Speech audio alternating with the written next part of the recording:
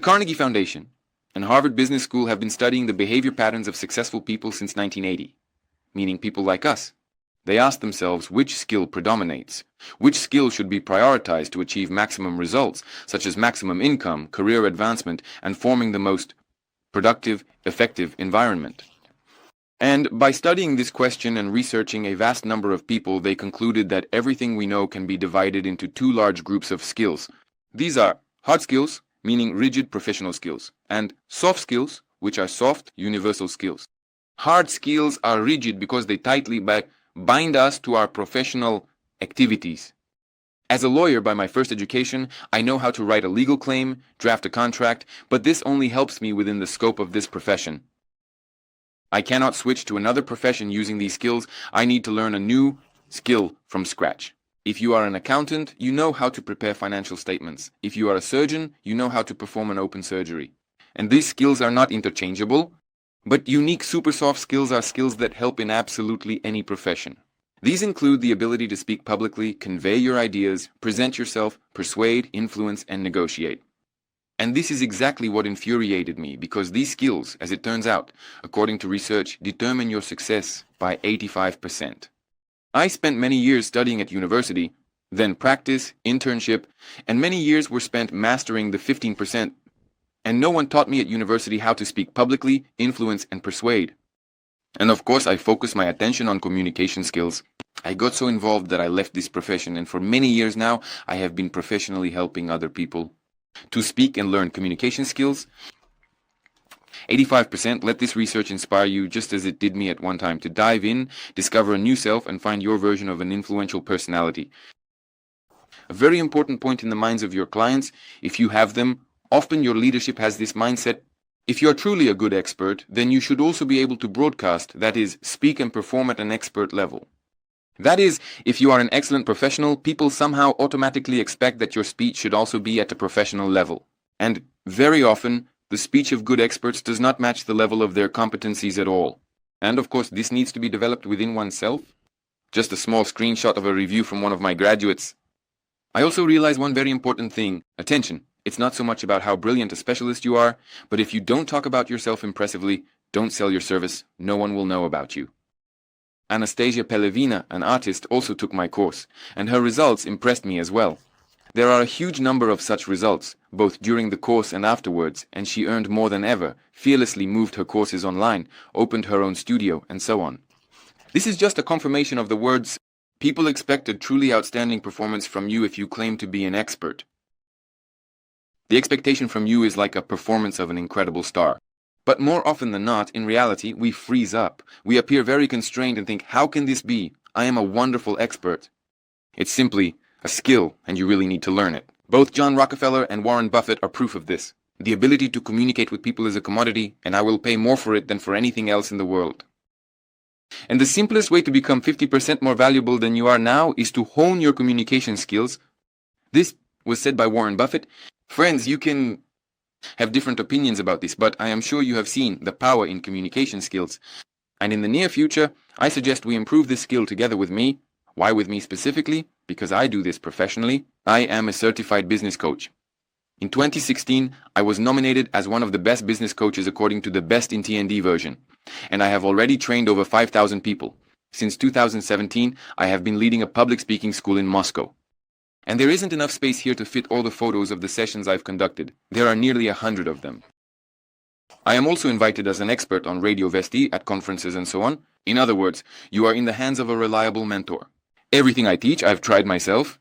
I train top managers of the largest Russian companies such as Rostelecom, Lukoil, Gazprom, and so on.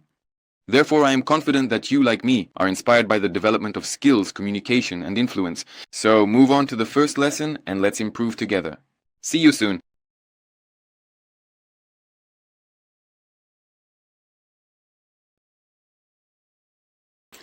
Hello, this is Alexei Sobolev speaking. I'm glad that you decided to join our course, and in this video I will share with you my step-by-step system of 5 elements that allows absolutely anyone to learn to speak vividly, confidently, and convincingly. Let's break down these 5 elements. I will give you an overview of all the elements that we will be discussing throughout the course. And remember the old Hollywood movie The Fifth Element with Bruce Willis and Mila Jovovich? Who remembers what the fifth element was in that movie? Very often people answer me, well, there was a girl, that's what men say, and women say there was love. Indeed, love was the fifth element, a kind of central or a kind of core. Everything else was just meaningless. Those were the four elements of Dusty Stones. We have a similar story. Without the fifth element, the system doesn't work, and in the end, I will reveal it to you, or maybe you will guess it yourself. So the first element is style, how to speak. Most people don't know how.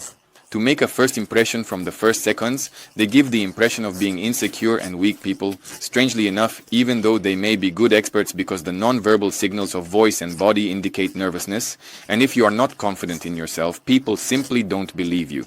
We will set up your first impression in 6 seconds on how to make an impression of a bright, confident, interesting person without pretense, without any play acting. Next, we will analyze element number 2, which is the content of your speech, what you say. And here is a big mistake to think that what you say is the most important thing. No, from the first seconds, 90% of the impression will be determined by how you do it. But then, of course, it is important to structure your speech so that it is concise, clear, and precise. We will analyze how to improvise if there is no time to prepare for a presentation, if you are in a live dialogue, how to easily choose words, how to communicate effortlessly on absolutely any topic. And we will expand your vocabulary. We will prepare your presentation and select captivating facts. Next, we will have the evolution of the speaker, moving from ourselves, from how we speak, what we say, to focusing on people and interaction, how to look into the eyes, where to look, where it's better not to look to avoid an ambiguous reaction, how to engage people, how to manage their attention, how to ask captivating questions. In general, here we will learn to truly interact. The fourth element is state. Confidence, drive, courage, emotions. We will truly learn to manage emotions, so be sure to watch the course to the end. What do you think is at the center? Drum roll, of course. I'm sure you guessed it. It's the goal. Although, according to surveys in my live sessions, people don't always realize that the key element is the goal.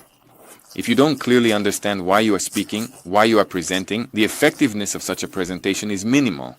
We will learn to speak vividly, confidently, and most importantly, always achieve the goals of our presentations and communication. A very important point, friends, in this course there are over 60 video lessons, dozens of exercises and cases. You will truly be able to learn how to present. But of course, let's be honest, how is our skill formed? There is knowledge when you just watch something, learn something, and said, cool. To ensure this knowledge doesn't become dead weight, it needs to be turned into skills to try, to make mistakes. And when you do this systematically, you acquire a skill. Remember how you learn to drive a car if first, study the traffic rules, start with theory, that is knowledge, then go out a couple of times with an instructor to develop skills. And then, once you've got your license, you drive on any roads, and you no longer think about how you switch gears, use turn signals, or read road signs. Everything is automatic, yes, and at the same time you can talk on the phone, turn up the music. Everything has turned into Caspi's a skill. And you can learn the knowledge independently. In this course, I have done everything I could for you. I have distilled all my experience, knowledge, cases, and exercises so that you can learn and try to do it, so you can develop a skill. To fully develop a skill, you definitely need a mentor, comprehensive practice, and an environment. That is why, in addition to this course, there is a public speaking online club. A huge number of participants enhance their knowledge and skills in a community where we have weekly practice sessions. We practice in a live format on Zoom, where you perform more than 30 different exercises and can test your presentation. Additionally, for each homework assignment, you receive feedback from me, an individual review, and most importantly, a diagnosis of your speech. So choose the format that is more convenient for you. The entire course is now available to you. If you want to learn this skill more deeply, then join us in the Public Speaking Online Club. See you soon.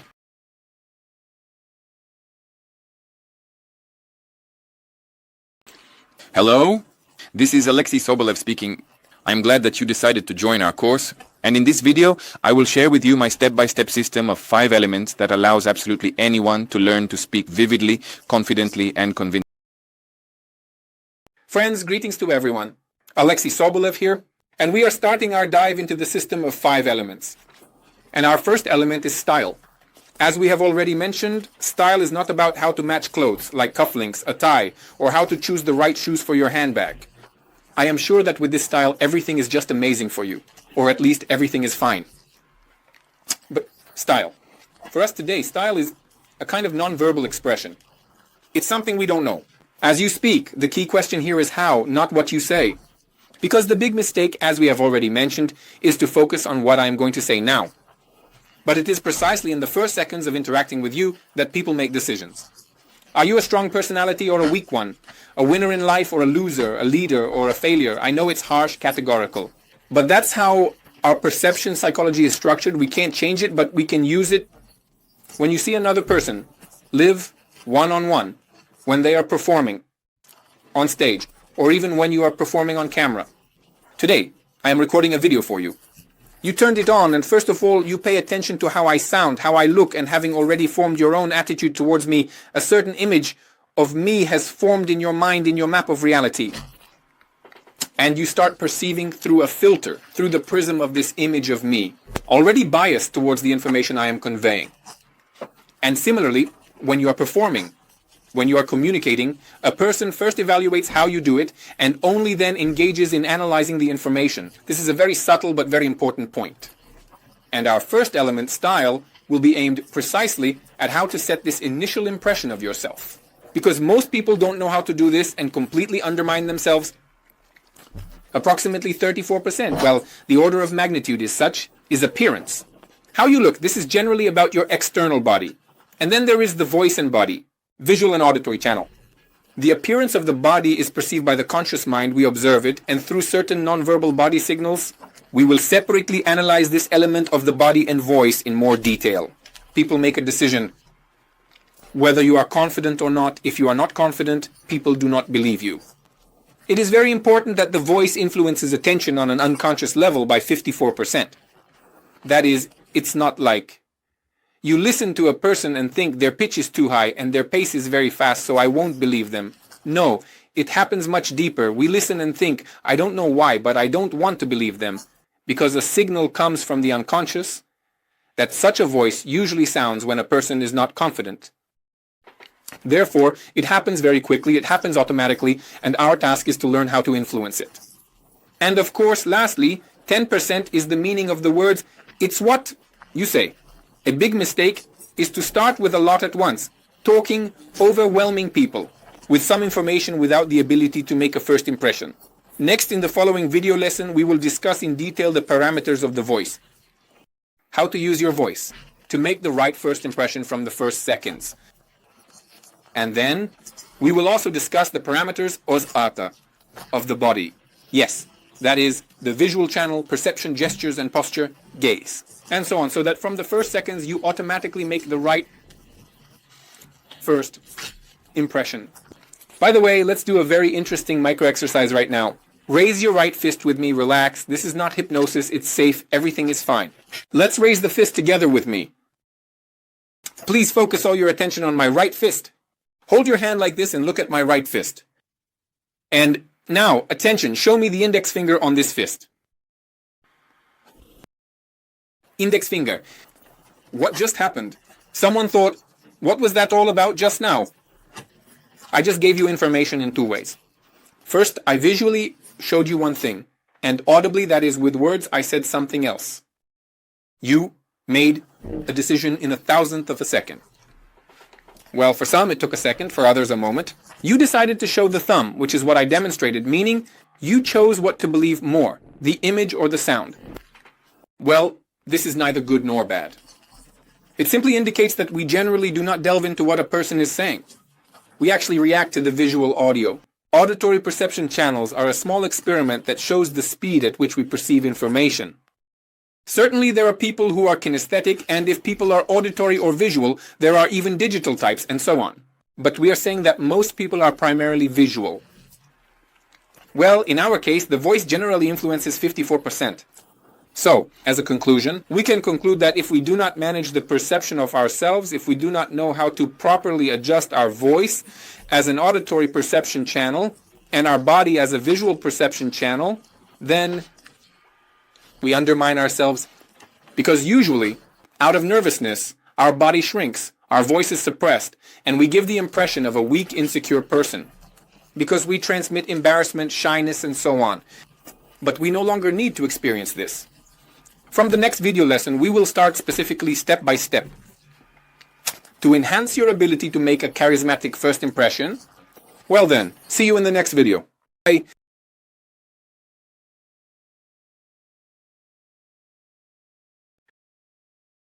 Greetings, this is Alexei Sobolev again, and today we will thoroughly analyze the auditory perception channel, focusing on the first elements, voice style. We will examine two crucial parameters, tempo and timbre. And why do you think we start with these parameters? Why specifically tempo, and why specifically timbre? And in general, what is our main task in the first few seconds? Well, of course, we need to evoke certain emotions. To broadly characterize it, the feeling and the certain state we need to evoke in the first seconds of communication or a presentation is ease. Why? Well, let's take the most challenging format of communication, public speaking. You step onto the stage and you need to perform. If you're on stage and no one knows you yet, the people in the hall, in the audience don't know you, then of course they are a bit tense. Because they don't know what will happen next, who will be speaking, what the context will be. And they have this certain internal feeling and state of defensiveness. Therefore, we need to open them up, we need to liberate them, we need to make people feel at ease. And this is done, secondly, at the content level. Primarily, it is done through voice and body. Specifically, how does your voice sound? The pace and timbre will depend on what people will feel, and we will analyze how to engage your voice. Directly note for yourself as the highest standard what emotions we need to evoke. It's positivity. Well, positivity is not exactly an emotion. Again, it's a kind of collective state. Joy, acceptance, inspiration. That is, we need positive emotion, trust, respect, interest. Positivity, trust, respect, interest. This is what we need to do at the very beginning of any communication to make it effective. Many professional negotiators know clearly that you shouldn't get straight to the point. First, you need to win the person over. And nonverbal rapport is key here. If your pace of speech, for example, in this case, is hurried, we can even form a certain psychological profile. If you are in a hurry, it means you are scared, it means you are afraid, or even disrespectful, or a bit nervous. Well, in general, if your speech is tra-ta-ta-ta-ta-ta-ta-ta-ta-ta-ta, that is very fast and at the same time monotonous, then, of course, internally, even if you are saying very important things, we perceive this person as either nervous or scared. We internally characterize him or think that he doesn't respect us much. If, on the contrary, it's sluggishly calm, hello friends, I am so inspired by this speech, I am very happy, I am just overflowing. But in general, you feel this is some kind of, maybe even a defensive reaction from a person. He just excessively broadcasts relaxation, and the impression of a somewhat slow thinker can be harshly rigid. But that's how the image in the listener's minds works. Or an excited speech. Hello, dear friends, I am so glad to see you all today. Well, that's also over the top. Because the person is trying too hard in this case to make an impression, and it turns out again unnatural, artificial and monotonous. Uncertain and strained speech when a person, is just pulling it out of themselves. Like, I kind of want to tell about this, and by the way, also about this, but you feel as if deep down, heavy words are surfacing for them. It's very difficult for them, again, because there is very strong tension inside. Let's see how we can adjust our speech. Firstly, the pace. When we articulate the main idea, we say it slowly, and the addition we articulate quickly. Once again, the main idea is pronounced slowly, but the addition, more precisely, we pronounce quickly. The quick thought we articulate additionally. This is a simple component that you can already adopt right now, along with a bit of statistics. The average speech rate of a Russian person is 130-150 words. But attention, how we are perceived. The speed of recognition in our case of speech, that is, the speed of hearing where understanding is maintained, where you are heard at a minimum, is somewhere around 70 to 100 words per minute. You can feel the difference is almost twice. Our main task, which I will show you in the exercises, is to slow down your speech. It's a very simple formula for how to gain trust. From the first seconds, a smooth pace and a low pitch. I danced a certain Drozdov effect. Do you remember that wonderful host of In the World of Animals? Nikolai Nikolaevich Drozdov. How does his voice sound?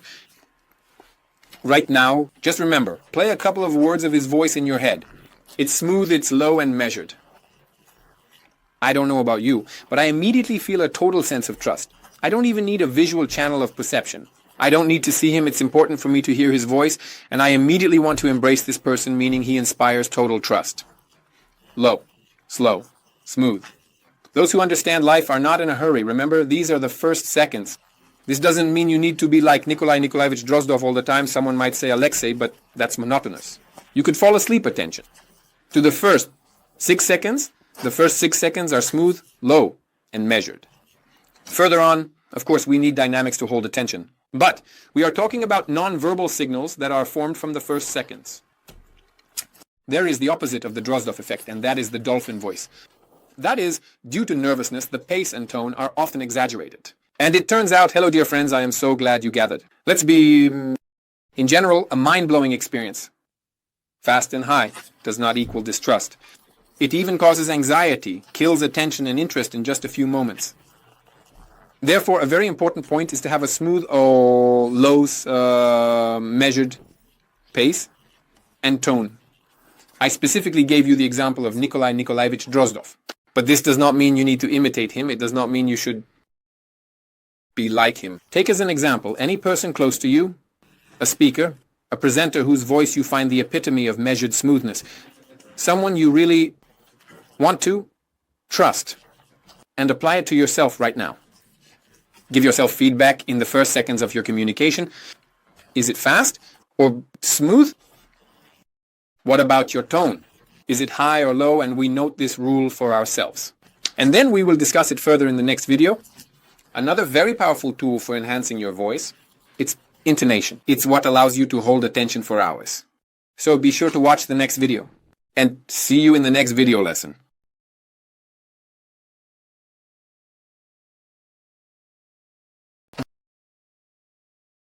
So friends, it's time to practice speech tempo. Last time we concluded that the speaking speed of a Russian person is on average 150 words per minute, and that's quite fast. The speed of listening, the speed of information perception is almost twice as slow.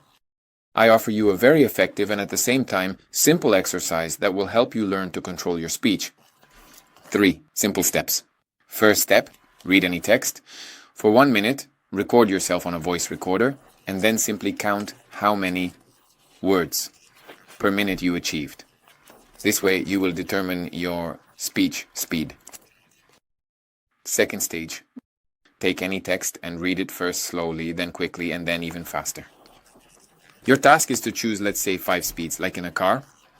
First gear, second, third, fourth, and fifth maximum. If you want to achieve the maximum effect from this exercise, try going back from 5th to 1st gear. After reading the speech this way 10 times, believe me, you will greatly enhance your ability to control the pace of your speech. Slow, smooth, measured speech, as we have already discussed, is perceived much more effectively. And the third, advanced level, is for those who remember at least one poem or are ready to learn one for this stage. Choose this poem or learn it. Read it aloud while simultaneously clapping or tapping the rhythm. Try it. I'm sure you will really enjoy this exercise. Well then, see you in the next video lessons.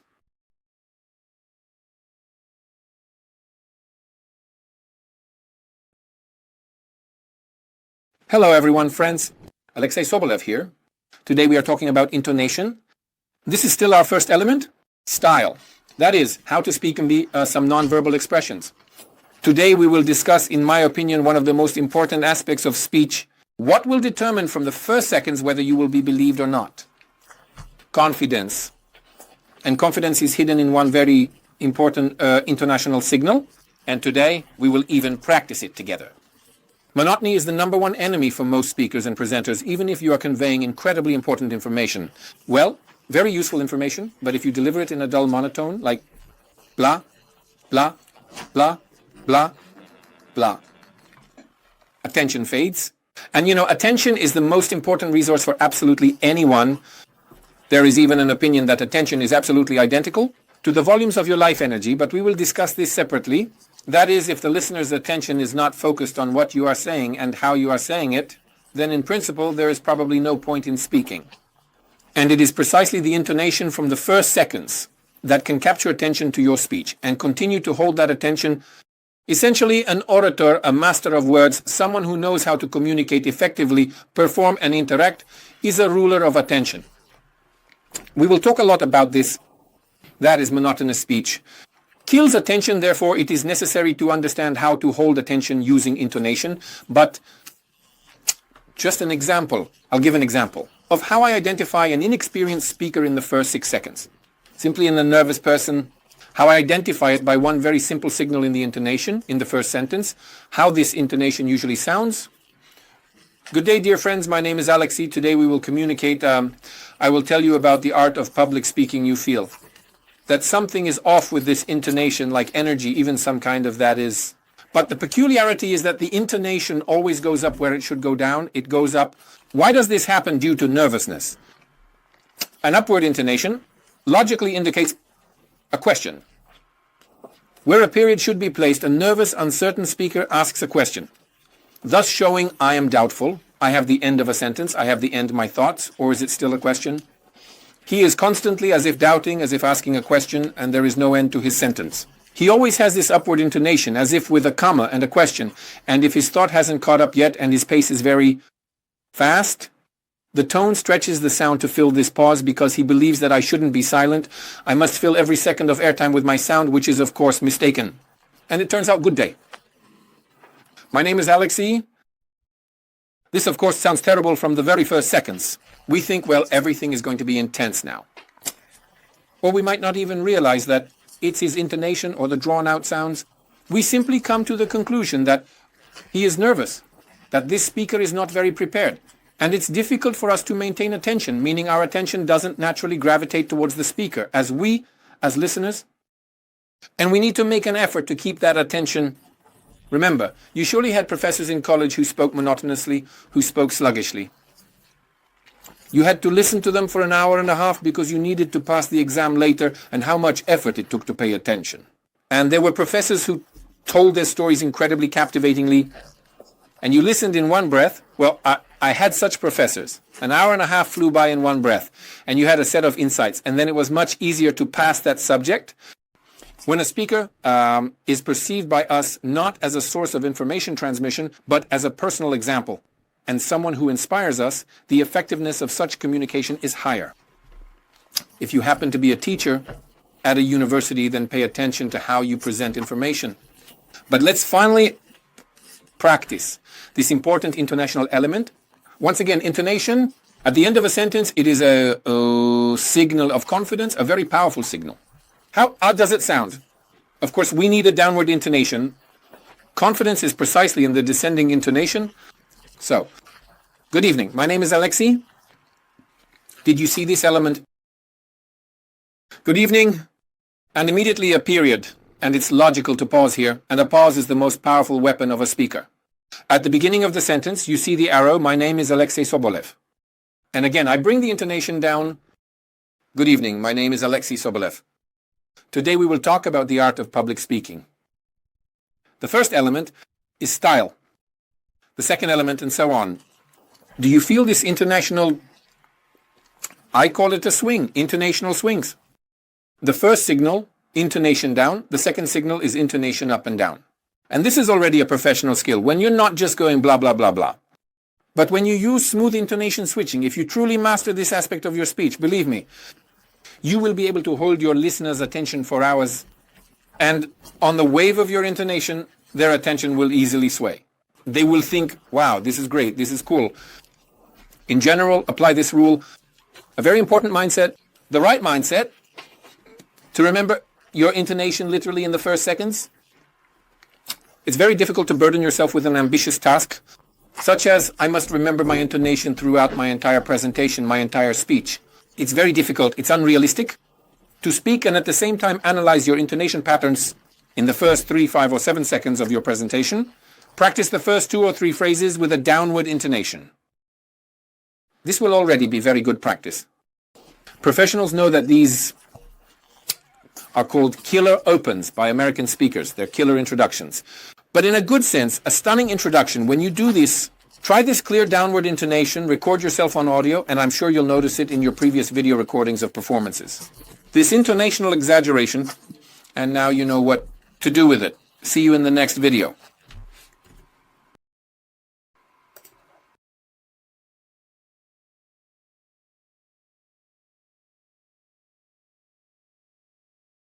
Good day, or good evening to everyone, and we're back in touch. Alexei Sobolev. And it's time to train and enhance your intonation.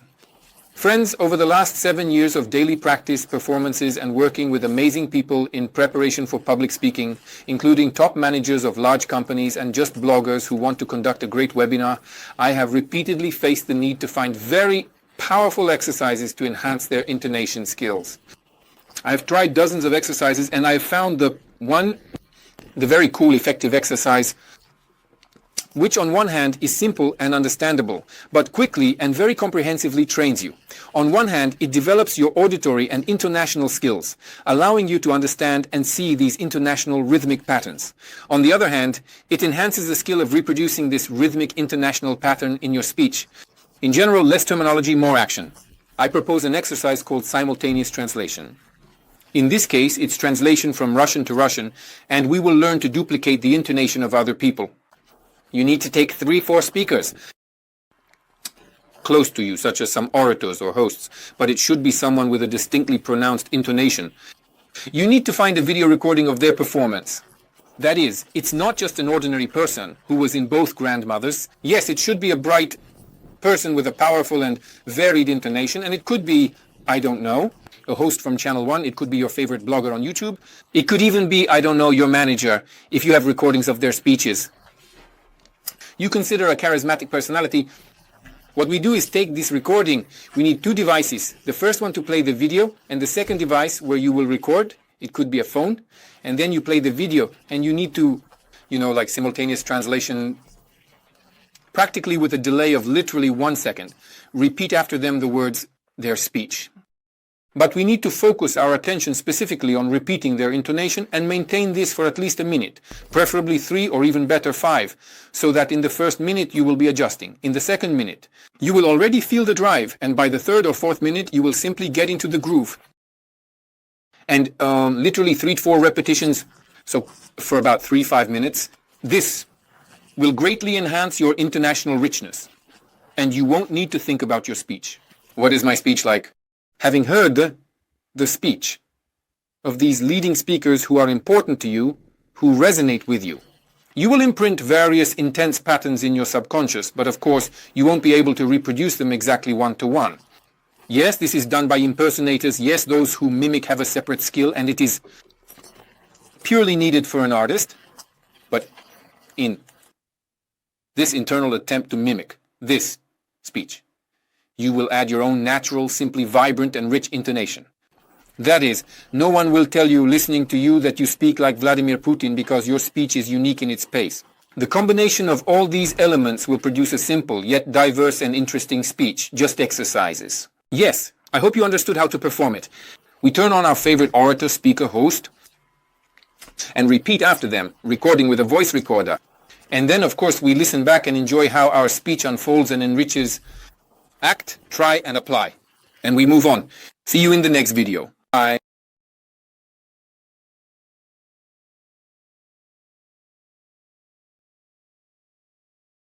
Hello?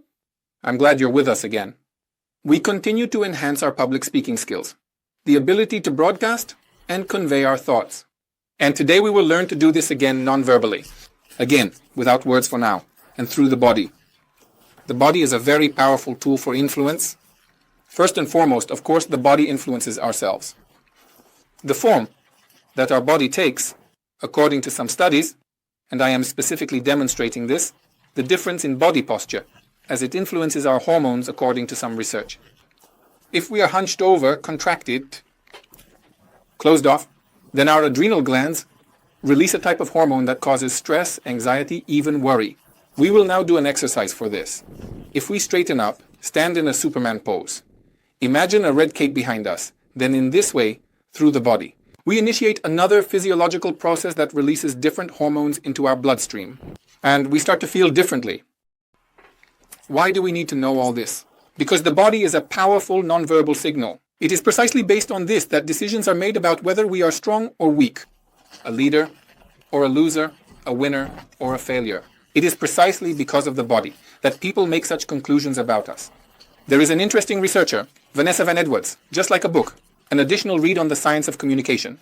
She conducted hundreds of studies and concluded that in the first seconds of communication, it is precisely by the posture a person stands in that we make a decision about their strength, some social influence, whether they are a leader or not, and of course this body. Our body, the posture in which our body is, affects our internal state. And our listeners, let's do this exercise so you can feel it for yourself. I urge you, friends, not just to listen to the information I'm sharing, or even jot something down, but actually do the exercise with me. Very simple, quick, understandable, easy, but very effective. Right now, contract yourself as tightly as possible. Make yourself small, as if shrinking into a single point. Press your elbows to your thighs, maybe even hug your knees. Your task is to scrunch yourself up as much as possible and stay in this position for about 20 seconds. And during this, you can further analyze your state. But I suggest you proceed directly to the second stage. Now, after you have been in this contracted state for 20 seconds, stand up. Place your feet wide apart, spread your arms, shoulders, lift your head slightly, and stand in this position. If you have honestly completed this exercise, then you notice that your state was completely different. And perhaps intuitively, throughout life, you have felt this connection between the form your body takes and your internal state. A very important moment for me was, of course, an insight. Previously, I believed that first, to perform any action in a certain way, you didn't need to feel the state. A simple example is when I was about 16 years old, I really wanted to meet a girl. That is, I really wanted to take action, to approach the girl, meet her, and ask her out on a date. But I thought that first I needed to become more confident in myself. That is, I thought that first I needed to achieve a certain state of confidence to start acting, so I sat and waited. When will this confidence, this necessary state, come? But it somehow didn't come on its own, and I realized I needed to change something. And I remember at some point I had this moment, this switch flipped, and I realized, okay, I'll go up to the girl and say something. And when I did that, I actually felt more confident. And that was an amazing insight for me. Simple, understandable, which I still use in my life. Action first, then the state. When you want to achieve a certain state, you need to take that step. Therefore, when we talk about wanting to project confidence to the audience, I must first gain that confidence within myself. To gain this confidence within myself, I can use my body. That is, I perform certain actions, straighten my shoulders, make my back straight, take a confident stance, slightly raise my head, and make open, wide gestures. And this action in itself is already within me. By chain reaction, it triggers the necessary productive, confident state. This is how it works. But sitting and waiting for this state to start acting is just a nice excuse. A very important point. If we do not realize this process, the process of how the body affects us, most often during public speaking, or, an interview or even a date, any stressful event for us, it triggers an automatic reaction in the body. Again, this shrinking. Because out of fear, what do we usually do? We slightly tuck our head in. Like a turtle into its shell, elbows glued, we huddle up. Fear physically resides in the body at the level of the shoulder girdle. It lives right here, which is why the first block forms exactly here, at the chest level. That's why sometimes you can even loosen up your shoulders at the beginning of a presentation or before any stressful event. Yes, shake them out and loosen up here so that blood flows there and the block disappears. And that's why stiffness is perceived in the body. You are nervous and automatically, if you haven't realized the process, you become blocked and you go out to perform, and there you are. Dear friends, I know I am very confident, and people think, well, yes, of course. The body says one thing, you say another, but the body doesn't know how to lie, and we trust the body. When we listen to another person, it's a protective biomechanism, hence the straight back posture. Meanwhile, any professional vocalists specifically work with their voice. They know that a straight back is a support, a foundation. Yes, the diaphragm is the support for your voice, and if your back slouches, meaning you hunch over, if your posture isn't great, then you simply take away the power of your voice. It's essential during communication, presentations, or any key interaction for you to keep your back straight. Yes, just sit up straight now, and you'll genuinely feel different. There is a certain support, a core, an inner one, your spine, and you can feel it. This is 100% the power of the voice. Here are some micro life hacks. If you are giving a live performance, it guides you completely from head to toe. You can take a micro step forward, shift your center of gravity onto it, and it will be a super strong position. Imagine the Lenin pose here. Remember, Lenin is depicted on monuments pointing to Moscow, comrade to Moscow. This is the most vividly expressed power pose.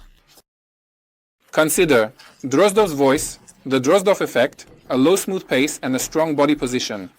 From the very first seconds, you will be transmitting powerful signals of confidence.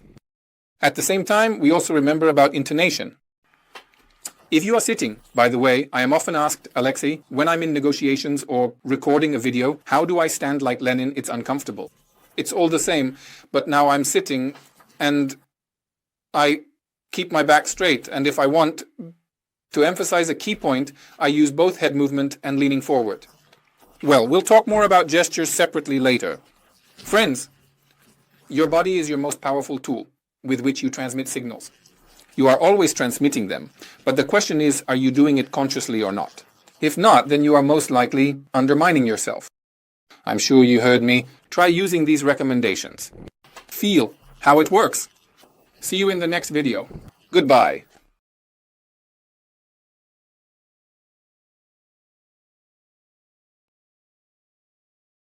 And once again, we're in touch. Alexei Sobolev, I welcome you. I'm glad you joined the next video, because today we have practice ahead of us. We will work on our gesturing. Before this, we went over the basic rules and principles of how to gesture. I showed you how not to gesture. Now, it's your turn. You need to try this gesturing in action. So, I will tell you a short phrase, a certain case from a hypothetical speech, and you need to illustrate it. Right now, together with me, online, in this video, I will voice a phrase and you try to show it with gestures.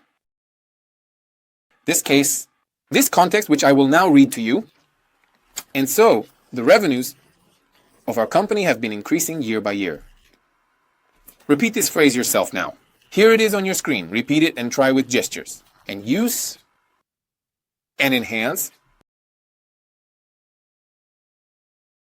How this can be done, in my opinion, the easiest way is to make a kind of staircase, how it looks. The revenues of our company have been increasing year by year. I emphasize year by year, moving upwards. Okay, let's move on. The results were less than expected. We choose the accent word. Here the accent word is less. And we make a gesture on it. Let's try. Let's do it right now with me. Don't be shy. How it might be, I would do something like this. The results were less than expected. Yes, the results were less than expected, and so on. That is, we choose one word, emphasize it, and highlight it with both voice and body. Let's go.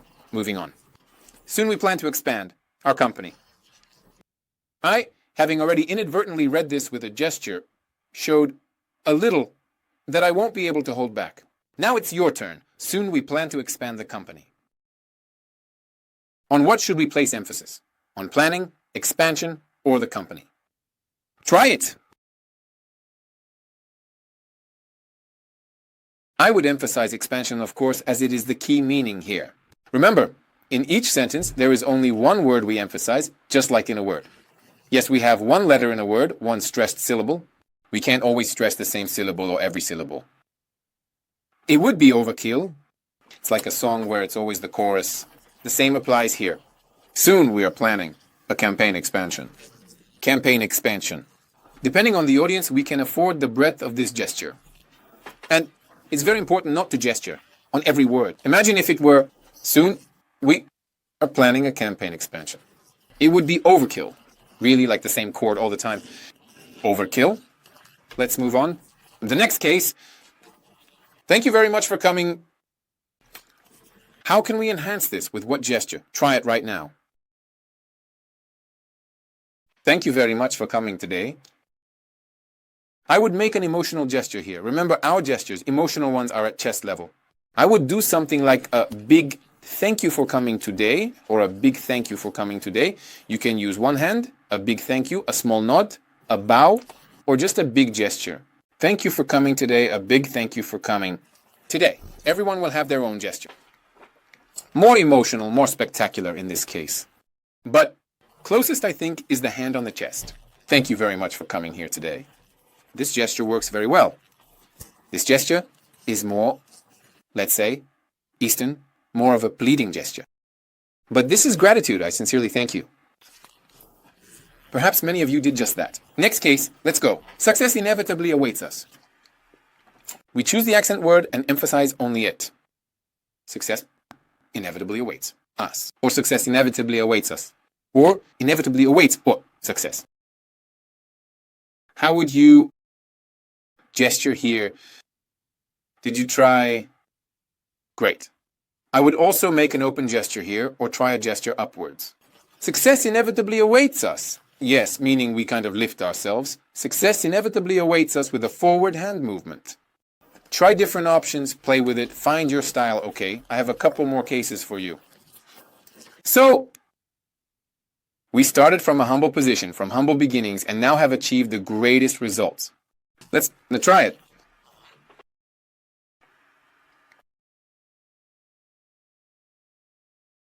Great, very cool. Let's see how I would do it. We started from humble positions and now have achieved the greatest results. I'm sure you did the same. We started from humble positions, from small positions or hand down. We started from humble positions and now we have achieved the greatest results. We are just showing some comparison. There are no right or wrong gestures here. In this case, everything depends on your temperament. But also taking into account the basic rules we discussed last time, well, let's analyze the final case. On one side of the scale was a career, on the other, money. We draw the image with our hands. Let's go. Class. That's really great. You did it. I could really imagine how you made that very cool gesture. On one side of the scale was a career, on the other, money. Feel it. My hand lingered in this gesture until I made the second emphasis. Super. Well, I think there's a definite gesture here in the form of a scale. Friends, did you feel how great it is to enhance your speech with hand gestures? I'm sure you didn't do it as consciously before as you did today in this exercise. Apply and practice this. Good luck. See you in the next video.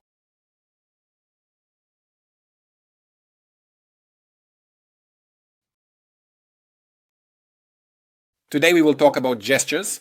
This is one of the most common questions I get asked. What should I do with my hands? How should I gesture correctly? Of course, the first rule, friends, is to be natural with gestures and hands in general. They are a powerful nonverbal communication channel.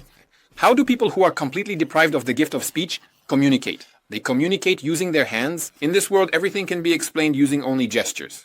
Can you imagine what a powerful communication channel this is? Most of us simply do not use gestures. So, the first rule, be natural. Don't try to play a role or imitate someone. If you have a lively temperament and Mexican blood, then you can gesture vividly. If you are a calm, measured person, perhaps by psychotype, a phlegmatic, or sanguine person, then most likely smooth, measured gestures will be natural for you. However, there are also rules that help us not to undermine ourselves with gestures. It's difficult for me to show here, but if I were standing in front of you at full height and demonstrated gestures below the waist, it would certainly not look very good. So try not to gesture below the waist. Maybe you know there is such a quite well-known comedian, the American Chris Tucker. This is probably the exception when you can allow yourself to gesture below the waist. That's exactly what he does. But you know, his humor is kind of below the belt, and it's as if he's showing with his hands what you should be thinking with. In general, if you're not Chris Tucker, then you shouldn't gesture below the waist. What else?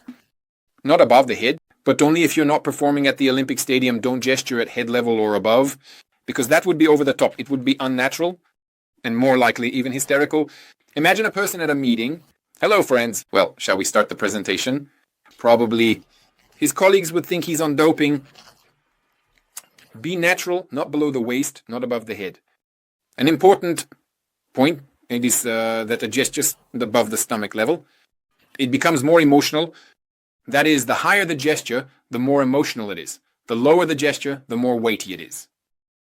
Men, as a rule, gesture at stomach level. Yes, well, try not to lower gestures below the waist.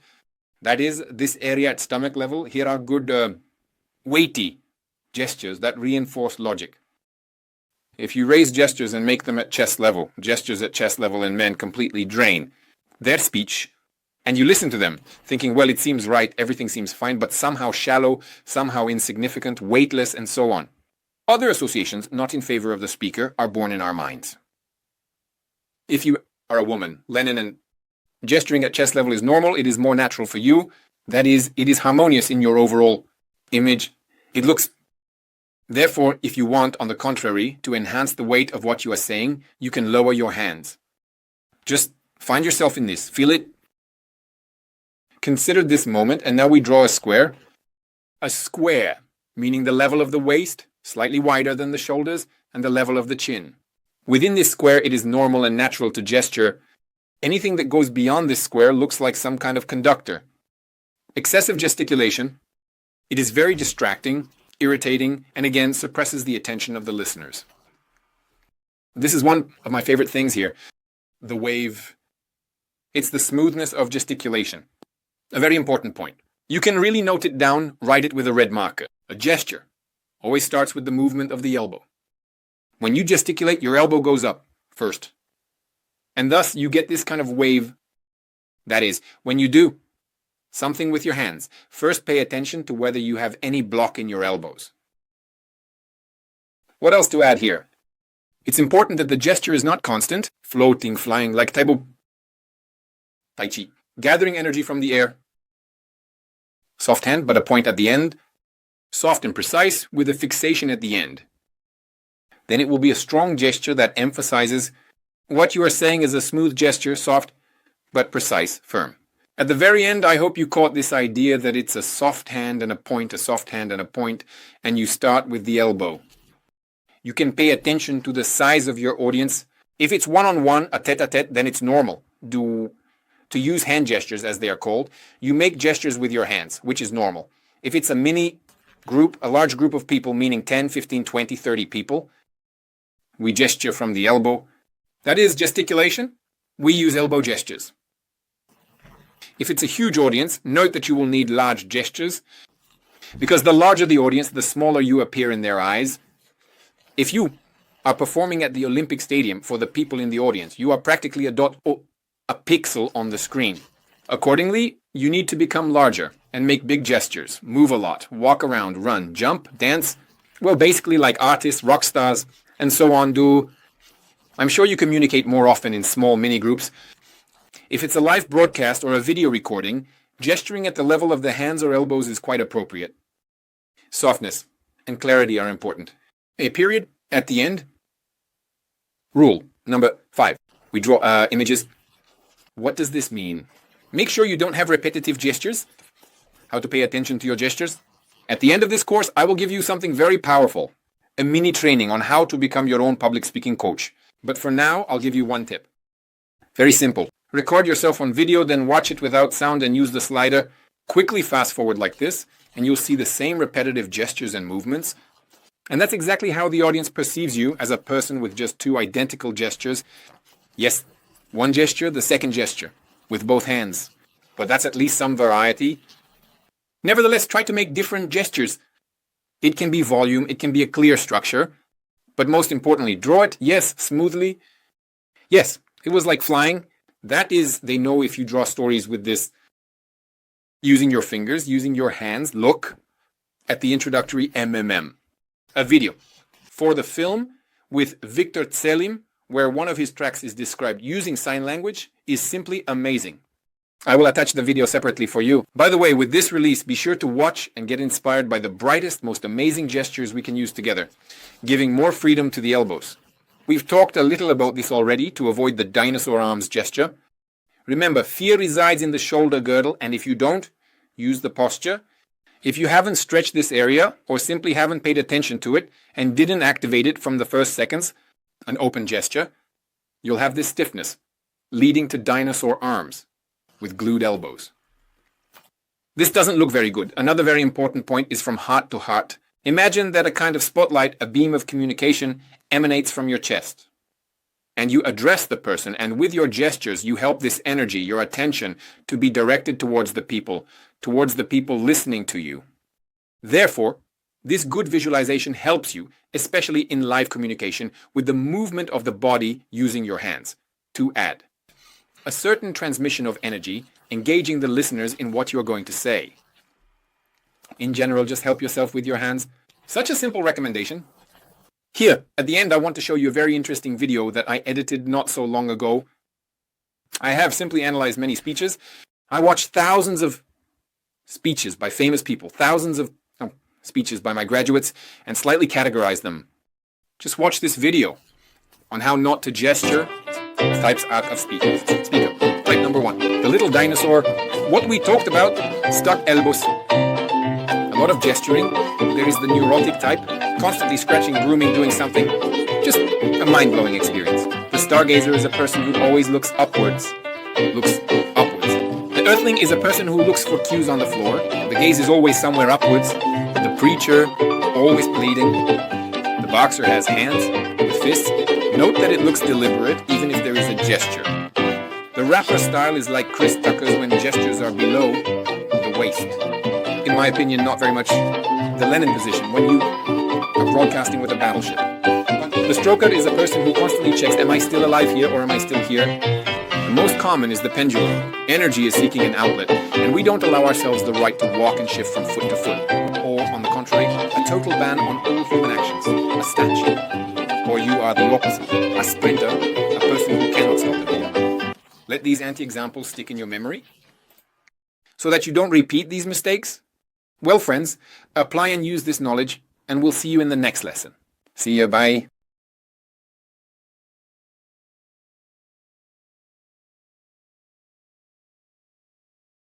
Hello, I am very glad that you are with us again and continue to enhance your skills in the art of speaking, public speaking, and communication.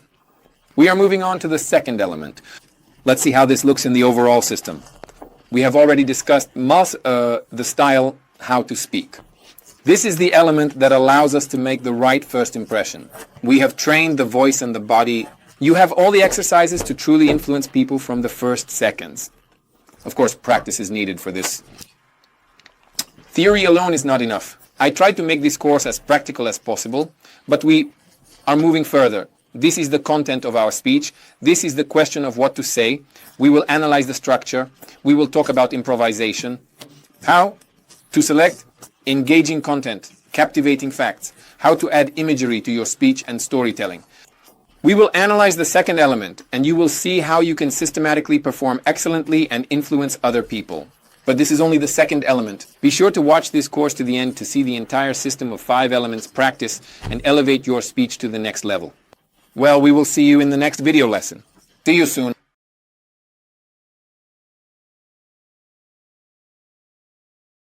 Hello, I am very glad that you are with us again and continue to enhance your skills in the art of speaking, public speaking, and communication. We are moving on to the second element. Let's see how this looks in the overall system. We have already discussed. And once again, welcome to our video lesson dedicated to enhancing your speech, your influential speech. And today we will talk about the element of structure. Why structure is needed to engage people, to make it clear, and for them to easily listen to you until the end. But first, let's choose the right topics for your presentation, as this is where it all begins. There is a speaker who simply thinks, I'll just name my presentation right now. The basics of psychology. People read the title at home. What basics? What kind of basics? What psychology? Try to formulate the topic of your presentation, the title of your topic through a question or some assumption. I gave you examples, like why people want to practice yoga. At the moment when I read the title, this presentation, a certain internal dialogue already arises in my mind. Indeed, why do people want to practice yoga, and do they really want to practice yoga? So what did I do with this title? I provoked people who will come to me to already think about this topic. They are engaged with their attention there. Or does school kill creativity? By posing the question, I trigger a mechanism that unconsciously starts in a person's mind, bypassing their consciousness, initiating a search for the answer to this question. So, by coming to my presentation, they are already contemplating, they have a certain need to find out whether it kills or not, and to be in the process. Or the assumption of whether going on a date at 30 is easy or difficult. The same intrigue plus interest is a powerful and simple formula that I urge you to use, not just general. Some phrases, yes, my life story, yes, no one is interested in it. Honestly, I know it may sound harsh, but people need bread and circuses. Therefore, from the very first seconds, even before you start speaking, if you announce a live broadcast, even if it's a dry business presentation, you can use interest plus intrigue. Because as long as people are in your presentation, they will experience emotions. We are analyzing the basic structure, and then we will make it more complex. I will provide you with more advanced tools, but we start from the complex. We start from the simple and move to the complex. From the more general, we will move to specific techniques. 3 simple elements. Introduction, main part, and conclusion. Each element has its own task. And in this video lesson, I will show you what task each element solves. Introduction, emotions. Introduction part, we need people to feel relaxed, at ease, and comfortable. What needs to be done for this? Of course, we can give a compliment. This is the first option. It's important to give a compliment sincerely, not just, hello friends, glad to see you, but let's jump to the main part. No, not just for the sake of it, but truly with feeling, I am very glad to see you today. Such beautiful, wonderful, energetic people have gathered in this hall. I am pleased to share with you such and such a topic. Do you feel it? Sincerity is not something you can train. It's not even a skill. It's more like a certain mode that you can switch on once inside and never turn off again. Turn on sincerity and give a compliment. If you don't want to give a compliment, you can use the technique of professional speakers called ask them. We will discuss it in more detail later, but for now in a few words. Point out what unites you with the audience. We are all waiting for the arrival of spring. We are all residents of the same city, all of us together. The best way to start is by uniting yourself with the audience. This way they will immediately remove this visor, like now they're going to sell me something. You immediately make them feel at ease. The worst way to start a phrase, we are on opposite sides of the barricades, you won't understand me. Of course, you shouldn't set the audience against you. Questions, many speakers often use this tool for engagement and have worn it out. Formal questions just annoy and irritate now. Think through your questions. A question can be humorous. Ask who has studied English and who has actually learned it. Also with humor, a chain of 2 questions puts the audience at ease and relaxes them. It's great if these questions are related to the main topic of your presentation. You are, as it were, leading up to and building a bridge to the main points. People can already start to agree with you on some things. Next, of course, sincerity again, but not just as some internal mode, but verbally expressing your feelings. I am very happy to see you all. I'm simply inspired and amazed and so on. You share the emotion you are experiencing and explain it. Moreover, emotions can be different. If you are nervous, it is indeed appropriate to share why you are nervous. I am so excited because the topic is very personal to me, for example, close to me. And today I am sharing it for the first time, or maybe I am nervous because my mother is in the audience and so on. That is, at this moment, you are not just saying, I am nervous because I am generally afraid of speaking. I am a bad speaker. I didn't prepare and now I will mess up. No, you shouldn't undermine yourself. If you say that you're nervous, it's important for you to share why this is happening. It seems like, well, how can I will appear weak. No, actually, you will appear even stronger. A coward is the one who says they are not afraid. Only a leader, a true person, can openly, out loud, publicly talk about their weaknesses. Although in this case, nervousness is not a weakness. It is actually a strength to admit your feelings. So make sure to use this. If you don't want to bare your soul, completely in front of the audience, add interesting facts. Did you know that crocodiles, for some reason, swallow stones?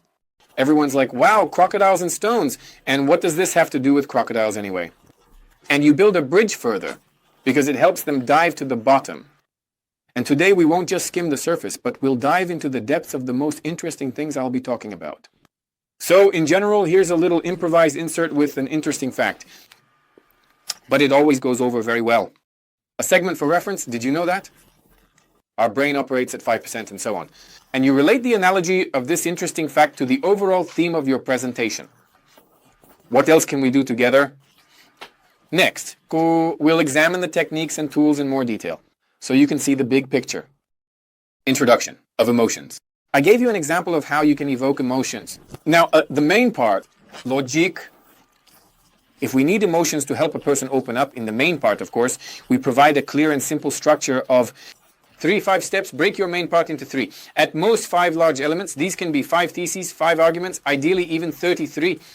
The rule of 3 is well remembered by both you and the audience. 3 theses, 3 facts, 3 arguments, 3 global parts. And when discussing them, you can directly list the first point, second, third, and so on. Firstly, secondly, thirdly, you will have a coherent structure that forms in the minds of your listeners, meaning the main task here is a clear step-by-step, ideally logical approach. Pay attention to the balance of emotional and rational arguments. You may have emotional arguments in the main part that appeal to feelings, but look, there is a matrix in the morning. It's better to make more logical arguments because we are set up in such a way that in the morning the left hemisphere works more, but no one goes to a disco in the morning. Everyone goes to dance, relax, unwind in the evening because emotions are triggered closer to the evening. That's just how it is with men. They are more receptive to logical information. Higher status people, leaders, owners, top executives are people who are more exclusively appealed to by logic. Morning logic. For men, status, evening. Women, the elderly, and children are more, of course, about emotions. That is, if you are speaking in the evening, you know that your audience consists of people who are not of high social status. There will typically be women, elderly people, and children, so of course, logical arguments. Use them to a lesser extent, and conversely, I present such extremes specifically so that you can see this balance, reason, and emotion to irrational and emotional arguments. And the conclusion, of course, is not about emotions. Someone might say, Alexei, emotions, logic, then emotions again. No, friends, that's not how motivation works. If everything went well, if you provided, at the beginning, emotions, you opened people up, made them feel at ease, showed your sincerity, then you provided a clear, logical structure. First, second, third. In the end, they will have a question, okay, why did you tell us all this? And as an answer to this question, the call to action and encouragement to act, I am very surprised by speakers who perform well but forget to make a call to action at the end. Yes, that's why you went on stage. Encouragement to act, a call moving forward. You can directly say, that is why I urge, that is why I recommend. That is, you encourage people, kind of push, nudge them to move in the direction that is beneficial for both you and them. This is a simple, basic scheme that you can use even for a 1-minute presentation of yourself and your idea. And of course, if it's a longer presentation, emotion, logic, and motivation. This is the loop we follow in our speech. Without emotions, without this fuel, people will not hear your logic. Without logic, without understanding, they will not start to act. Therefore, these 3 elements are a must-have in your speech. Take at least this one slide and ask yourself the question, what can I do to first liberate people so they feel emotions, then so they understand me, and then start doing felt, understood, and acted. These are the 3 right questions you can ask yourself to create an amazing structure for absolutely any presentation. Thank you. Well, I'm sure you like this simple, understandable, yet very interesting structure. And in the next session, we will break it down into micro-elements to make it more professional. See you in the next video. Goodbye.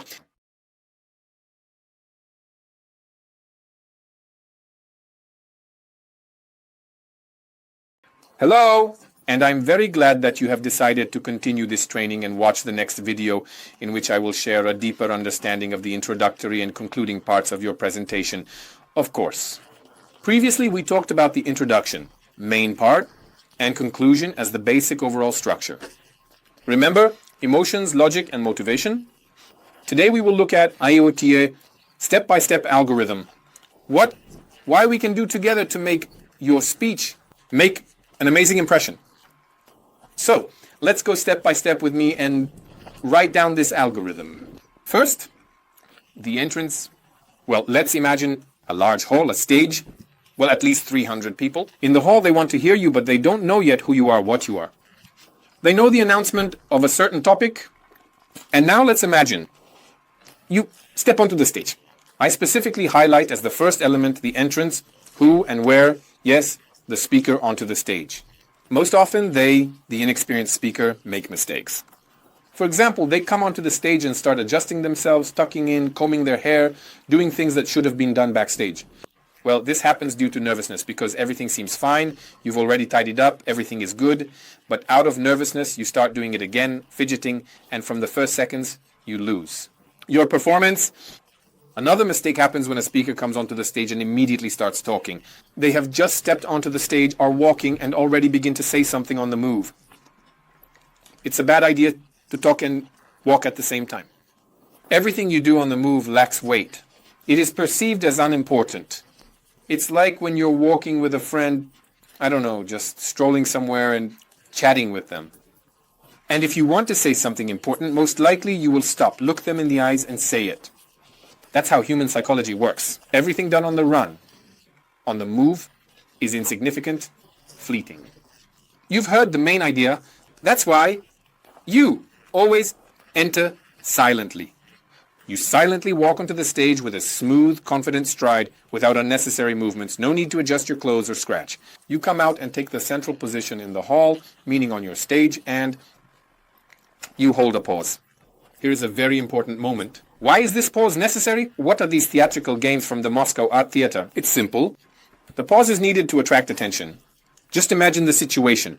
A large hall, 300 people, the stage is empty, a light murmur in the hall. Someone is chatting, someone is talking on the phone, someone is conversing with each other, someone is laughing out loud. Well, a light murmur. And the speaker comes out and immediately starts, "Friends, good evening to everyone. Here I am telling you, here is my topic. Everything is so wonderful." And in the hall, what? Some are listening to him, some continue chatting, and this light murmur remains while the speaker talks.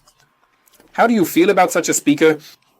In my opinion, this speaker does not respect himself. What is he conveying to me as a viewer? He is saying, don't get distracted, keep talking, I'll just say something here and leave. He shows that he does not respect himself. I can speak when no one is listening to me. Of course, such a speaker is a complete failure, even though he might be saying important things, even though he might be a leader, a boss, or a company owner. But we think, well, yes, his public speaking skills are not great, although he could have done it differently. Another moment, he comes out. The speaker enters the same hall, and he takes a pause. He comes out, stands in the center, looks around, nods to someone in the audience, and smiles. And what happens in the hall? Someone notices, oh, look, the speaker is on stage. Quietly, we remind each other that the speaker is in the hall, and a murmur. Gradually, it starts to quiet down, and when there is complete silence in the hall, the speaker begins, "Well, friends, good evening to everyone. Let's begin. You saw this image. He respects himself. He shows me that he won't speak until everyone is listening. With his presence, without words, I can draw attention to myself with this pause. I can remain silent for as long as I need. Because I am the leader, I am the main focus right now, and you have given me this time and attention so that I can tell you something." And he conveys this to us without words. And when I see a speaker who can remain silent on stage until he has the full attention of the audience, I respect him because he shows me that he respects himself. Do you feel it? It's a subtle moment, but it has a strong impact on the audience. Okay, we came out. Silently and confidently took a central position and did not hide. Somewhere behind the podium, because the body screams, "Hide, it's dangerous. What if someone attacks you?" But we stepped into the very center, under the spotlight, and held a pause to gather all the attention in total silence. We begin, "Good day, dear friends." Our greeting, yes. Or more restrained if it's a formal meeting, colleagues. "Good evening, everyone. I'm glad to welcome you." And right away, I would ask a light rhetorical question or an engaging question, in the sense that it's a question that might not require an answer. But if someone does answer, that's even better. An example like, "How's the mood?" The simplest, most frequently used, but very effective question. Here, special attention. You might say to me, "Alexei, what's with the how do you do?" In the American style, this question is meaningless, just like that. There's no formality. This question sets your audience up more for dialogue. From the very first seconds, you show the audience that this will be an interaction, that it won't be a one-way speech from you. To the far right corner, you talk about yourself, everyone listens, and from the very first seconds, you tell them, "Today, we will talk together." And I've just encountered speakers who delivered a monologue throughout their entire presentation. And then suddenly questions started pouring in, and people were reluctant to engage because they had already relaxed and got used to you talking, while we just listened, and the attention there was minimal. You can raise any other engaging question. Not about mood, but about how they got there, how the weather is, and so on and so on. It all depends on the context. But even in a dry, most business-like meeting, gatherings, and negotiations, emotions have a place at the beginning simply because there are people there. And don't switch to robot mode. Yes, just logic, structure. Only to the point. And first, you need to loosen people up a bit. And this engaging question works very well when you ask it cheerfully. How's your mood, friends? You have transmitted this impulse to the audience. And you observed how people reacted. Electricians call this a circuit test. You sent a signal and you saw whether the signal returned to you or not. And you watch how people react. You know, someone cringed, shrank away from your positivity. You're like, okay, got it. This one's grumpy, better not touch them. Someone smiled, nodded at you. You understand, great, this is your ally. You can interact with them. You'll build more with them. Interaction. You immediately received feedback from the audience. You immediately felt these threads into the audience, the connection. It's there. You see, a simple question that solves a huge number of tasks. I determine the speaker precisely by these first questions probing the audience. The pause, greetings plus a light question. And right here, presenting yourself, as practice shows, it's better to talk about yourself if they don't know you. Because people have the question in their heads. Who are you? Why did you come out to... Here. We briefly present ourselves. And then the key point, yes, we won't dwell in detail on who I am, because within this course you have a separate module on self-presentation. I cover this topic in great detail there, giving you the opportunity to practice. Right now we are talking about the elements of structure, and the key here is why I am here, the audience's goal. Specifically the audience's. Note that the question of why leads us to the goal but not my goal. As the speaker, rather the audience's goal. Why did people come to see me? If you don't articulate this goal, don't create a certain intrigue or attention. And don't make a deal with the audience. It won't work. What does it mean? Let's go step by step. A movie trailer. You've surely seen those short films made for movies. Why are they made? What is their purpose? No, not to interest you, but to motivate you to go to the cinema or to an online theater, to buy the paid version, the 2-hour one. That is in 2 minutes. They make it so that you watch for 2 hours, they buy your attention. Here, a deal is made. You say, friends, today I will tell you, you will learn, you will receive, and people think to themselves, great, I'm interested in this. Here's my attention and time for 10, 20, or even 30 minutes of your presentation. So, in answering the question of why I am here, the focus is on the audience. I am here for you as a result of my presentation. This is a good phrase that you can use, take advantage of it, and continue this thought. As a result of my presentation, you will learn how to use certain technologies to achieve a specific result. And each of you can apply this today. If this is the target audience, and they understand, yes, I'm interested, this result is interesting to me. This technology, laying it out for you, I listen. If you just formally say at the beginning, friends, the topic of my presentation is this. Today I will tell you about whales. That's it. What whales? Why do we need these whales? I mean, I don't know why whales came to mind right now. That is simply, if you name the topic itself, people don't understand the specific benefit. But if you say, today, using the example of whales, I will tell you how to save your, I don't know, time and energy 5-fold and become 16 times happier. Everyone will say, wow, that's interesting. So answer the question, what result will people get from this presentation? What benefit, what advantage will it be for them? In general, we make a deal. I give you value, you give me attention. I hope you got this main message. The most important point is really to do it with a focus on the audience. Okay, what do we do next? In this lesson today, we are removing the main part. We are only doing the introduction and the conclusion. How does our introduction look again? Exit, otis, pause, greetings plus question. Who am I? Why am I here? How will everything proceed? The main part will be covered in the following lessons. We will analyze it in great detail. And today we are focusing on packaging. The introduction is done. We have discussed the main part with you. Now, the conclusion, what your presentation will look like in conclusion. Conclusion. Why am I here? Today I will show you how. Conclusion. Today you learned how, that is, it's a kind of logical loop. You made a promise that today you would provide these tools. Conclusion. You emphasize in a completed form in the past tense. Today you learned how. You were convinced. With the example of these technologies, you felt how it works, you saw the benefit in it. And after the logical conclusion, we add a very important element, where many experts falter when they provoke doubts. I really hope that at least someone among you understood at least something from my presentation, as if being modest. Friends, don't do this. If you are on stage, and the person is in the audience and you are broadcasting. Doubts, you think? I'm sitting here thinking, wait a minute, if you're the main one, you're the leader, you're the speaker, and now you're telling me that you're not sure yourself since you're saying, I hope, then I'm even more unsure since you're promoting this topic to me. This is the kind of logic in the listeners' minds.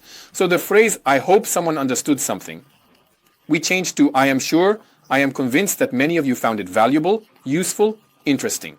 Meaning, you are directly telling the person, this is a kind of programming on how they should relate to what you just said. It sounds literally like this.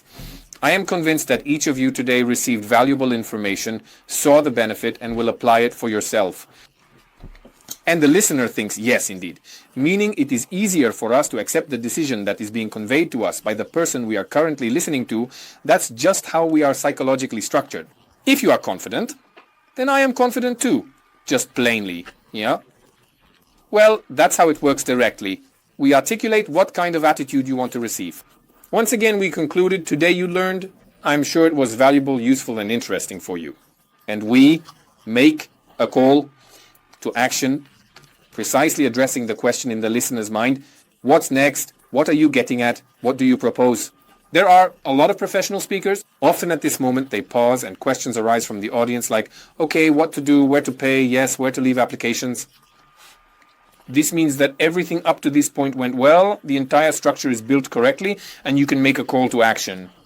And then this call to action, the call to leave applications, make prepayments, download the app, subscribe, and so on, will not be perceived as pushing or selling.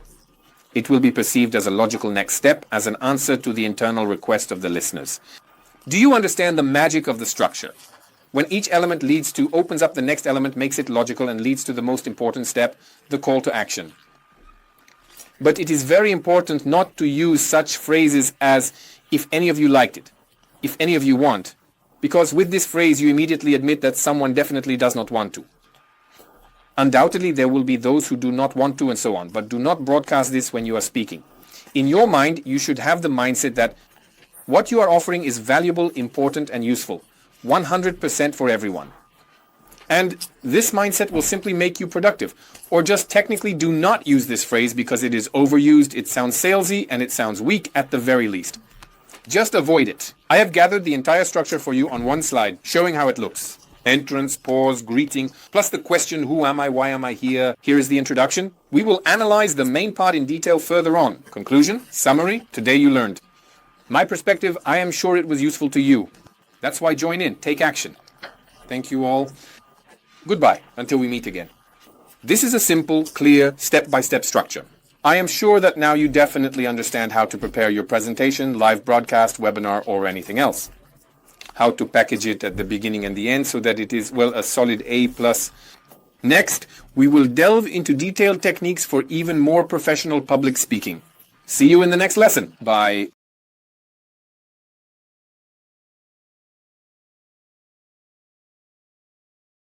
As I promised, we continue to enhance our structure with advanced tools. Today we will talk about the 3D technique. But don't rush to tell me, Alexi, I know this technique. In a nutshell, what is it about? It is typically used in sales. You ask a series of questions to a person, client, or listener, and if they answer yes, the tendency is that they will also answer yes to each subsequent question. The likelihood increases. But we are presenting, and we don't even necessarily have to ask questions. We can express ourselves, state certain facts, or generally any information with which the person internally agrees. And this technique is particularly well suited for the introductory part. Now we will choose 4 key approaches from this technique that we need in order to connect with the audience from the first seconds and evoke maximum trust. To remove the internal resistance mindset, once again, so that people feel at ease. The main goal is to evoke agreement, that is an internal yes. For this, we need to know our audience. It seems simple, but it feels like we know them, yet it's at the level of our map of reality. What does this mean? We make assumptions about other people. We need to clearly determine what these people are interested in and use simple, understandable language. If you are communicating with IT specialists, then accordingly you should use the appropriate terms, slang, and so on. If you are communicating, well, I don't know, just with students who are young people, of course the approach will be completely different. An important part is to shift the focus of attention from yourself to other people using their language. And honestly, ask yourself, are you going to be absolutely sure that these are their topics, slang, and terms, and not your assumptions?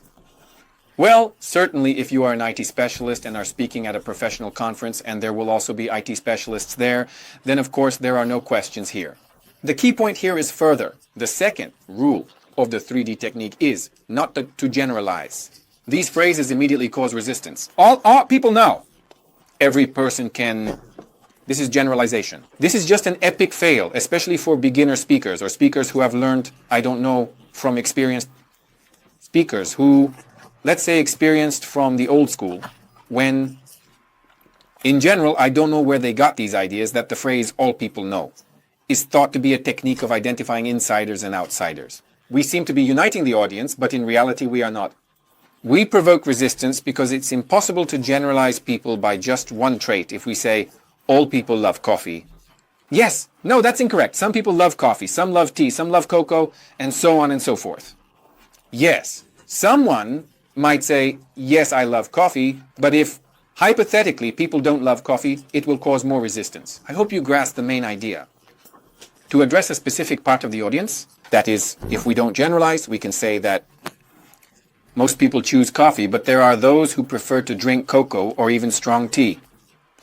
Many of us, yes, or there are people, but not everyone, only a part.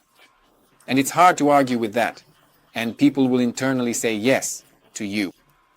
At the beginning of a speech, use I less often. I think, in my opinion, such I-ing at the very start of your speech, again, causes rejection. And most importantly, don't give your assessment. Don't impose this subjective opinion. Well, unless you are some kind of excessive authority, even then, even if you have incredible influence, respect, authority from the audience, it will still cause some resistance. Once again, in the 3D technique, we remove the generalization everyone. We remove I, and we remove each. And in this way, your statement will be perceived as a kind of internal agreement by the listener. In the next video, I suggest you practice this technique to make it clearer. See you in practice. Don't miss it.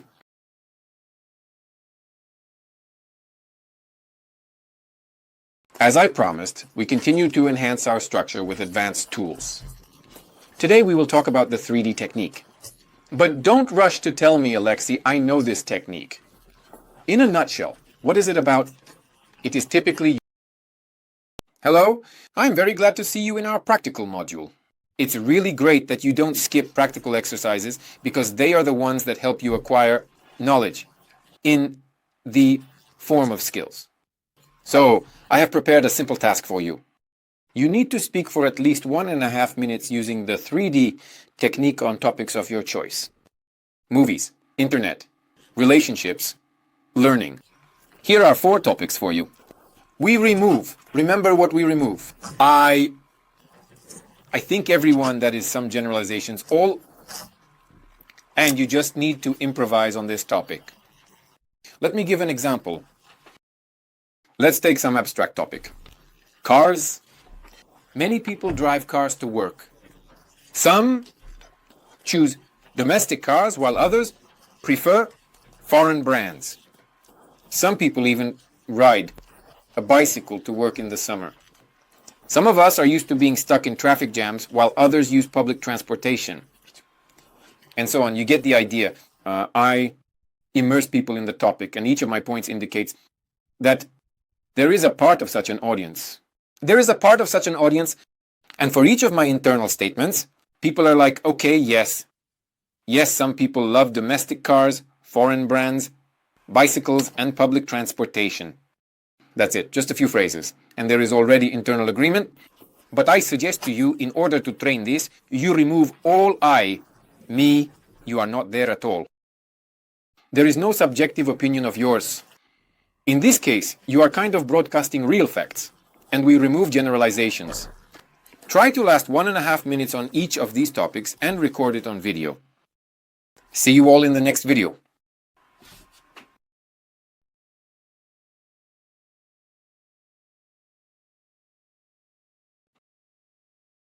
And once again, welcome back. We continue to enhance our public speaking skills, the skill of influential speech. And today, another advanced technique is called framing.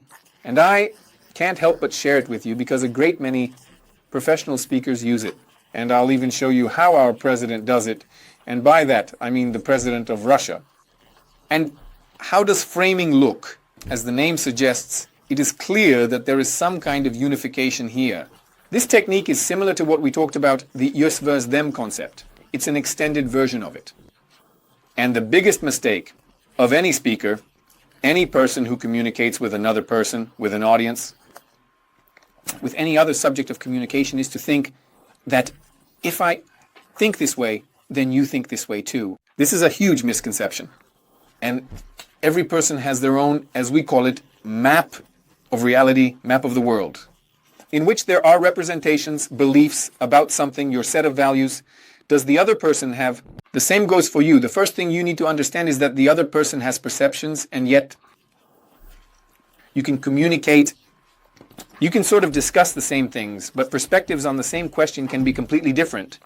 And therefore, the key task of this technique is to create a common unified map of reality, to find something in common, to connect with the audience, for example. What you might have in common, perhaps, I don't know, with students when you are speaking in front of students. The commonality might be education, where you studied, where they studied, difficulties in learning, like how we took exams. I remember now shouting out the window, "Freebie come!" and writing cheat sheets at night. Yes. We all prepared for exams. Many of us were anxious and worried. So you connect with them by discussing a certain shared emotional context about education, exams and so on, finding that thread. And sometimes even a whole rope that connects you, it's actually not that difficult. Focus on the audience, acknowledging that they have different experiences and perspectives. Shifting the focus of attention onto them. And choose a topic that unites you and start from there. A great example is our president's New Year's address. It's actually very difficult for him to do this because he needs to touch upon the realities of a vast number of people from completely different professions, different social strata, and so on. But he does it masterfully. Be sure to rewatch the President's New Year's address from the perspective of this advanced technique of framing, which unites these realities. Again, the main task is to find this thread. For example, for us, the residents of the capital. And continue, there is a common problem, which is traffic jams. We remember and recall a common event that unites us. We were all students, we've been waiting for a long time, and so on. In other words, a topic where you and the audience will feel safe together, and they will feel safe, at ease, constantly. I'm telling you this so that you understand. You must influence the state of the people you are speaking with. Only then will you be a master of influence, a master of words, a person who not only conveys some information like a talking head, but a person who will truly influence, exert influence, and without any manipulation. Once again, the we framework reduces the likelihood of information rejection and does not provoke resistance. It connects you, connects us as speakers with the audience through this certain context, and of course reduces the likelihood of difficult participants, because if you simply convey some useful information, at some point difficult participants may emerge. On this topic, we will have a separate module on how to respond to provocations and haters. But arguing within the we framework is very, very difficult. Therefore, you neutralize negativity in advance and make people feel at ease. A simple technique, yes, but you need skill to apply it. Apply it, and see you in the next video.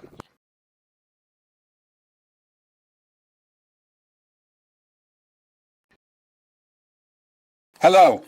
Great that you've already reached this point of the video lesson, because here we will be filling in the main part of your presentation. If you are currently preparing your presentation, then this video will be extremely useful for you. I will suggest where to find information for your main part. Before this, we discussed how to make an introduction, engagement techniques, and how to emotionally liberate people. And we talked about the final part, the conclusion, your attitude, the call to action, and encouragement to act. It's time to add logic. We need the content part to fully reveal your topic in the main section, making it as informative and logical as possible. And break it down into 3 to 5 blocks, following the rule of 3. The sacred number works very well. It's easy to remember, but if the presentation is quite long, you can certainly use 5 blocks. 1. Gather information, look for interesting facts, and learn on the internet. Find interesting facts related to your topic, write down 3 to 5 interesting facts, and in the end, 1 or 2 will remain. You can support your presentation with these interesting facts which slightly captivate the audience's attention and present you as quite an erudite individual. Select and write down those specifically related to your topic. This search, a kind of research, gathering information, is a very fascinating task. You will learn a lot of information that you can use, not in the nearest, but in the next presentation. And in general, enrich your speech and broaden your horizons. Next, gather the facts. You can write them down in a column. Now, for the next column, write down for yourself. This is research or some statistics on this topic. We need support so that you not only make statements, but also back them up with research, numbers, facts, so that no one can find fault with you. And so the speech sounds as influential as possible. You can't argue with someone who has made a point and backed it up with research and numbers. Of course, let this research be truly real, not just from some British scientists. And you don't need a lot of them. 1, well, at most 2 studies are enough for a long presentation. Now let's fill it with content. The third column, you write down for yourself the most interesting articles on your topic from the most authoritative publications. Well, in this case, in Russia, we have Kommersant, Vedomosti, RBC, Daily Gazeta, Business FM, Forbes. You can take global ones. Yes, that's the Washington Post, New York Times, and so on and so forth. Write down the articles, read them for yourself, and retell them. And this will be exactly how you fill it with content. Because the authors of these publications are indeed experienced people and very precisely accumulate information. And the most important thing here, of course, is not to read the speech to yourself verbatim later, but to digest this information, draw your own conclusions and experience, and support it with the knowledge of correspondents and journalists up to the experts of these publications. Next, the fourth stage, we take authoritative and famous personalities from the fields in which you will be speaking. What do we take from them? We take, of course, quotes, we take their personal success stories, and we must undoubtedly also ensure that this resonates with your topic. So that it's not just a motivational story and then you talk about your own. There should be a good bridge. And most importantly, if you have your own personal story that supports your topic, that's the best option. We will analyze this as a separate block. How to tell stories that touch people's hearts. Well, it's time to write a draft of your speech. You have an introduction, a main part, and a conclusion. Now, your homework is to write a draft of your main part based on the elements we have outlined together. Take action and see you in the next video.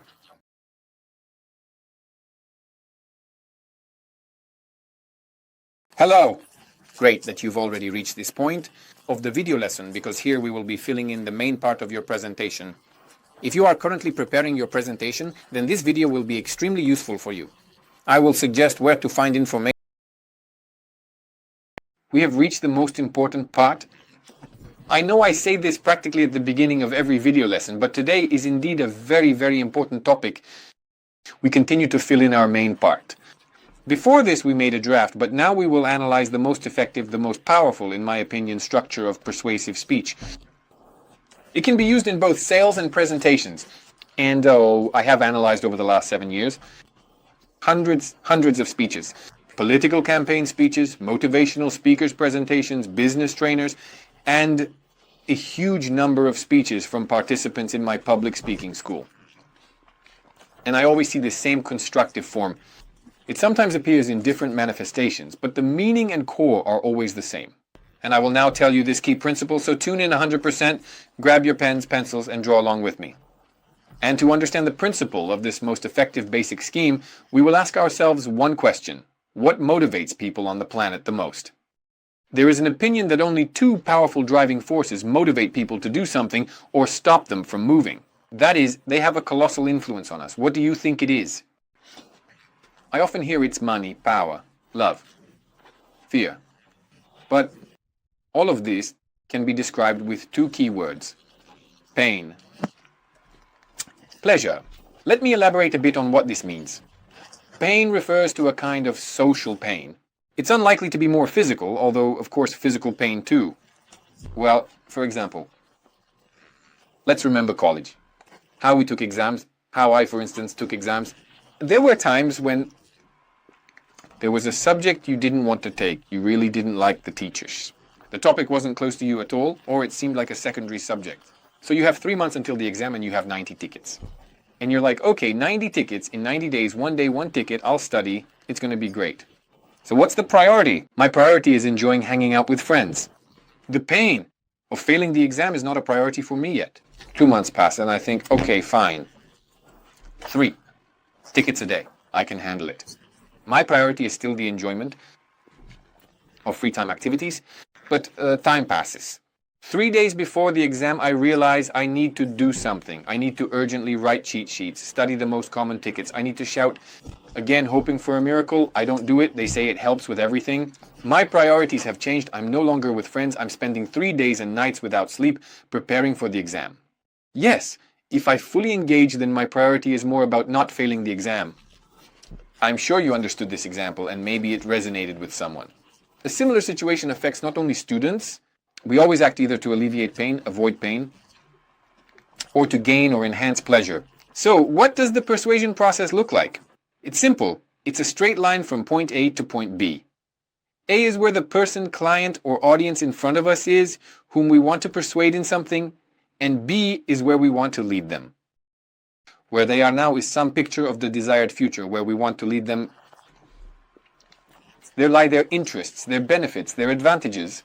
And persuasion is the process of moving from point A to point B, with you, as the influential person. In this case, we are training you in this skill. You take the person by the hand and lead them to point B. But of course, there are things we cannot influence. And this algorithm is not a magic button for controlling people, but it is the most you can do. And so, we divide this journey from point A to point B into 4 stages, globally into 2. We have more pleasure, only 2 forces, but we will detail them a bit. And so, for a person to want to leave point A, where we identify the problem, we need to press a little on the sore spot, so to speak, by voicing this very problem, as we mentioned, pain and pleasure with pain, being the strongest motivator. Pain, it's just a term. Perceive it in such a way that a vivid image forms in your mind. This is a certain problem when we voice it. But we don't say, listen, buddy, you have a problem. No, we say, there is a problem. And the person listens. And through the mirror neurons of the brain, they associate themselves with this problem. If it resonates with them, this problem, and it would be better if it resonated, it's better if you know the audience and know their problems. He thinks, yes, I don't really want these problems. Again, and he starts moving from point A. But that's still far from enough. We describe the problem. It's important to describe the problem specifically. That is, ecology is not a problem. But dirty air, exhaust gases, yes, that's a problem if, for example, we are convincing someone to move to the countryside. We don't just say bad ecology, we specify further in the second stage. When we have shown the problem that people in similar situations face, we show the next step, the consequence. The consequence is a perspective into the future, what will happen if we don't change anything. Well, in general, remember the election campaign of any politician. Friends, we have a problem in our city, such and such. If we don't do anything, it will lead to such and such consequences there. That is, this kind of escalation of the problem and its consequences leads us to a state of making a decision here and now. Next, when we have identified the problem, we outline the future perspective. What will happen if we change nothing? Internally, a person thinks, yes, I don't want these consequences. For example, recently a girl was studying with me. She is opening her own programming school for children and teenagers, following a similar scheme.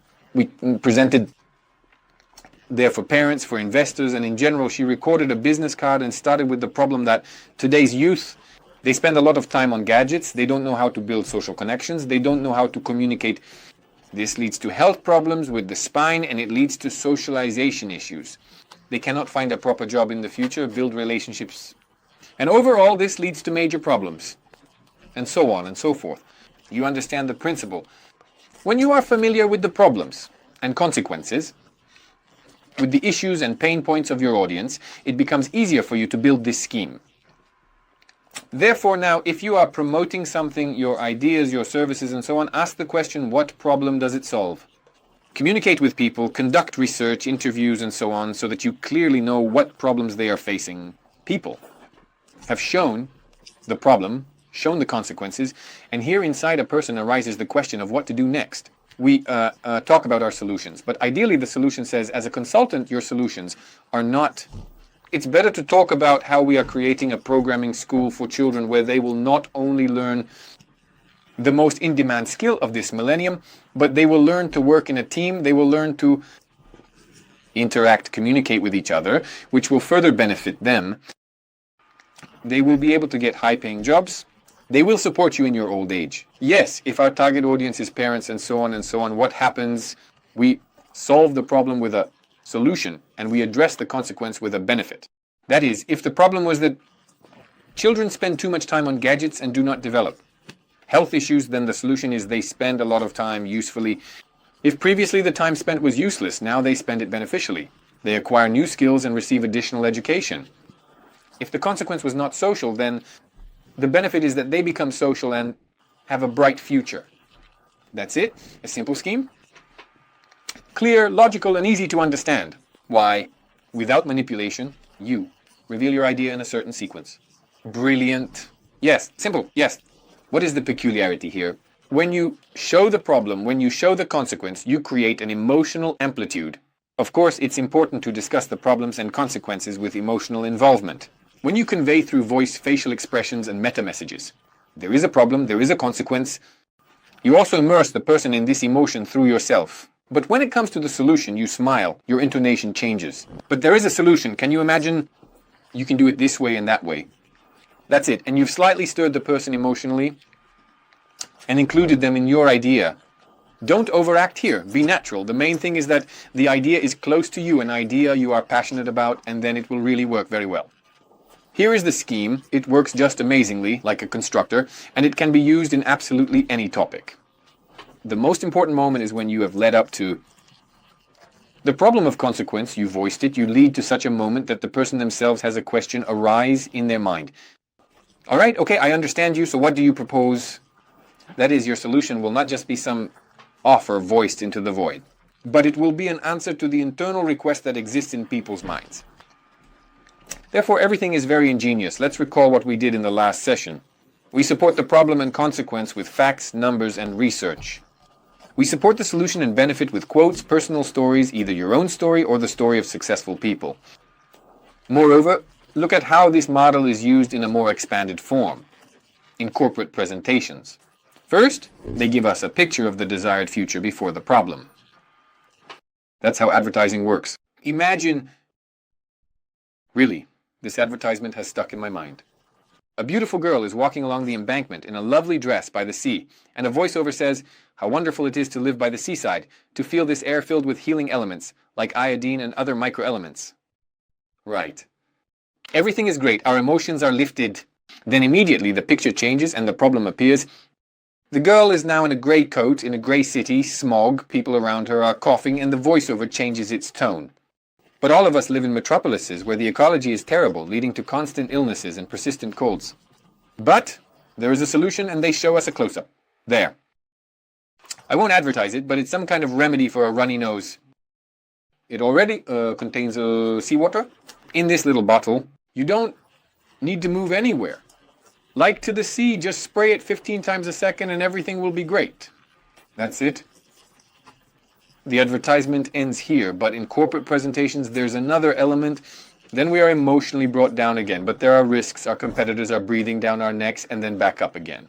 But we have resources. We've come up with an incredible system that neutralizes all of this. In general, you understand it's a kind of emotional swing, a picture of the desired future.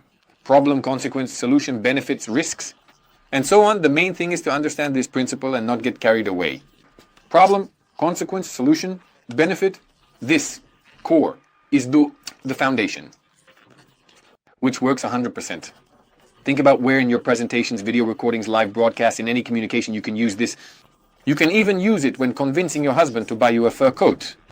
When you are convincing your employees to work better, and so on, it works everywhere because it is universal and based on the psychology of influence. Apply it, take action, and see you in the next video. Bye.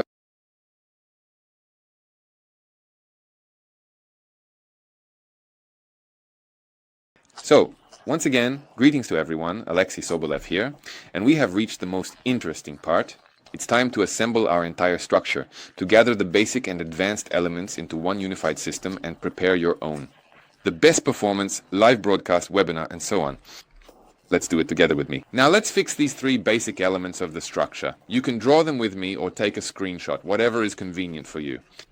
And each of these elements is filled step by step. Let's fill them now. Recall everything we've covered, so you have it all in front of you in one unified picture. Let's go. So the first element, the entrance. Remember, we enter smoothly, calmly. We don't make any unnecessary movements. We don't speak on the go. We take a central position on the stage and hold. A pause here. Of course, these elements are characteristic exclusively for live performances when we go live. We will talk more about this. At the end of this course, there will be a separate module on conducting live broadcasts. I will explain how to start, but all other elements, of course, are also suitable for live broadcasts. Entrance, pause, greeting plus an engaging question. Example of an engaging question. You remember it can be about how you're feeling and so on. Try to choose 3 to 5. Engaging questions for yourself that, in your opinion, truly solve the task of engaging the audience. But it should be more about, not so much about your content, but about the emotions of your listeners. Next, the key question in the listeners' minds is, who are you? Briefly introduce yourself. And then the most important thing, why am I here? Remember, we talked about this in detail. This is the goal, but not your goal. It's the audience's goal. Why did people come? Tell them right away what benefit, what advantage, what interest they have here. We are here. We show a trailer of our presentation. We make a deal. You give me attention and time. I give you benefit and value. In this presentation, we further use a framework. We unite the audience, connect the maps of reality to remove unnecessary distrust, potential resistance from difficult participants, and reinforce this with a technique. We discuss a general context. When we remove generalizations and gain the audience's internal agreement, this is our introductory part. You see, the introduction has so many elements. Very often, many speakers make the introduction merely formal. That is, they just give up and say, "Good day, dear friends." That's the theme of their introduction. Let's go. Of course, the introduction is a crucial part. It will determine whether they will listen to you at all or not. Everything went great for us. The introduction was a hit, as they say, and it's time to move on to the main part. We recall our persuasive speech algorithm. We describe the current situation and point out a certain problem. This is one of the speech options we can use. I suggest doing it this way because, in my opinion, it's the most effective. We present the situation and emphasize the problems people are facing. Remember, this is our point A. Then we reinforce it with the consequences of what will happen if we do nothing to create a sense of urgency to make a decision here and now.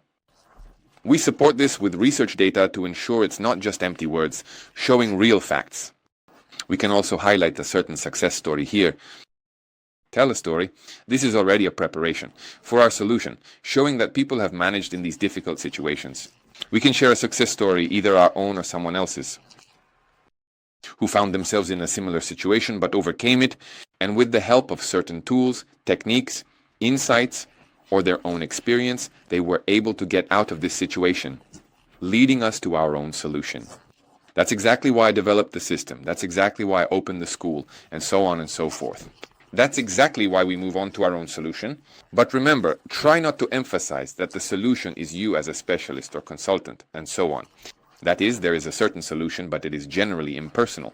It is certainly implied that you are the author of this solution, and we emphasize it with a quote. Well, you see, it's like a construction set. Each element can be changed, but I suggest this particular sequence. It takes into account certain psychological aspects of perception. In general, this is the most effective way. Just trust me. Quota. Benefit. We show some benefit, which is again a future perspective, but remember, it's a benefit. We mitigate the negative effects of the consequences we mentioned earlier. This is our main part. It's time to conclude your presentation. Conclusion. Today you learned, who remembers the conclusion now? This is a reflection of which part of our structure? Well done. Everyone mentioned all forms. This is a reflection of the question, why am I here? Remember? At the beginning of the presentation, we made a promise that today, in this presentation, people will learn, receive, acquire, and the conclusion. This is the fulfillment of that promise. You say, and today you learned, received, acquired. It's like closing an emotional logical loop. Next, of course, your own attitude. Try to avoid phrases like, I hope you liked something. We are building relationships. I am sure, I am convinced that it was valuable, useful, interesting. You saw the strength in this solution. And then a call to action naturally follows. A certain encouragement to act what makes sense to do next. We make a call to action that is clear, lively, and energetic. And gratitude and farewell. Exiting the communication. Thank you. Thank you. It was nice to see you. Remember the gestures you can use for gratitude and farewell. And for all the previous elements, also try to enhance your gestures. We have already covered this element with you. And this concludes our structure. What else should be said? The introductory part should take up 10 to 20% of the total presentation time. That is, if you are presenting for approximately 10 minutes, then 1-2 minutes should be the introduction. 80% of the time is the main part, and 10 to 20% of the time is the conclusion, meaning a brief introduction. A formal, superficial approach can completely undermine all your preparation, making it absolutely ineffective. Your presentation, take it, apply it, use it. You have given, you will see the principle of building this system. You will be able to create your own unique presentations. I believe in you. Take action. See you in the next video. Goodbye.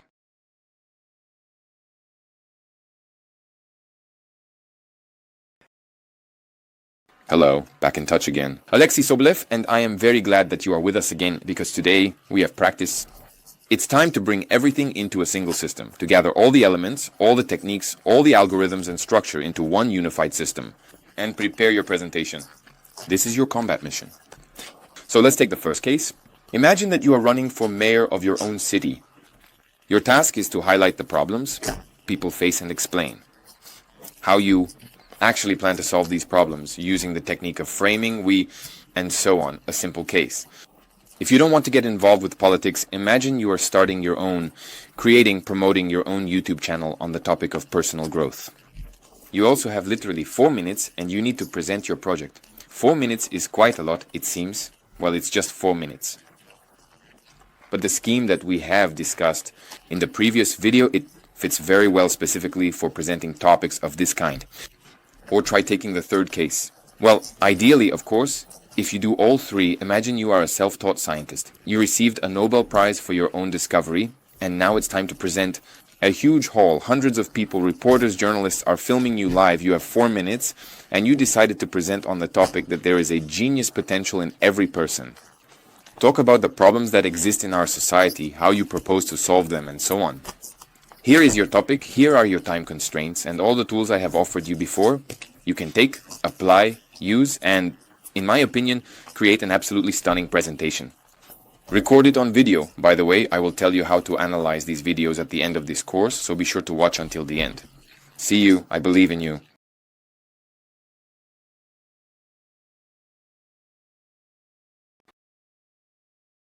You have already reached the third element of our structure, our system of 5 elements. And I see you are serious and really want to enhance your speech and make it a powerful tool of attention. The third element is contact. This is the question of whom to speak to, for whom to speak.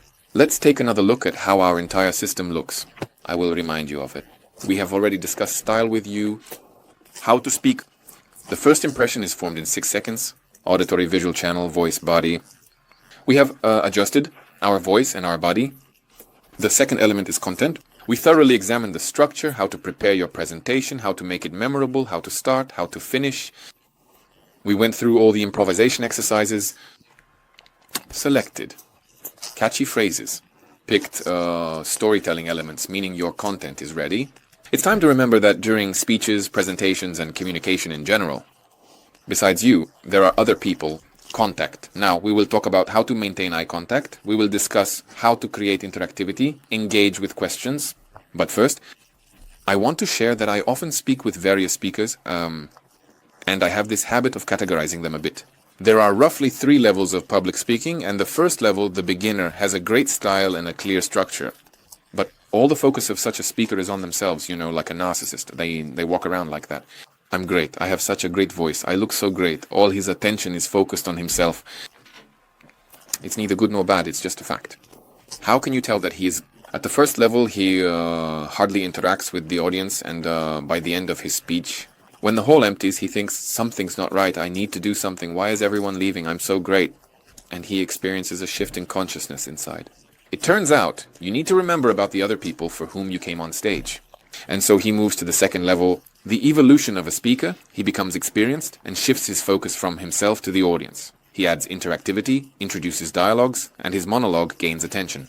In other words, speaking to the far right corner turns into a conversation with the audience. And he truly begins to interact with them, using the rule of engagement from the very first seconds. How is your mood? Something we also talked about in the structure of our speech. He has moved to the second level. But there is also a third level of mastery, the highest level, which is the master of words. His focus is on the fifth element. Remember, the fifth element is the goal. That is, he steps onto the stage, and for him, context, style, content, all these are merely tools to achieve the goal. He stepped onto the stage, entered into communication, perhaps went live, achieved the result, and left. That is, he clearly understands why he is in this communication right now. He never speaks just for the sake of it. A master of words is a person who, to put it bluntly, opens their mouth only in two cases. The first is the realization of the interests of their business, meaning a person who is currently achieving their goal, or the second option. If he is not moving towards his goal, he simply fills himself with energy, meaning he talks. He speaks with this person or on this topic and fills himself with energy, simply enjoys it. Most people choose the third option of empty conversations. Gossip, sensations, intrigues, politics, things that drain energy. Here is a master of words. He saves his energy. He either fills himself with it through dialogue, through interaction with other people, or he speaks and communicates to realize his own business interests, to promote himself. This is indeed, in my opinion, an effective strategy in absolutely any communication. Therefore, analyze how often you purposefully engage in dialogue, conversation, or public speaking, and how much they fill you up. How can you tell if a conversation fills you up? Measure your energy level at the beginning of the conversation. And finally, if at the end of the dialogue, conversation, or even the speech, you feel filled, inspired, and uplifted, it doesn't necessarily mean everything is perfect. You haven't gained energy if you feel as though your energy has been drained from you, which means something needs to change. In the next video, we will begin to delve into how to interact with an audience and how to become a true master of words.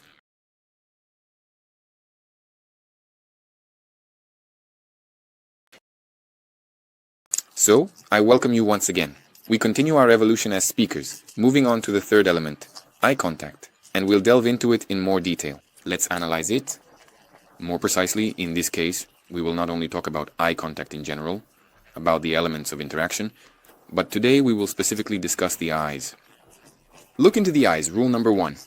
I highlighted it in bold to draw your attention to the fact that I often hear harmful advice from supposedly experienced public speaking gurus that you should look at the forehead, at the top of the head, at the wall, at any part of the body, no matter how beautiful it may be. We only look in specific cases.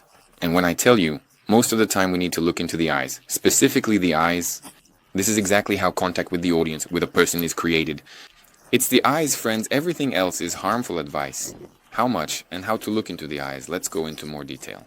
We will discuss if it's live communication we look into the eyes using a very powerful life hack from communication masters. We examine the color of the eyes from the first seconds. When a person addresses you or you address them, you look into their eyes for exactly as long as you need. To understand the color of their eyes, why is this necessary? Of course, it doesn't matter. Whether you understand the eye color or not, the process is important. Your gaze becomes strong, tenacious, conscious, and deep. This is a very strong nonverbal signal. A person who can maintain eye contact for several seconds is perceived as a strong personality, open, ready to move forward. Therefore, undoubtedly, this is a skill and you should train it. Of course, you can look away. Draw a horizon line for yourself. If you look away below the horizon line to the left, right, or down, you have lowered your gaze, as they say. You immediately become weaker, giving a nonverbal signal of submission. And your interlocutor feels a certain dominance. Observe yourself, observe others in communication. You will see this clear response within yourself. When a person lowers their gaze, you immediately think, oh yes, I am indeed right. Be sure to take this into account. Observer, simply observing how you maintain eye contact and how others maintain eye contact. Other people, it will develop this skill in you. What else is important to say? There are 3 lines. More precisely, 3 ibzis, anai, pidi, nzizi spheres of gaze when we communicate with a person and look them in the eyes. And if we have a business context, negotiations with colleagues, communicating with management, then we have the sphere of communication. This is the third eye, eyebrows, forehead, eyes. Here we can normally move our gaze. If we have a friendly conversation, then we lower our gaze to the level of the mouth. When we examine a person's mouth and our gaze falls on this area, it is an unequivocal signal for closer communication. That is, if you are in business negotiations and your gaze slips to the level of the mouth, you are giving a clear signal to your listener, your colleague, your opponent, that you want to bring the interaction closer. But if there is no context for getting closer, it can be perceived ambiguously, so be careful in this regard. So, business communication, friendly communication at the mouth level, and intimate communication is at the neckline level. If you are communicating with someone, and again, you have a business interaction and your gaze slides scanning down to the neckline level, this is a very strong nonverbal signal. I think women in particular will understand me because they are more sensitive to these signals. Be careful. This is the unequivocal psychology of nonverbal signals through gaze. This is not something I made up, this is real research. On channels of communication between people, take it into account and avoid getting into awkward situations. If it's a huge hall, a concert hall in Russia or the Olympic, what should you do? How to maintain attention with 1,000 participants? 1,000 spectators. Eye contact. How to maintain it? Sectors. Separate sectors. Each sector is like an individual person for you. Distance and height difference. The stage. An illusion will be created that you are looking each participant in that sector in the eyes. A simple rule: if you happen to perform in a huge hall, be sure to use this to truly be able to maintain eye contact with the entire audience. A special case, if you are conducting, like I am now recording a video, or you are hosting a live broadcast, we look into the lifeless black eye of the camera, into the camera's viewfinder. We then look, and of course for those who are watching the video or your live broadcast webinar, it will create the effect of eye contact. So most of the time, you see, sometimes I look away, I peek at the presentation, but most of the time I try to maintain eye contact specifically with you. Because let's agree, it's much more comfortable. If I were constantly speaking, looking at the presentation, or another part of some part of my space, of course it's more comfortable when I'm talking directly to you, and looking as if into your eyes. Let's take a note. If you suddenly forget, it gives a bright stripe, stick it on the camera to remind you where you ultimately need to look, and a micro life hack. If it's a live broadcast, conduct a live broadcast or record yourself if possible using the main camera, because if you record yourself with the front camera, you will constantly be distracted by how you look, won't you? This will wildly throw you off and your gaze will be below the camera, you'll be admiring yourself, and all your energy will go into how you look. You should have touched up, you should have done this and that. In general, trust me, it's better. Only the main camera, the black lens of the camera, and you communicate with it. Apply simple rules, use them. But next, we will talk about some more interesting methods of interacting with the audience. Stay tuned, see you in the next video.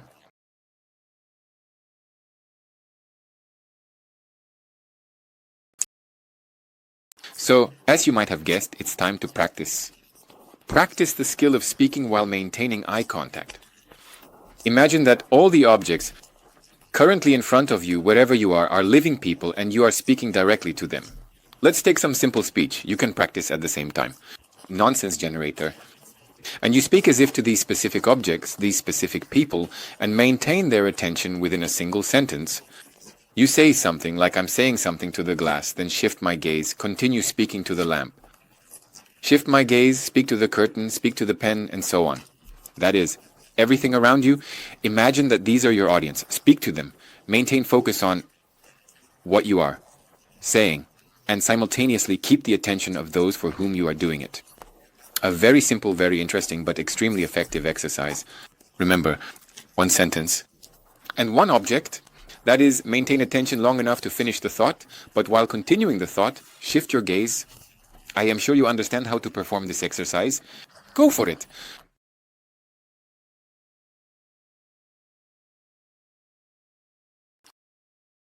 Well, it's time to dive into another element, which is interaction and questions. Of course, eye contact is great. Looking into someone's eyes is amazing, but it's not enough. Our task is to turn speaking into the far right corner, into a dialogue from a monologue, to turn it into a real conversation, into interaction. We prepare questions in advance. If you are not a very experienced speaker, anticipate what the reaction might be. Study the audience and prepare questions in advance. And once again, anticipate what the possible responses might be, how people will react. Engage the audience from the very first seconds. Remember that people are not always eager to get involved. They sit in such a tense position thinking that now the speaker will ask me something. They are not very willing to step out of their comfort zone. So sometimes questions should be asked with a pause. If you ask a question, smile, nod. Who is ready to answer? Colleagues, be bold, get involved in our discussion. Motivate them to respond if you need such direct interaction. This, of course, is not always appropriate everywhere. But for the questions you ask, at least give a pause to answer. Often I see speakers who ask questions, then immediately move on and don't even give time to react. Such questions are perceived formally and tend to be more irritating. But right now, I will share with you a truly professional technique. Audience engagement. Use it carefully because it is really for those who already feel very comfortable on stage. But this technique will make your presentation truly memorable. It is quite simple. Just recently, one of my mentees, with whom I was working individually, was preparing this entrepreneur. I was preparing him for a public speech. And he used this technique, and he made quite a splash. The event organizers invited him to go on a tour to perform in other cities. In short, in 15 to 20 minutes of speaking, he achieved the maximum result. Although his performance, as he said, I rate myself a 3 out of 5. The presentation looked a bit sloppy, and the technical aspects of his presentation let him down. But this technique completely saved his performance. What is this technique? This technique is called the circle of knowledge. It's a technique used by top-notch speakers to engage the audience. The first thing we do is start the task almost from the very beginning of the speech. You come out, greet the audience, and start literally in the first minute. Colleagues, I want to make the presentation very lively and not trivial for you. So right now, take your pens, take your notebooks, and write down the 3 most important things for you in this topic today. Most importantly, what you would like to know the most, what concerns you in this topic. I am timing 60 seconds. Write it down right now. Most likely, most people will be a little puzzled. This will break the mold. How is this? What is this? Do we need to write something? So you need to literally take a minute to say, colleagues, let's be bold. This will really help you. Encourage them a little to do this. You will see that people respond quite easily. They understand that the value of just listening or listening and then writing something down and doing it is, of course, very different. Therefore, the first stage is the circle of knowledge. Ask them to write for literally 30 to 60 seconds. Capture this exciting moment when there is silence in the room, everyone is writing, and you step out at this moment. You can simply say that this is very important and indeed very valuable. I want to give you the most useful knowledge possible. Then, when the time is up, you ask someone from the audience to share what they have written, and maybe not immediately, someone will get involved, but nevertheless, people are willing to do it. And you will definitely find 2 or 3 people. Have someone stand up from their seat or raise their hand or even come up on stage to share what they wrote. Well, it's a bit much if they come up on stage. Of course, they can do it from their seat. And if you have a flip chart, that's fantastic. You record everything they say on the flip chart. 1, 2, 3 people, you record all of it on the flip chart. And then you conclude, colleagues, I thank you. It's great to have such a conscious audience. You know what you want. And then you present your speech relying on the points that the audience has noted. For example, your first point, let's imagine you are speaking at a conference for marketers and they want to know how to earn as a marketer. It's great that you mentioned this today, colleagues, because today I will explain this, and this in detail. In general, you present your speech, relying on the key points that the audience has just discussed with you. You expand on them in some places, add to them in others. If there's a question, people want to know and you understand that it doesn't fit within the scope of your presentation, but you can say, friends, this is a very extensive topic. So for those who are interested in this aspect as well, come up at the end, I'll give you my business card, we can get in touch and I'll provide detailed answers and so on. And this is a simple thing, but It fundamentally changes everything. The mindfulness of a presentation stands out from a series of banal template speeches. You engage the audience, you interact with them, you manage their expectations, and you show that your presentation is exactly what people just said they want to know. You feel it's brilliant and very simple. It's a very cool thing, so I urge you to try and use it. Yes, it's a bit nerve-wracking because you need to truly feel like the master of the audience. Just a memorized speech that you prepared out of nervousness. Yes, that's one thing for beginners. You just want to perform and run away quickly, but here you really need to feel comfortable and manage the audience. Try it. Truly a top-notch technique. Allow yourself to step out of your comfort zone and trust me, you will achieve amazing results. I'm sure you like this technique. Go for it.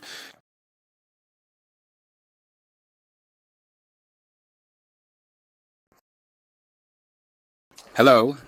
And right away, the most important question of today's lesson: how to make your presentation unforgettable. There is one very important secret. Once, when I was working with one of my mentees, an entrepreneur whom I was also coaching, for a presentation, he shared his feedback. A participant of his presentation approached him at the end and asked, How did you do it? Everything you said was in my head. It was like you read my mind. He replied that there was no magic involved. I just studied the audience at the very beginning. Before preparing my presentation, I first talked to the people who would be in my audience. Or I talked to similar people. That is, if you have, for example, IT specialists in your audience, your task is to prepare for the presentation by talking to representatives of your audience. It's very simple and very little. Few actually do this. What can we do? Let me tell you specifically. A very important tool is to conduct real research before you plan to present, sell, or give a speech. You need to clearly know who you are doing this for. Start with the simplest things like Google Trends and WordStat, the most frequent queries in your topic. Just visit these services and see how they work. Let this be your handy tool when you are looking for a new topic for publications, posts, stories, live broadcasts, or your public speeches. See what's trending, what people are searching for, and what words they use to search, and incorporate this into your presentation. Title your presentation in such a way that from the first seconds people understand that yes, you are in the know, you know what I need. Or she does. And forums. For me, of course, it was a revelation at one time. I thought forums, yes, internet forums, had long been dead, but they are more alive than ever. People share and discuss there. They write about their fears, doubts, desires. Read, find forums on the topic you are presenting. Read them and you will be surprised. You will have a colossal number of insights into what people really want, because it's a big mistake to think you know what people need. We've already talked about this.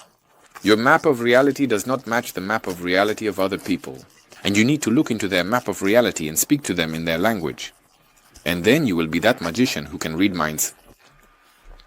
This research can be done using different approaches. Once again, Google Trends, WordStat forums. Next, if you already have a database of potential clients, you can simply send out an email and say, Friends, hello everyone. I will soon be speaking on such and such a topic. Please write 2-3 subtopics, 2-3 most important points. What would you like to learn about this topic? It's simple, yes, but you will get a lot of interesting information. If on social networks, you surely know you can conduct surveys. VKontakte has a survey service available. You can vote in stories on Instagram. Everything is already set up for you to conduct surveys.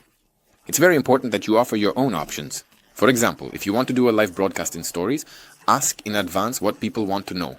Well, not just that, but what topic would be interesting to you. And suggest 3, 4, 5 options from the topics you are considering. That would be interesting to them, and conduct a sort of poll. Simply yes, many do this. Unfortunately, no.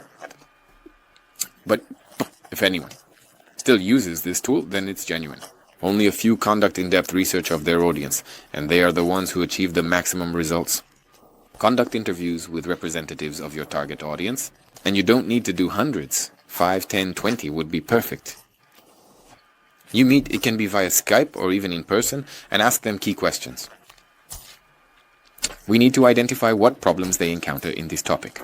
Recall the algorithms of our presentation. Problems, consequences, solution, benefit. If the problem you mention in your presentation truly resonates with the audience, meaning it is relevant to them, You hit the mark, and then you are truly working at 100%. Ask questions about what this leads to. Yes, this is a kind of negative perspective, consequence. What solution they see themselves. Perhaps for them, the solution lies in something else. Again, do not assume for them. What is currently stopping them from taking action? What are their fears? What doubts do they have? What ideal solution do they see? I have outlined 5 question options for you that will guide your thinking. Very often in such interviews, we start asking and provide an expected answer option. We ask, "You probably want this, right?" It's easier for the person to say yes. Do not assume. Ask the question and wait for the person to respond. A very important point here, if it's about sales, you plan to sell something, here's a small life hack. Try to sell to the person already at the interview stage if you have managed to convey the benefit to them in a one-on-one interaction. And if you couldn't convey the benefit, they will tell us why, and if you could, you will definitely be able to do so further. Sell it publicly. That is, you have tested your sale. We talk a lot about sales. Someone might say, "Alexei, I don't want to sell anything." Friends, you will inevitably face the need to sell yourself and your expertise. As we have concluded, we are always selling something in one way or another. It's better to love this process and do it professionally. Or can you conduct research on your competitors? Look, go to their account and see the most liked posts. What was the topic there? Well, unless it was a giveaway, the giveaway surely received the maximum number of likes. Specifically, the content-rich, useful posts. Look at what people write in the comments, how they communicate, read the reviews about your work. What do people write about your competitors? What did they like? What did I like? Again, just write down the maximum number of insights. What are their interests? Look at the profiles of people who follow you, who are your target audience, who follow your competitors. What are their interests? Who else do they follow? In your mind, an image of specific real people will form. It won't just be some target audience, some profiles. These are real, living people who have names. They have children, pets, hobbies, interests, problems. And you will see that each person has a certain inner space, and it will be much easier for you to communicate, not for some target audience, but for real, living people. This will help you engage sincerity and make you as convincing and effective as possible. Apply, act, conduct research. See you soon.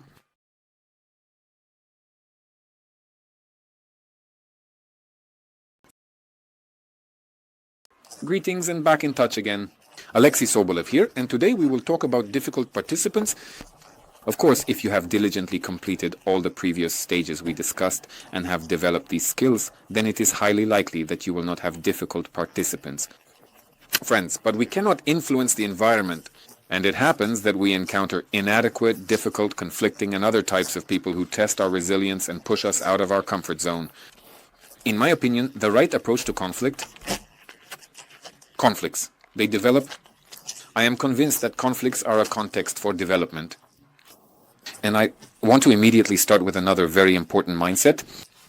Regarding your provocative questions and difficult participants, you are not taking an exam. You have the right not to know something. Your status is an expert. You are not taking an exam right now. You are not at the school board. I very often see smart, talented, respectable people who go out to speak and turn into school children at the board. If they are asked a question, they feel obliged to answer everything. Even if they don't know something, they start making things up and, of course, dig themselves a hole. Because they really want to get an A and approval from the audience. Of course, this aspect is an unproductive mindset that undermines us. You are an adult, you have already passed all the exams, you don't need to impress anyone anymore. Your task is to enjoy yourself and be an expert, sharing exactly what you know. You can say, this topic is not my specialty. I don't want to speculate on information right now. Take down my address or email, and I will get back to you in 3 days. I'll try to gather the information, but I don't have it at the moment. Right now, and so on. You share useful information, and you choose which questions to answer, unlike an exam where you are obliged to answer every question. No, it's very important to switch this mindset in your head. This mindset is that you are already on that plateau where you no longer need to be someone else to earn approval. For me, this was also a very important insight at one time when I no longer needed to play a role. No roles are needed. You should be who you are and enjoy it. This is an important mindset that also liberates us. We often take this personally. Provocative, complex, difficult, and sometimes even offensive expressions we take personally Imagine you are giving a speech and someone from the audience stands up and starts attacking you, rolling a barrel, or however you want to put it, and you just see something coming at you. It's a spear of negativity, anger, aggression of some sort. And logically, what should you do at that moment? Logically, you should step aside, dodge, but what do? We expose our chest. Automatically, that's how our game is set up. For example, we walk down the street, pass by a group of people, and they suddenly start laughing. Our mind says they are laughing at you, but in reality, they didn't even notice you. But we take everything personally. A master of communication, a master of influence, is someone who knows how not to take things personally, because he knows clearly that I cannot be offended unless I allow it myself. Who makes the decision about whether it's about you or not? You make the decision yourself. Participants often tell me, Alexei, wait, if someone says to me, you're a fool, it's already about me, they said. They said it to you, addressed this message to you.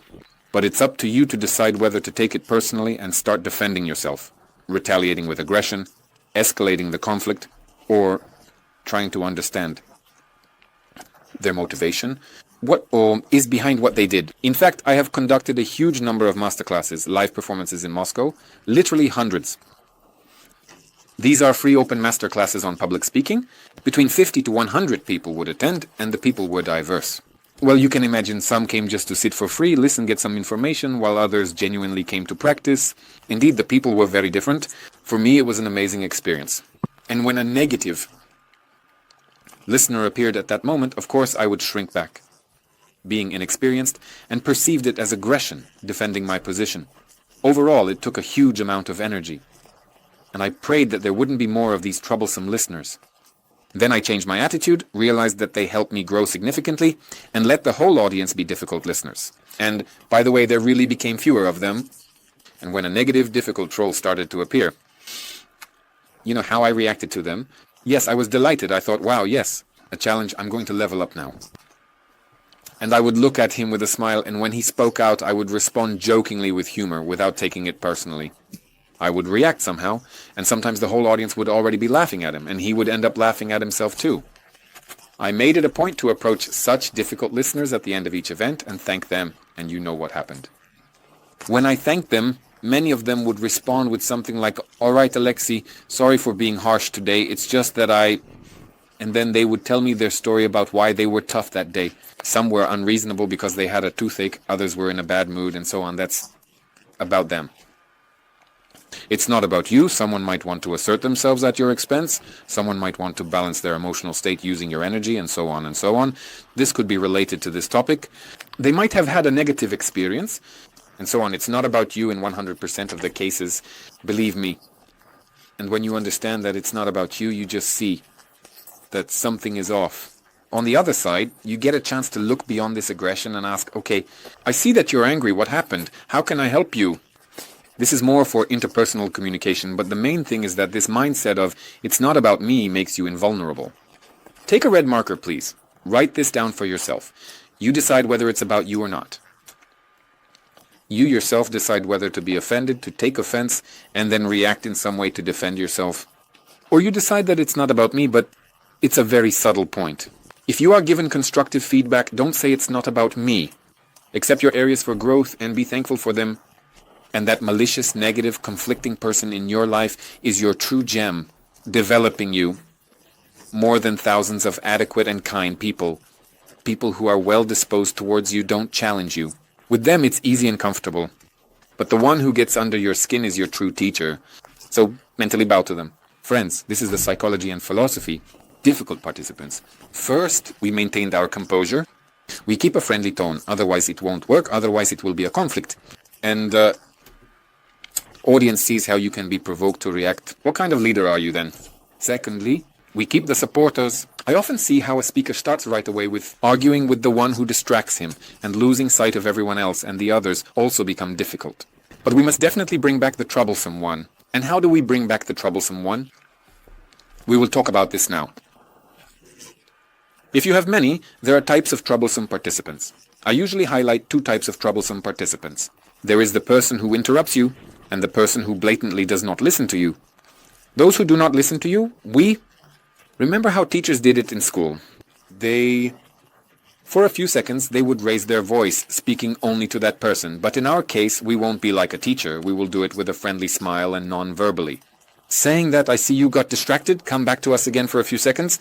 You can even take a small step and direct your attention to that person, showing that all the attention is on them. At that moment, they realize, oh, I see, sorry, and they return. If that doesn't work, we pause, and at that moment, we look at that person, indicating, I see that you got distracted, I won't continue until everyone is listening to me.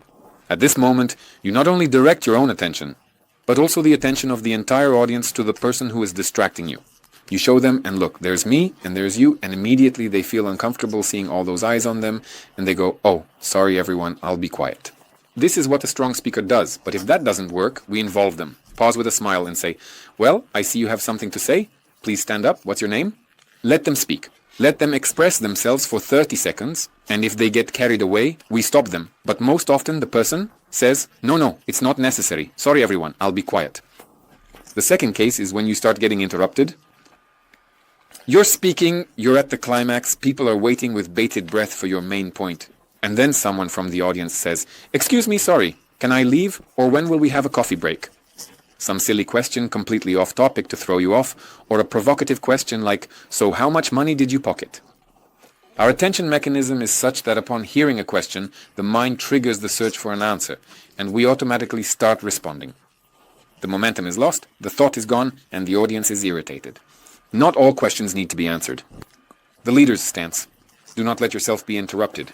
If you haven't finished your thought and the question comes from the audience, don't even let it pass through you. Raise your finger, point it towards the person asking the question, say, just a moment, and immediately continue. Don't even delve into the question. This, a micro thing, just a second or a minute, it conceals a whole paragraph of information. It says that you shouldn't interrupt me now, I will finish my thought, and then you can speak. But right now I'm speaking so as not to deliver this entire tirade. We save attention, time, resources, and maintain the momentum of our speech. We say just a second or just a moment, and this is good in everyday communication. Don't let yourself be interrupted. Say just a moment, and do it gently. Don't provoke the person. Be gentle, but firm. Trust me and continue your speech. Trust me. If you finished your thought, you can say, did you have a question? Did you have a question based on my experience? In hundreds of thousands of speeches, people will say in 9 out of 10 cases, either I've already forgotten everything I wanted to say, meaning it wasn't important, or you've already answered my question. People are very impatient, they want to express themselves and ask that question, but this technique of just a moment, it allows you to keep the resource on your side, act.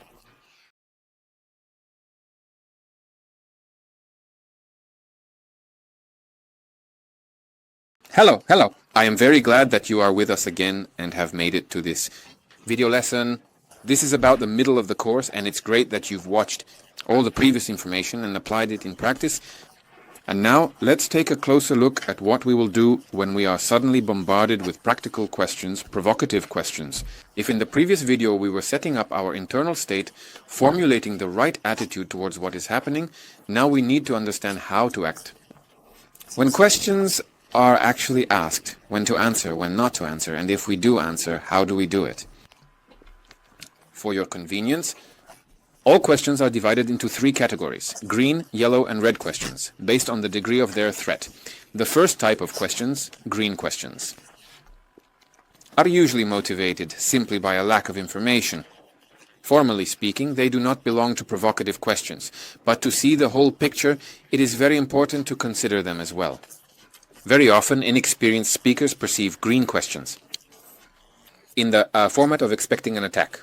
They start either responding aggressively with questions, or they avoid answering the questions, or they do it with some sort of resentment. And it often happens that people then stop asking questions to such a speaker altogether, and others also become somewhat nervous. They start looking at them. And those who are generally negative begin to become more active. In general, green questions, for example, a question like, how much initial investment will your project require? There is no insult or judgment, no emotions. The person is simply asking you for additional information. In this case, we respond to green questions clearly. briefly, specifically, and to the point without evaluating. There are many such questions. Books recommend giving an assessment. The question is a good one, and you are right, it is an important question. Here, this is not necessary. The person is requesting specific information.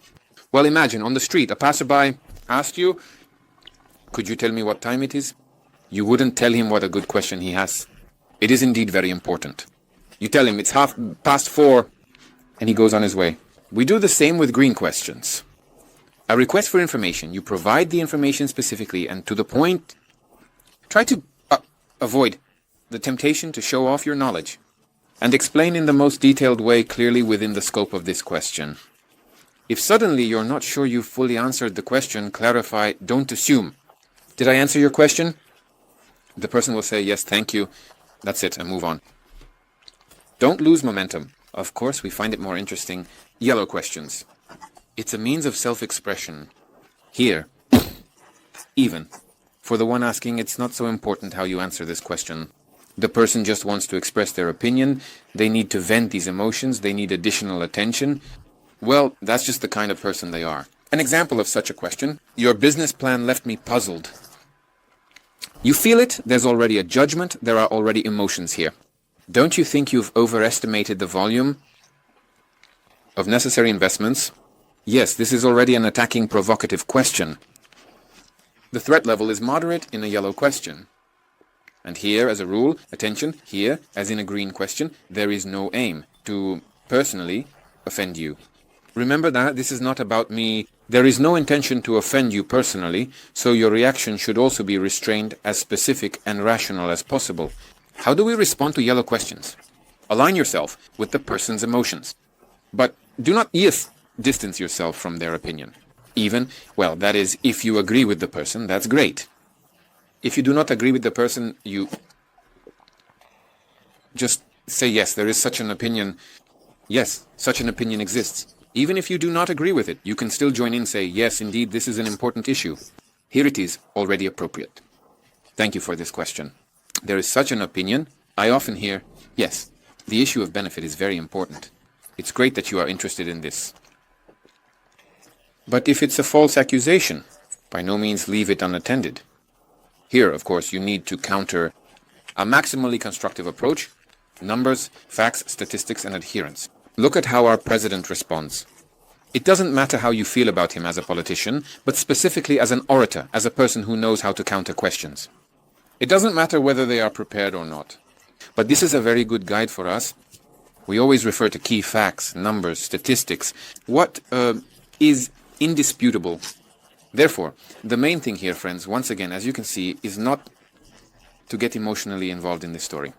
Develop personal strength within yourself, this inner core, steadfastness. And finally, red questions. What distinguishes them is that the person asking aims to provoke you. Consciously or unconsciously, but he wants to get you worked up, ideally. Remember, there was always that one bully in class whose goal was to drive the teacher to tears. There she is, all in tears, and he's smiling because his goal has been achieved. Of course, our goal, no matter what happens, is not to lose our temper. And remember, it's not about the situation. There are situations where people, well, it's just part of their job responsibilities to ask provocative questions, for example, in a stress interview. Journalists, reporters, and when you understand that it's just their job, they are not testing you, how you will react, then you feel comfortable. It is even perceived as a kind of game, for example. Answer honestly, how much money do you plan to put in your pocket? The threat is very high here, and most often inexperienced speakers fall into conflict, trying to sort things out. That is, they do not perceive the attack as a baby gel, freeze, as a rule. They start to attack back or fall into a stupor. Or simply retreat. In general, all these three options of biological, automatic, primitive reactions are not suitable for us. That is, if the red question corresponds to the topic and contains at least a little logical kernel. What can you latch on to highlight it? Of course, you can direct your focus of attention to it and lead the person precisely to the rational kernel, moving away from emotions and insults. However, if it is obvious that the sole purpose is to provoke you, then, attention, you can allow yourself not to answer this question. But not answering does not mean not reacting. There are very good tried and tested ways to avoid answering and save face, and we will talk about them now. First, bringing it to absurdity. Humor is generally the best defense to save face, not answer, and as they say, blend a little with the topic.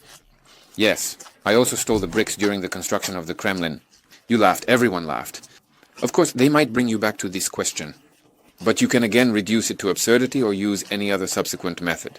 And in the end, those who ask questions, the surroundings, the audience will see that it's hard to throw you off track and you will look as dignified as possible. What other option? Agreement and denial.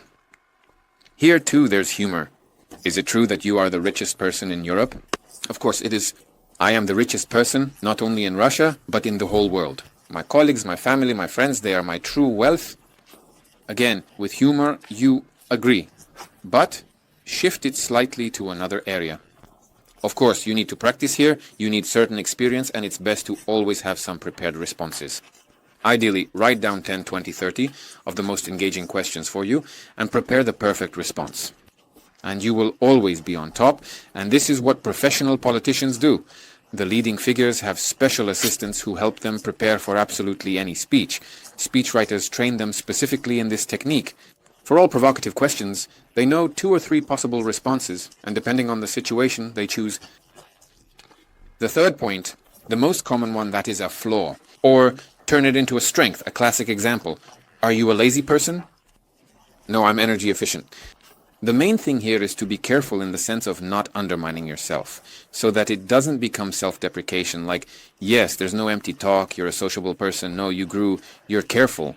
Such a paraphrase. A positive angle is also a good option.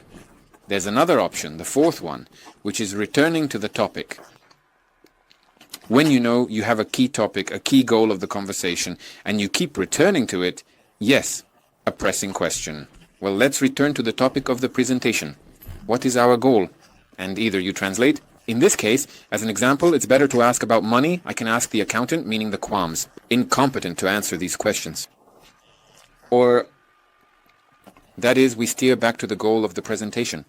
We say, let's be constructive now. Let's avoid emotions, insults. Let's stick to the point. Why are we gathered here? What is the purpose of this question? That is, you keep returning to the goal or you redirect, saying that this question is not for me, but for others. Simply redirect, as they say. Roughly speaking, well, that's about it. Everything depends on the context, and you shift it to another plane. Shift it to another plane. Here, it just depends on the context. This also needs to be practiced. But I'm sure you've grasped the essence, or it's a play on words. It's a more or less advanced tool. I like Bernard Shaw's quote to demonstrate this very well. How can you judge painting if you haven't painted a single picture in your life? Answer. True, that's true. You always feel the connection at the beginning to neutralize the negative emotion and then work directly with the attacking question. However, I can express my opinion about an omelette even though I haven't laid a single egg in my life. Sharp, subtle, with humor, and such a person doesn't even want to ask more questions like that. Therefore, of course, you need to practice to learn how to react on the fly. If you are a beginner speaker, once again, you need to have prepared responses and, as a result, highlight for yourself with a red marker. Do not use conflict-inducing words. That is, negations. No, never, nobody, but even the word but negates all the positive words said before it. Notice, all examples always start with some form of joining. Not so much agreement, but joining. You agree not with the opinion, but you acknowledge that it exists. Yes, you have the right to think that way. Yes, there is such an opinion. Yes, I often hear such an opinion. Yes, the question of benefit is very important, or they say it's terrible, it costs an incredible amount of money, it's very expensive. You say yes, it costs 30 million rubles, you avoid value judgments, you align with the fact. In general here, you saw that there is a certain system by which we can determine the threat. The main thing is not to get involved in emotions. Avoid words that provoke conflict. Apply, act, and be steadfast. See ya.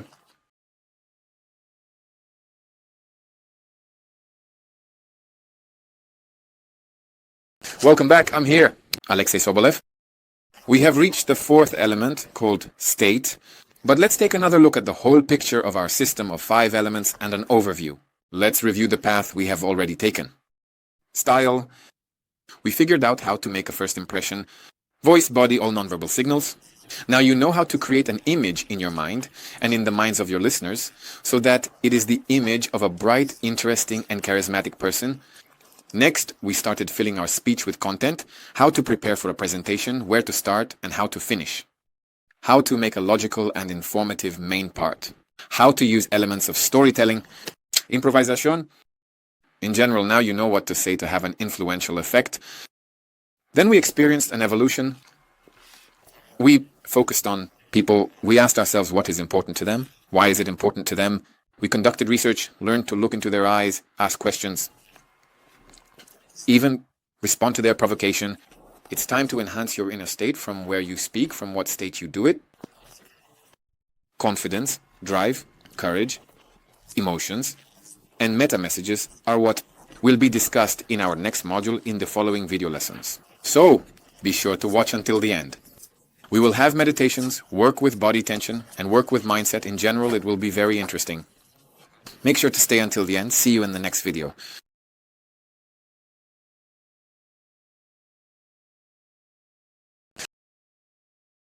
Well, let's continue the immersion. Immersion into your confident thinking. Back in touch, Alexei Sobolev. And today we will create reinforcing affirmations for your mindset so that you believe in yourself. Or more precisely, just always be confident and not worry about what other people think of you. As we have already mentioned, the most destructive Dinda mindset regarding performance is treating it like an exam, the desire to get a grade. The right goal changes the attitude, which is what we talked about in the previous lesson. You need to see how, in the past, you always went out there wanting to pass this exam. Exams are over, friends. You are an expert. You are already at a point where you no longer need to impress anyone. First impressions, you no longer need to depend on the opinions of others. You are the expert who chose to present. And there's this mindset that people should be grateful that you are sharing this knowledge. Imagine the mindset with which a teacher, a good experienced teacher, steps out. They don't worry at all about what others think. Other teachers, other students, and so on. It's really blunt, but it doesn't matter at all what you think of me. What matters is what I think of myself and the value I can bring to these people. These little phrases, these mindsets that pop into your head, it's important to track them, and those that are not constructive, that don't work for us, of course, it's important to remove them. Why? Because it has long been known, and this is not just some opinion. It's not even esotericism. These are actual studies that have proven that our thinking shapes reality. To put it very bluntly and briefly, negative thoughts create a negative reality. If you worry if you're concerned about what others might think of you, what if they think this or that about you? You are thus manifesting what you fear in your life. You worry that you will be anxious, and your attention, it's precisely this fear that you keep replaying in your mind over and over. How you will make a mistake, how you will stumble, what others will think of you, laugh at you, point fingers at you.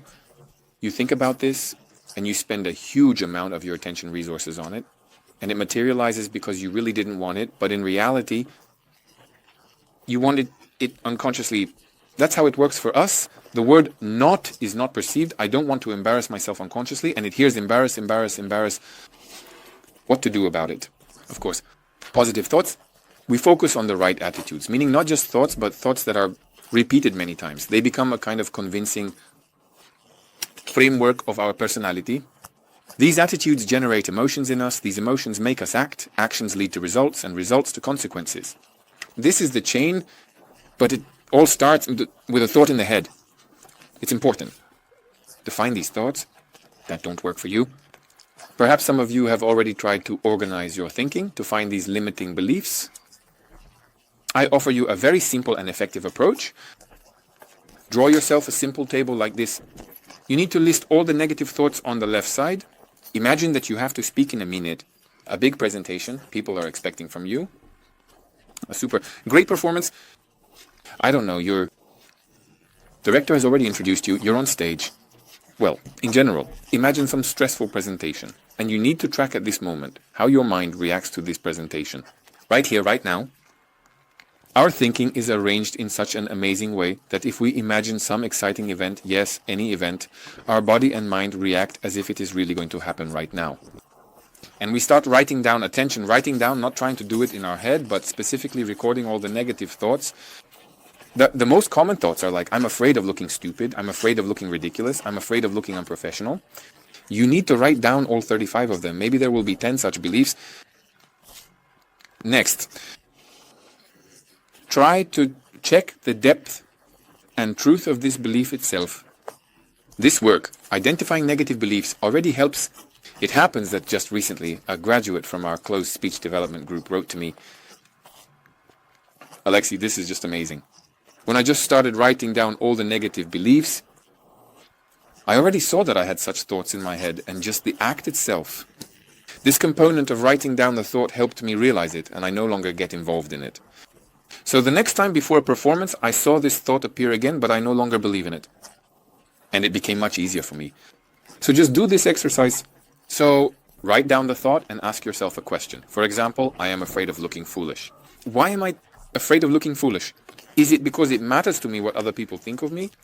Try to find the depth here. Or I am afraid because of looking foolish. Which means, and this means that, again, other people's opinions matter to me, and I am dependent on other people's opinions. So, if you wrote down a belief, for example, I am afraid of forgetting the text, okay? Why am I afraid of forgetting the text? Because I will be anxious, which means I might look foolish. And again, we come to the point that I am afraid of looking foolish. If the belief starts to repeat, it means you have reached the core main belief and you can work with it further. When you have found all these beliefs, give yourself ratings from 0 to 10. How much does this thought affect you? How much does it engage you emotionally? How much does it throw you off balance? Out of balance from 0 to 10. And then we form a positive belief. We rephrase it through positivity. Criteria for a positive belief. It should be through the I position, me, mine.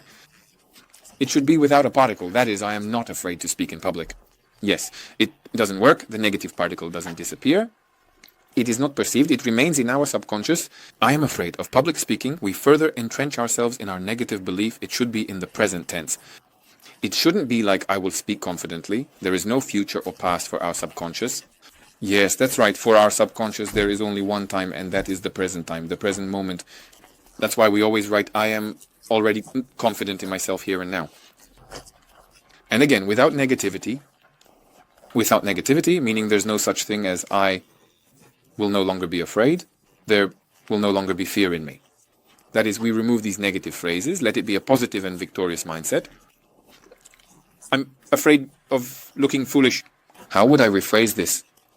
I would go beyond the boundaries altogether, foolish or not. The mindset helps me very well. I am free from judgments. So here we are talking about the fact that I am no longer the person who worries about what others think of me. People can think whatever they want about me. Some might think I'm a great expert. Others might think I'm not a very good expert, but I'm okay with that. I know that all these opinions can exist. Everyone has the right to these opinions. But what matters is what I think of myself and the experience I gain here. I am free from these judgments. I am an expert. I know myself. And this inner belief in myself is unshakable. I am free from judgments. I also like the phrase, I'm not a $100 bill to be liked by everyone, but that's not the point anymore. An affirmation is a certain phrase that you can repeat to yourself. Being a speaker is not such an ancient profession that it should satisfy everyone and so on, but this is more for humor. You write down negative affirmations, test their strength, set a scale from 0 to 10, and write a positive formulation, and move away from judgments. Be free. See you soon.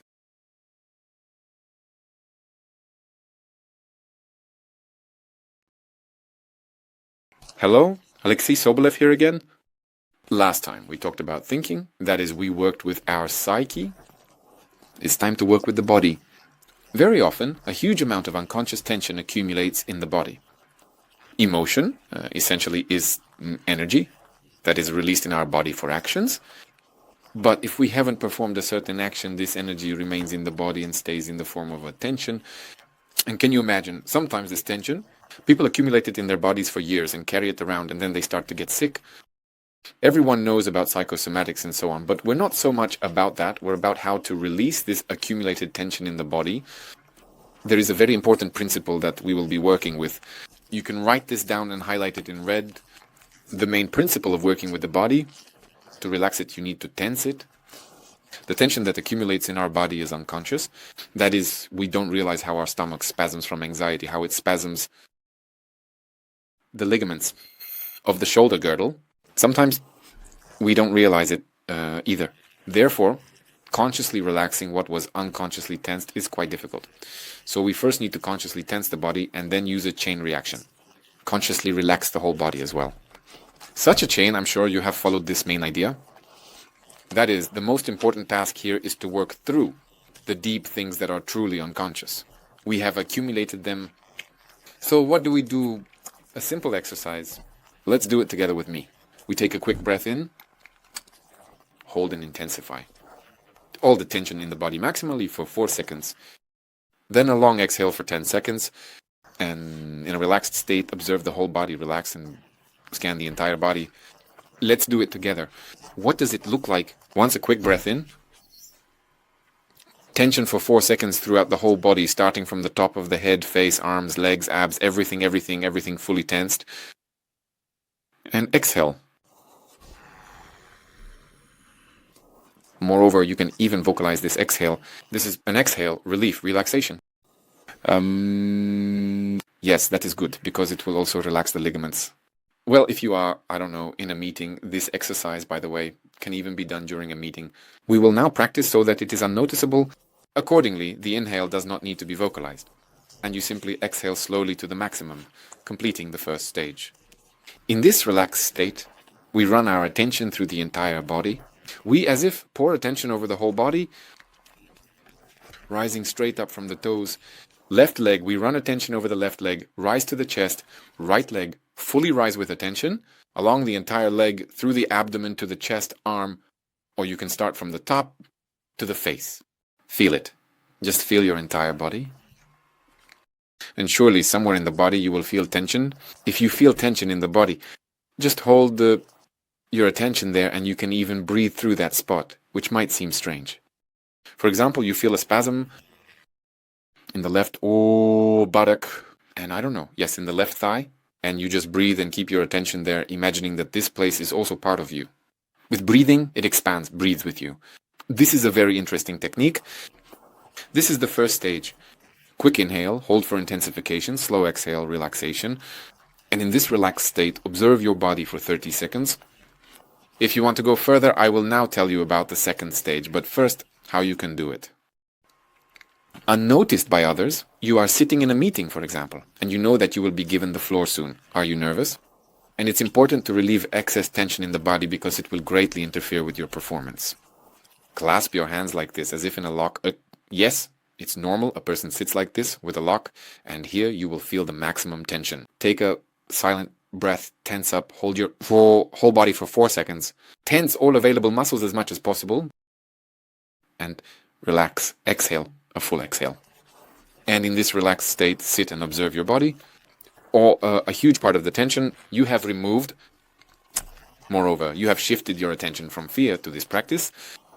Do you want to proceed to the next stage? I recommend doing it because we work with the abdomen there. In 99% of cases, anxiety blocks our diaphragm. The diaphragm is responsible for breathing, and it's generally very difficult to speak with a tense diaphragm. Do you feel butterflies in your stomach? This means that one of our most important muscles is spasming and contracting. This is the diaphragm. Therefore, we also need to relax it. We even out the breathing and activate the diaphragm. What do we do? Focus attention on the stomach. Imagine your attention as a beam of a flashlight. Keep all your attention on the stomach. Start breathing through the mouth. Why through the mouth? Because when we breathe through the mouth, our diaphragm is automatically activated. And when we breathe for 30 seconds, deeply. You can even place your hand on your stomach to feel how the diaphragm works. You can breathe for 30 seconds to a minute. Make sure you don't get dizzy. Choose your own pace calmly and like that. After breathing for 30 seconds, now breathe calmly and relaxed, and try to keep all your attention on the breathing for literally a minute. Feel how the air enters through your nose, breathe through the nostrils, how you exhale, how the air touches the point under your nose. Just keep all your attention on the breathing. In general, this is one of the most effective practices of meditation, focused on breathing. That's it. I won't give you any super complex multi-stage techniques. I have selected the most effective, in my experience, in my opinion, technique that helps relieve the deepest tensions in the body. Believe me, it works. Simply amazing. According to the feedback from hundreds and hundreds of people I've worked with who have applied this in real combat conditions, stressful situations, everyone writes just, wow. It's really cool. Take it on board, apply it, use it. And in conclusion, friends, fear feeds on your attention. Don't let it take over you. Control your attention. See you.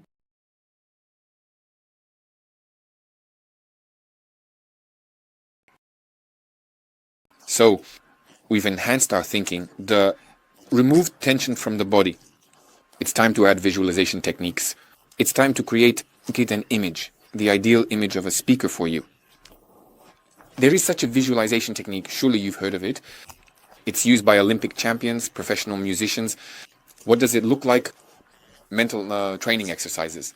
For example, a basketball player stands in front of the hoop, an empty hole. Only the coach is sitting there, and the coach helps him recreate the visualization, and he narrates, you make a run, a jump, a throw, the ball flies, basket. The crowd cheers, you scored 3 points for the team. Again. And these kinds of mental practices, training, even though our basketball player stands without a ball and doesn't take a step, only mentally imagining these throws, the accuracy of such throws increases by up to 40%. Can you imagine all professional golf players train mentally? They conducted an experiment where musicians, pianists, 2 participants with connected encephalographs that record brain activity. One was actually performing certain scales, while the other was doing it mentally. And on the sensors, the brain activity responsible for training was almost identical. This motor skill. So one was actually playing, the other was playing mentally. The effectiveness of such practices was identical. So what am I getting at? I sold you the idea that visualization works. A huge number of people use it. Make sure to take it into account. For us, as speakers, this technique is very cool. It helps to recreate our image. And even if you have little real speaking experience, you can fill it with visualization.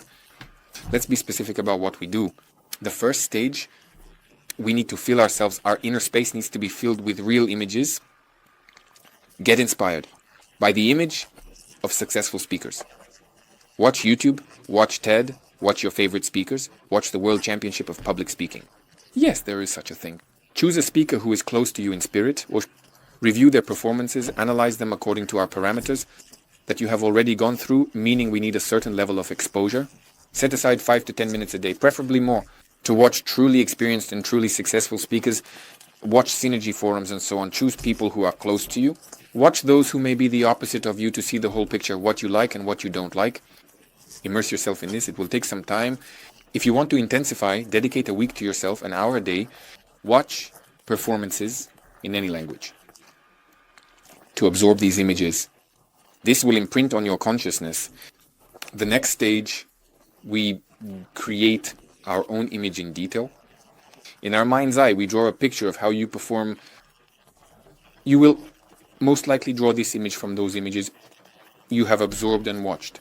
And your task is to recreate yourself. You don't imagine that you are Steve Jobs or someone else, but you specifically imagine yourself.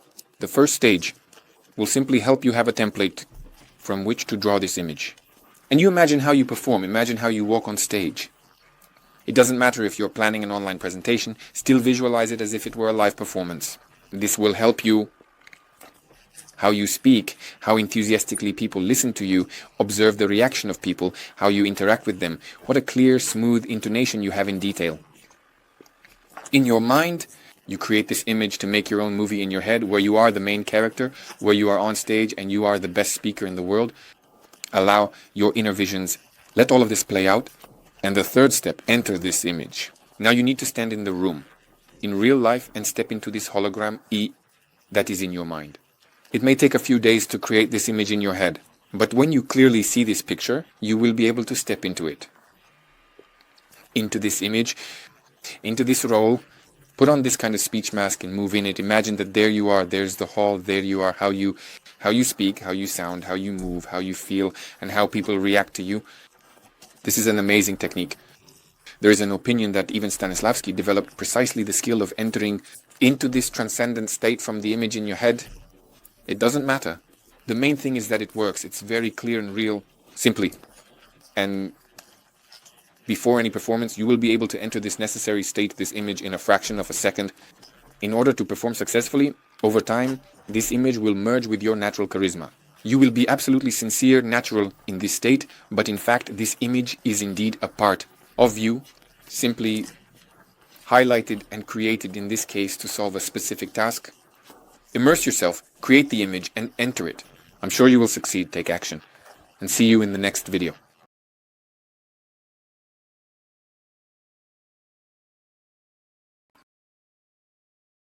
And once again, Alexei Sobolev here, and we continue with you. Previously, we talked about how unconscious emotions generate tension in the body.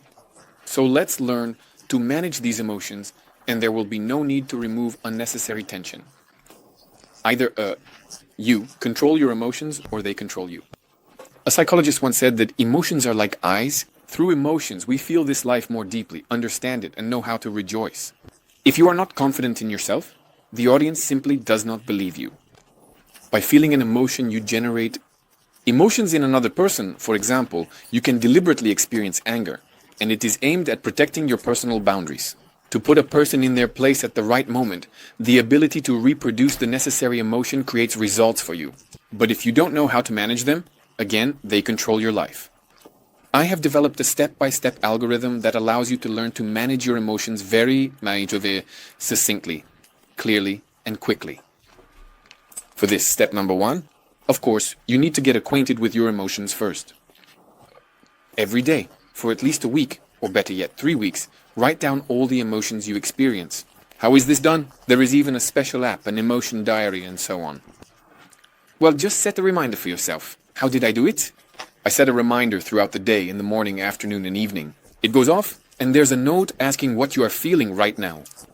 If I have the opportunity and there is no super urgent task, at that moment I sit down for exactly 1 minute, and I ask myself the question, okay, what emotion is inside me right now? What am I experiencing right now? And I write it down. I just write it down and then go on with my tasks. 3 times a day I analyze what I am feeling at the moment. If you don't know your emotions, if you can't answer the question of what you are feeling right now, then you can't manage them. You know, like people who live on islands, they can predict a storm several hours in advance, even when the sky is blue and the sun is shining by very subtle. Changes in the air, in the weather itself, they sense the changes coming. That there will be a storm, a hurricane.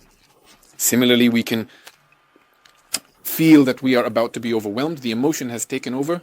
If you can't manage it, you can't do anything anymore. The emotion has overwhelmed you, and you act on autopilot. A person familiar with their emotions can tame this force of nature. That's our metaphor. The second stage. Remember, any active important action, specifically active, that you perform with maximum confidence, how it feels. Remember, how you make your favorite salad, you do it a bit virtuously, slicing the cucumber, how you drive. If you've been behind the wheel for more than a year, surely you do it very confidently. Any active action in which you are maximally confident, how it feels, remember. And now express this emotion in your body. Depict this emotion with a large gesture. Yes, you depicted the emotion of confidence from that action. And then change this emotion, express it broadly as if you are a dancer with a large, bright gesture of anger, for example, and then tenderness, then joy. And try in the next step to dance these emotions, express them in your body. In a specific action, choose a range of different emotions. Select 5 tracks. The first track is aggressive anger. The second track, gentle tenderness, inspiring love for inspiration. Sadness. And switch tracks every 30 seconds. Dance. Express the emotion through your body because the body and emotions are very interconnected. That is, emotions are this energy that seeks an outlet through the body. We need to learn to let emotions out through the body. We need to recognize them as the first step, then learn to express them through the body. And in the 5th step, create the basic emotion of true STI energy. When you have recognized your emotion, learned to express it in your body, you know how it feels, and now you can generate this feeling within yourself. Recreate within yourself how this basic emotion of confidence looks in the body. What do you feel inside yourself? Anchor this feeling. Learn to enter this state of emotions, confidence, and energy in a split second. If you diligently go through all 5 steps, do this. It will take some time. Believe me, you will be able to activate it in a second. Into the emotion you need. In our case, we need the emotion of confidence and energy, drive, courage. A simple algorithm, right? But once again, this will require your time, attention, and diligence. But believe me, it's worth it. Apply it. Take action.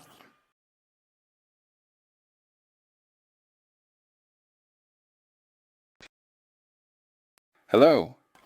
Let's do a little meditation now. In my opinion, this is one of the most effective techniques to relieve all tension. We partially talked about this in previous videos, but now let's perform a full relaxation meditation. The technique of body unawareness. Conscious direction of attention removes all tension. Like a beam of a spotlight, like light that dissolves darkness, our attention can dissolve absolutely all tension. How? Let's do it together with me now. Close your eyes, sit down. It's better not to lie down so you don't fall asleep. Sit on the edge of the chair so your back is straight, so you are as comfortable as possible. And close your eyes. Direct all your attention to Guaiso, the center of your chest, where your heart is. Hold your attention there. You can smile gently. And let's start pouring attention into your entire body. Let's start with the left leg. The tip of the toe. Feel your left leg. The big toe of the left foot. Feel it. All attention is there. Now slightly expand your attention to the left foot. Feel it completely. The heel. All the knuckles. Feel everything. Move higher. The ankle, the calf. The calf muscle is meant here. Move higher, the knee. Hold all your attention there, and surely the leg is giving you feedback. Somewhere the muscles twitch slightly, somewhere you feel tingling, somewhere else. Move further. The thigh. Feel the left thigh move up through the abdomen to the center of the chest. Hold your attention there. Excellent. Now the right leg in the same way. Right thumb, feet. Focus all your attention on the toe. Now expand your attention the foot, the heel. Move up higher, the ankle, the calf muscle. Feel the response. The knee, the right thigh, and move up through the abdomen to the center of the chest. Hold your attention there. If you feel tension somewhere, relax that part of the body on the exhale. You can imagine this tension as a clenched fist. Imagine a clenched fist and a relaxed palm, how the tense fist turns into a relaxed palm. Do the same with the left hand. From the fingers of the left hand, we expand our attention to the hands. Our left hand. Move up past the wrist, the forearm. The shoulder, the whole arm, feel the entire left arm. And through the collarbone, we smoothly descend back to the center of the chest. We will do the same with the right hand. Fingers. The entire hand. Feel a light, gentle vibration in the area where your attention is. Move up higher, the elbow. Even higher, the shoulder, the whole arm, feel the entire arm. It might even feel a little heavier. And through so, the right collarbone. Fix your attention again in the center of the chest. Now let's start scanning the face from top to bottom, the forehead. Hold your attention on the point between the eyebrows. A lot of tension unconsciously accumulates there. And now try to feel your own eyes. There is often a lot of tension in the eyes. Feel your eyes, focus all your attention on the eyes. Nose, cheeks, try to move lower, lips, jaw. And flood your entire face with attention. Relax it as much as possible. Relax the face. The whole head. Move down, neck. Shoulder blades, even. Lower. Lower back. Tailbone. And now try to expand the beam of your attention fully over your entire body. Feel your whole body. Flood it with attention. Deep breath in. And maximum relaxation on the exhale.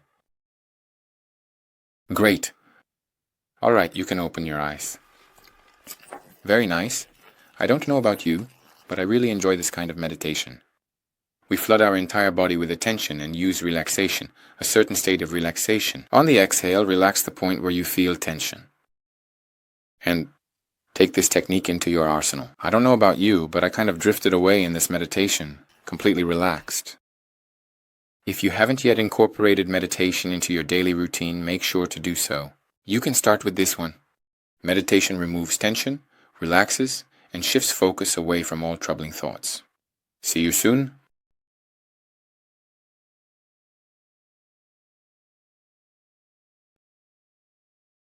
So, the first exercise for developing speech improvisation is the You Nonsense Generator. And let the word nonsense generator not scare you. I will now explain why this exercise has such a name. Our task in this exercise is to turn off evaluative judgments as much as possible. In other words, to switch off a significant part of our mind, largely to stop thinking about what you are saying. Give yourself freedom. This exercise doesn't mean you have to spout nonsense in real life, and approach it as a kind of game. Our task is to play with free speech, where we can easily and freely say absolutely everything that comes to mind. But there are still certain rules in this exercise. Let me tell you, first we take absolutely any topic, for example, my vacation. People really love to discuss or reminisce about their own vacation. Talk about how your last vacation went and there are no restrictions. You can imagine, invent, fantasize, and tell the truth. In general, the task is to take a topic and speak about it easily and freely. Next, we take a random word generator. I've attached a link for you here. There are many such services. For example, this link helps us choose a part of speech. In this case, we choose a noun, select one word. And we click the Generate Word button. And the word regret came up. And we begin the story on the topic, my vacation. Recently, I went on vacation. It was amazing. I had a great time. I stayed in a wonderful hotel, but I felt regret when I had to leave. We generate a new word, service. I had to return to service, and I serve in the armed forces of the Russian Federation, and we all act according to a certain scheme, otherwise we would have no discipline. I needed to give a report on how people can rest better, and at this event, and so on. By the way, you see, the words come to me in an amazing way. They are quite easy to insert into this story. I hope you get lucky too. Insert the words you receive into your story and stay on topic. A very cool exercise. Hold on for 2-3, preferably 5 minutes, and simultaneously record yourself on video. The most important thing is you can fantasize, don't limit yourself. You will feel how very quickly, in just a few minutes, your psyche will accelerate and you will enter that very necessary state of flow. Go ahead, I believe in you.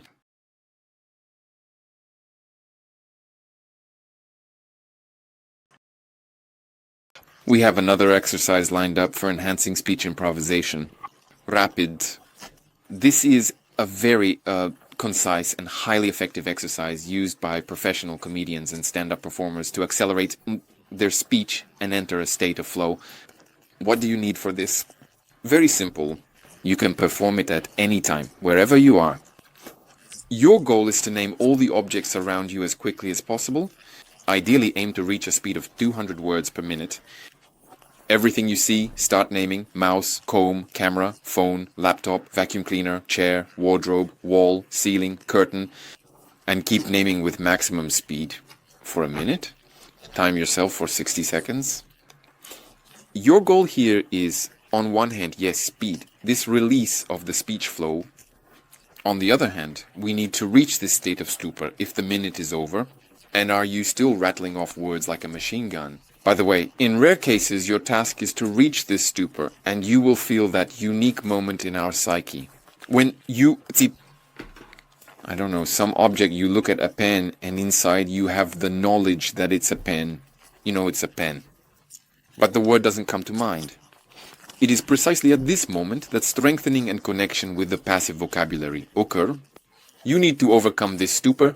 You need to name this object and literally name one or two more objects and then stop.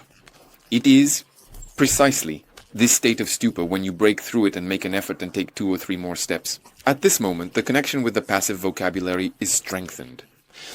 You develop the speed of retrieving information from the passive vocabulary.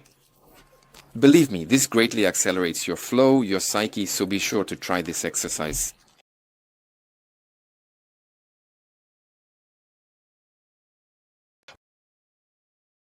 Friends, I remind you, we still have element number 2, content, and we are improving speech improvisation. And today, another very interesting exercise is focusing on goals. This is already a truly advanced technique. Have you ever encountered reps of network companies? Well, they are also known as networkers. People who distribute products and services through network marketing and MLM. What does their speech look like, especially beginners in MLM? I adore these people. They are very energetic, active, with a truly active life position. And when they talk about something, they have engaged in communication with you. And what is always the end of their speech? What do they always conclude with? Of course, some sort of sale. Yes, on the one hand I agree, occasionally a bit pushy, occasionally extremely pushy.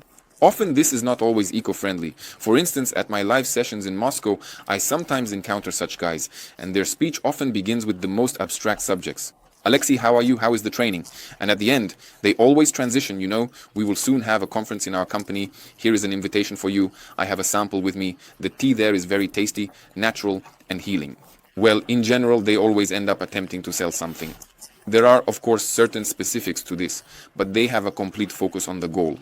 We can learn from them. They know exactly how their speech should end. Of course, it's important to be ethical, ecological in speech, but at the same time, a clear understanding of where I am leading my speech, where I am leading my thought, helps make it structured and purposeful. The majority of individuals who lack comprehension and visual perception of this point B continue to move indistinctly alongside the tree. Here I schematically depicted for you, here is the lower version, how a typical speech looks like. Who doesn't understand their point B? Speech is unconscious. He starts from point A and says, you know, now I will tell you about this, then also about this, by the way, we need to remember about this, then I'll add this, for example, I'll tell jokes here, by the way, what was I talking about? So there is a dispersion happening. We drift into one thought, then into another. Here are the details, here are some examples. And there are multiple points of focus for the listener. The attention has already diminished, and you are only halfway there, and you yourself have lost track of why I am saying all this. At times it appears as if 10 individuals are attempting to squeeze through a solitary door simultaneously, and every person becomes trapped. The same thing happens somewhere in the middle of such a speech, when there is a freeze. You want to deliver all the information at once. The capability to initially establish the ultimate point B for yourself, for which I will express this. And subsequently, all of these thoughts start to align in a sequence, in a direct line. Gradually, you start to uncover them. This is something we can practice with you in an exercise called Focus on the Goal, which I'll inform you about now. We immediately focus on the finale of our performance. By the way, this is how many professional speakers prepare. If they have very little time to prepare, they first mentally go through the finale of their performance. What they end with gives confidence, awareness in speech, and all thoughts, all spontaneous ideas that arise in them, he starts working for you. They begin to line up in a kind of chain to achieve the goal. Without a goal, it's a chaotic wandering of thoughts. If you have a goal, you focus all your energy and attention on point B. What do I want to conclude the thought with? Let's try to do the exercise. By the way, our random word generator will also help us here. We mark point B. Objective. Healthy lifestyle. In this case, a healthy lifestyle would be suitable.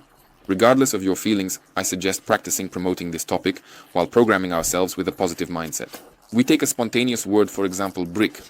And as representatives of network companies, we need to start with an abstract topic and transition to selling our main idea.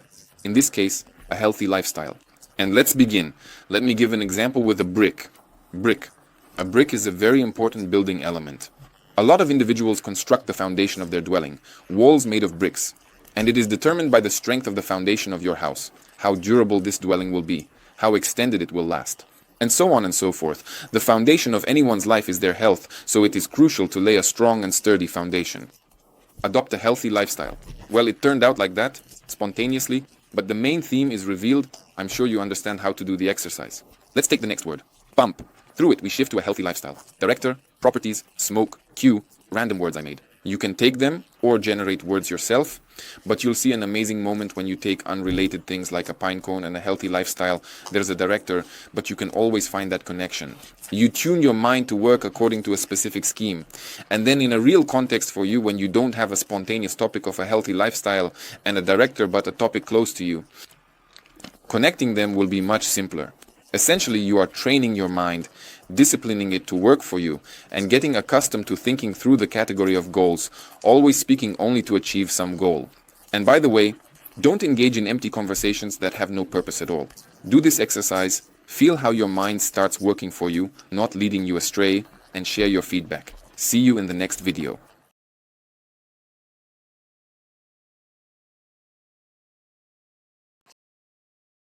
If the previous exercises seemed easy to you, then today I have something more serious for you. Abstraction and commenting. The first exercise is very suitable for those who need to present their ideas, services, products, or some complex technological processes to people who are not familiar with them. It often happens that you've been working on this topic for many years, and it seems to you that everything is already clear and obvious, but people feel like you're speaking in a foreign language. Remember, as it was said, Einstein said, if you can't explain your idea to a 5-year-old, then you don't understand it well enough. Imagine that you have a 5-year-old child in front of you, and you have 30 seconds to explain abstract phenomena to them. For example, harmony. What is harmony? A 5-year-old child doesn't have a set of certain knowledge or terms. They have just begun to feel and understand this world. They have a completely primitive set of concepts about this world, and you need to explain what charity is almost using your fingers. Ego, madness, elegance, sanity, and enthusiasm. Go ahead, I believe in you. But that's not all. I have an exercise for you that professional journalists and reporters use to enhance their ability to broadcast easily and freely. For example, when they don't have time to prepare a story, they find themselves in a hotspot, and they need to start broadcasting right here and now. They periodically warm up and practice through such a simple exercise. It's called commenting on what's happening right now. Turn on your phone, start recording, video, or just a voice recorder, go to the window, and begin reporting from the scene. Comment on everything happening outside your window for 3 minutes. Right now I see a car driving by. Surely a family is going on vacation, judging by the fact that on their roof there are skis. They are definitely not going to a ski slope. Today is wonderful weather for skiing. If you have children, be sure to take a tubing. Well, I mean, you feel it. It's very simple here. By observing all the processes, phenomena, and events around you, you can comment and speculate on what might happen next. In general, I won't limit you with any instructions in this exercise. Just try it, speed up your speech, and it will quickly enhance your improvisation skills. Take action.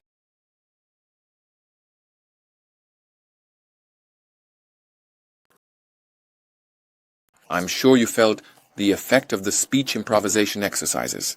I'm sure you tried them, and you really liked them. By the way, I just used the technique of forming one's own attitude. Remember, we talked about this in the previous video. But today we will practice the imagery of speech. We will take your speech to a completely new level, and I will show you why purely logical speech is not always effective, and how to enhance the impact by an influence on listeners, on any person, by adding imagery to your speech. Surely you have often heard from maybe teachers or some acquaintances that figurative speech is always more attractive. Why? Our content, that is, the content of our speech, what we say globally, if simplified, can be divided into 2 aspects: logic and imagery. What pertains to the logical, substantive part of our speech? These are facts, specifics, arguments, what we selected in the main part when you were preparing the structure of your presentation.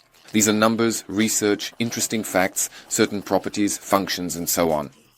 I hope it's clear what logic is. The structure itself, in fact, is the logical part of your speech. Any cause and effect relationship, these are all elements of logic. Now we need to look at what is opposite to logic. and how we can strengthen logic. You know, by the way, our brain is even divided into two hemispheres. Many people know that the left hemisphere is logical. Many scientists are called left-brained and think systematically, structurally, logically. And the right hemisphere is responsible for creativity, emotions, images, and pictures. I am convinced that our thinking is primarily imaginative, the language of our consciousness. It has the inherent properties of communication through images. Now I will prove it to you. Apple, tell me, what came to your mind right now? Did you have the word apple in your head? Or did you imagine a picture? 100%. You had an image in your head. As a reaction to my word apple, you internally responded, and this image was born in you. For some, it was the image of a red apple, for others, a green apple, for some, the Apple logo, and so on. In this case, you translated words into a certain internal image, and in fact, that's how we communicate with each other. We decode information. Words verbally are just a code, a cipher, encoded images. We decode them into images that are understandable to us, and then encode them back into words. But we won't complicate speech like that. We'll just try to add these very images into our speech, what we need for this. And we already have everything we need for this. We have 5 channels of perception: visual, auditory, kinesthetic, and generally smell and taste. 5 channels, how we perceive this reality through 5 channels of perception, and precisely these 5 channels are what we will need to embellish our speech. Visually, we can draw pictures. Imagine we draw with it. Imagine you are walking along the embankment, a crimson, scarlet sunset, and immediately this picture is painted in our mind. Then the noise, the seagulls, the cries and the noise of the seagulls, the sound of the surf, the noise of the water. Somewhere music is coming from. Chanson from a restaurant. You smell the aroma of grilled meat. This is somewhere on the embankment in the Krasnodar region, and so on. And the cinema is aesthetic. Feet are buried in the sand. The warm evening sea washes over you. The smell is already there, yes, the taste, and you can drink, feel the taste. Well, someone might have a refreshing drink in the evening, feel some bubbles and so on. Just right now, off the top of my head, I generated several images for you, which I'm sure have a strong internal response for you. That's what images mean. When we color the picture, imagine, hear, feel, sense, try. Of course, the main thing here is not to overdo it. We don't need to engage all 5 channels, but nevertheless, we can enhance the logical elements. Let me give you another example. We can describe our own vacation. You had one of the exercises where you freely spoke, telling about your own vacation. Using only logic, we can describe our vacation. Remember, only logic. I returned from vacation 3 days ago. I was on vacation for 14 days. I flew there on a Boeing 747 airplane. They fed me there twice. The water temperature was 24 degrees. The hotel had 5 stars. I spent $2,000 on my vacation there. It's like a report, like some kind of presentation. But at least everything is clear. But if we add images to it, we would say, when I stepped out of the airport, the doors swung open, and that humid tropical air just enveloped me. That scent. When I reached the hotel, there was classical live music, can you imagine, in the restaurant lobby. Those marble floors, polished to a shine. I entered the restaurant and smelled seafood, lobster, and on the balcony of my room, there were live flowers growing. Every time I opened the door, I inhaled this incredible, sweet scent of flowers unknown to me. Well, in general, I'm sure you see the difference. Only in logical description and enhanced by imagery, it truly exists, and it makes sense to add images to your speech. And as a sort of conclusion, I just want to present you with this certain picture, a comparison. If your speech is filled exclusively with logical elements, there's nothing wrong with that. People will understand you. And most people operate exclusively with logical elements in their speech. And those who allow themselves to color their story, their narrative with pictures, images stand out especially. And it turns out to be like an immersion, 5D cinemas, where the seat shakes and the wind blows on you. And it's complete immersion. Use images in your speech. Immerse people as much as possible into your map of reality.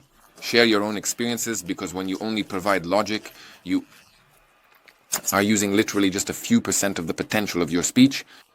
But when you talk about your feelings, emotions, sensations, you infect people in a good way. They also begin to experience these feelings, and the main goal of any communication is to try this experience, to taste how you see this world. Remember, we said that each person has their own map of reality. And here, when we show images, we reveal our map of reality to another person, and they observe it, and that's the most interesting part. This is exactly why communication is needed, to share your vision of the world, your emotions and feelings. I'm sure I've inspired you a little with this technique, so be sure to think about where you can now incorporate images into your speech. Apply it. Goodbye, everyone.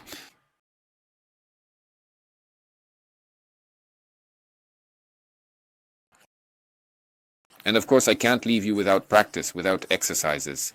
Regarding the information I shared with you in the previous video, I offer you a simple but very clear exercise. Again, your vacation, or you can take absolutely any topic. Describe a significant event in your life using the 5 channels of perception: visual, auditory, kinesthetic, olfactory, and what's left, taste. That is, try to describe the maximum number of images, maintaining a 50-50 balance. Of course, logical elements and image, elements. But here you can go beyond the limits. Focus specifically on practicing.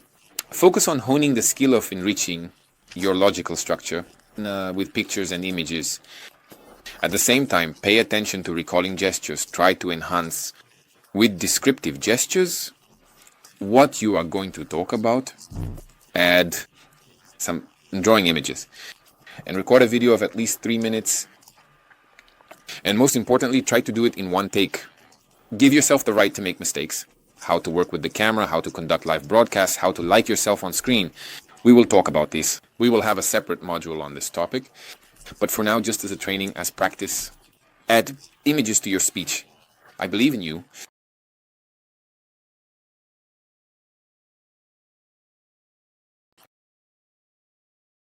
And once again, I greet you, Alexei Sobolev here.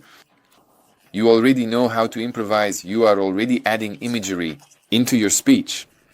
And it's time to combine all of this and learn to tell engaging, vivid, interesting stories. Storytelling, His Majesty, the most powerful tool of a speaker. And indeed, it emotionally connects us to the listeners, uniting us 100%. The most interesting aspect is that storytelling, your story, flies under the radar and is not perceived as a sale. That is, all resistance disappears. There is a fascinating study that states when we listen to stories, a certain hormone, oxytocin, is produced in us.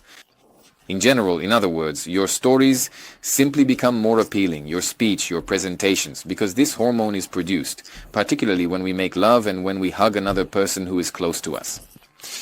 I am sure that I have sold you on the idea of using storytelling, learning this skill, and let's try to understand what storytelling is.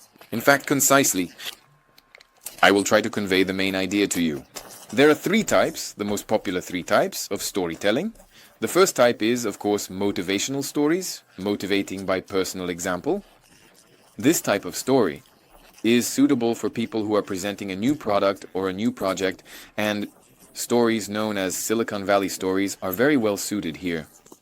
When you tell a story about a person who changed people's lives with their invention, who brought about a certain revolution in this field, of course, Elon Musk, Steve Jobs, and so on come to mind. The key with these stories is that they should not be banal. If you find a story, some element of their biography that is little known, it will be very well received. The second type of story is motivational stories, which are the most popular, your personal story. When you don't tell the story of some famous person, but your own, stories of overcoming. How you, dealt with depression, recovered after a divorce, quit smoking, lost excess weight, and so on.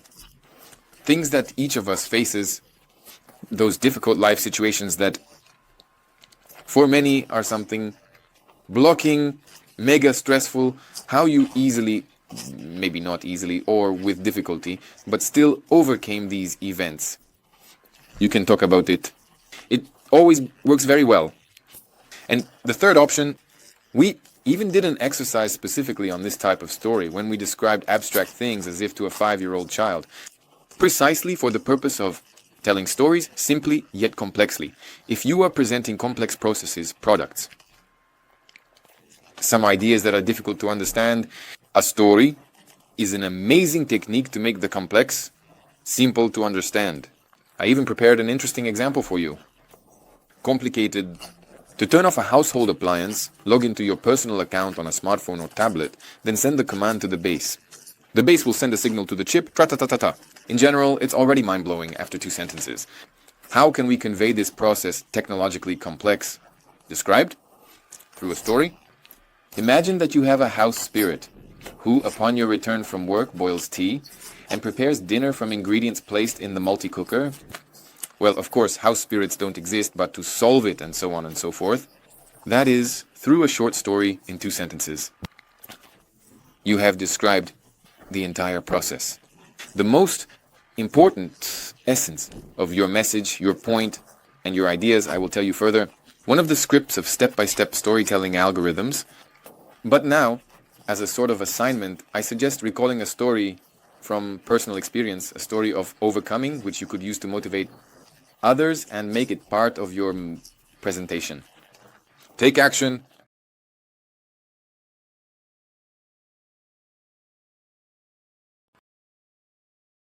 So, friends, Alexei Sobolev is back in touch, and now I have prepared something truly amazing for you. I have prepared a step-by-step script for you to prepare past your story. But the most interesting part is that it won't just be a story, it will be a selling story. This is the most complex yet the most effective format when you weave a certain sale into the storytelling, selling yourself, your ideas.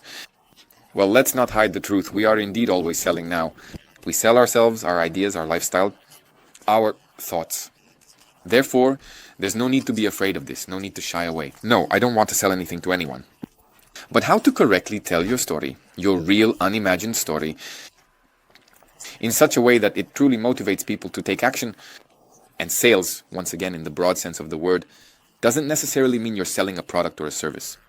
Even a teacher giving a lecture can tell a story in which they sell the idea of this knowledge so that students become more engaged, study the subject more deeply, and are truly motivated and inspired by this knowledge. The application of these tools, which I will now share with you, is absolutely broad. But let's take a specific example. I'll tell my own story. I broke down the preparation and execution of this entire story into several stages. The first stage is, in fact, the preparation of the story. Here are a few guiding questions. Around what negative situation do you want to build your story? What were you feeling at that time?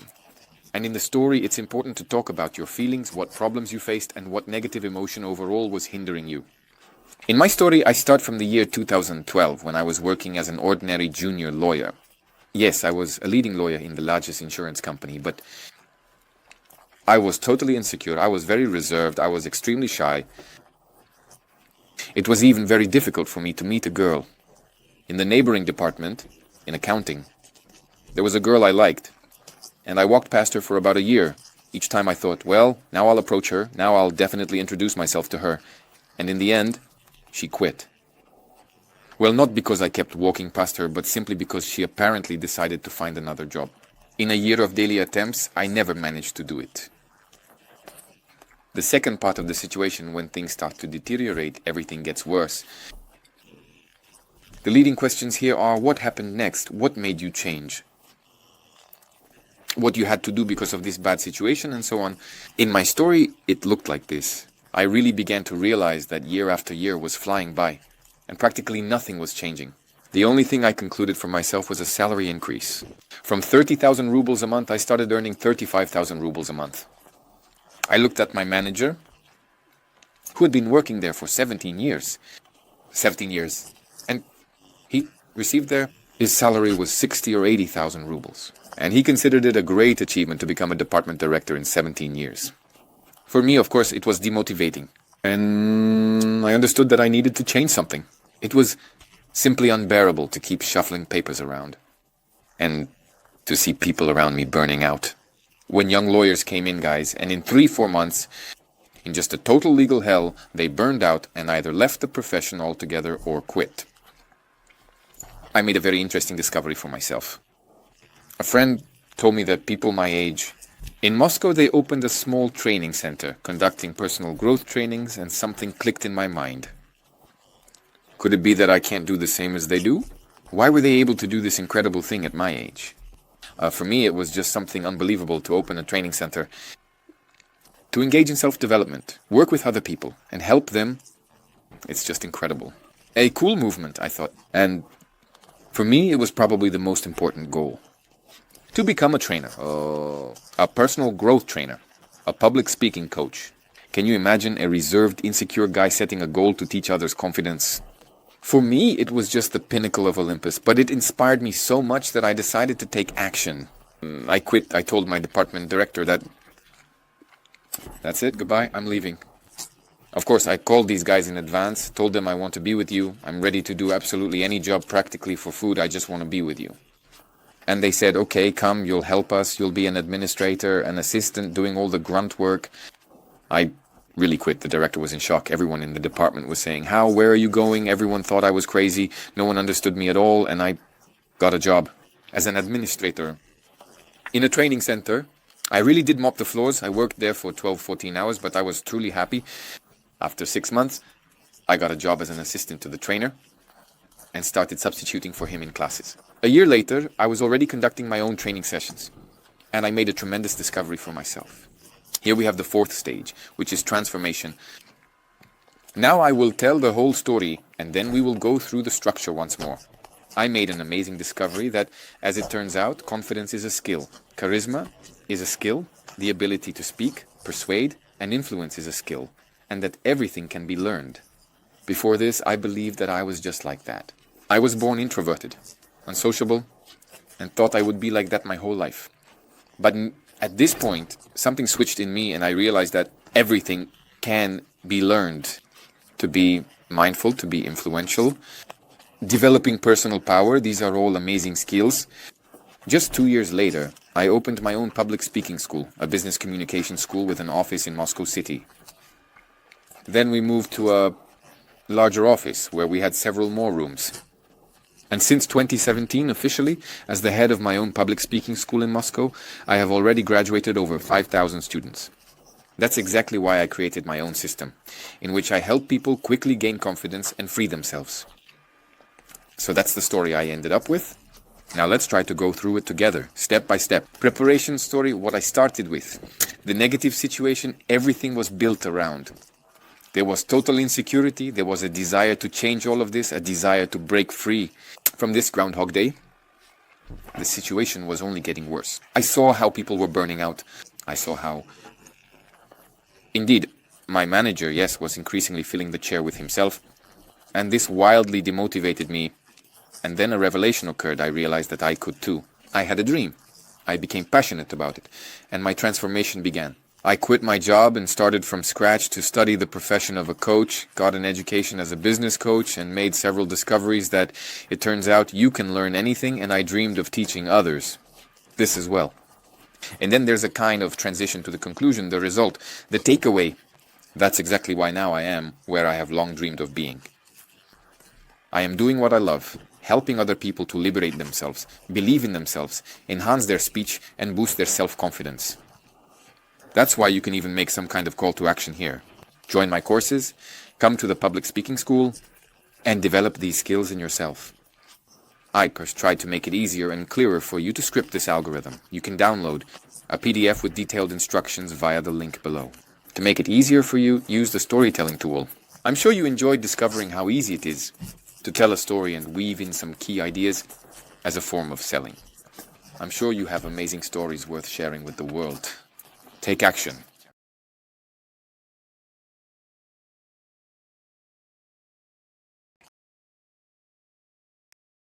Hello, Alexei Sobolev here.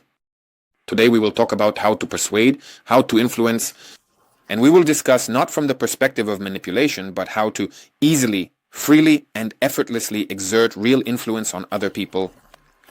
Let's try to start with anti-examples. Very often people think they influence through threats. Don't do that. Why? When you try to threaten, what is called manipulation by force, like do it or else. A sort of ultimatum. Tactically, yes, you might win. That is, here and now, the person might agree with you, But agree, it's unlikely that long-term trusting relationships can be built on threats. No, it's unlikely that later they will want to communicate with you or do anything.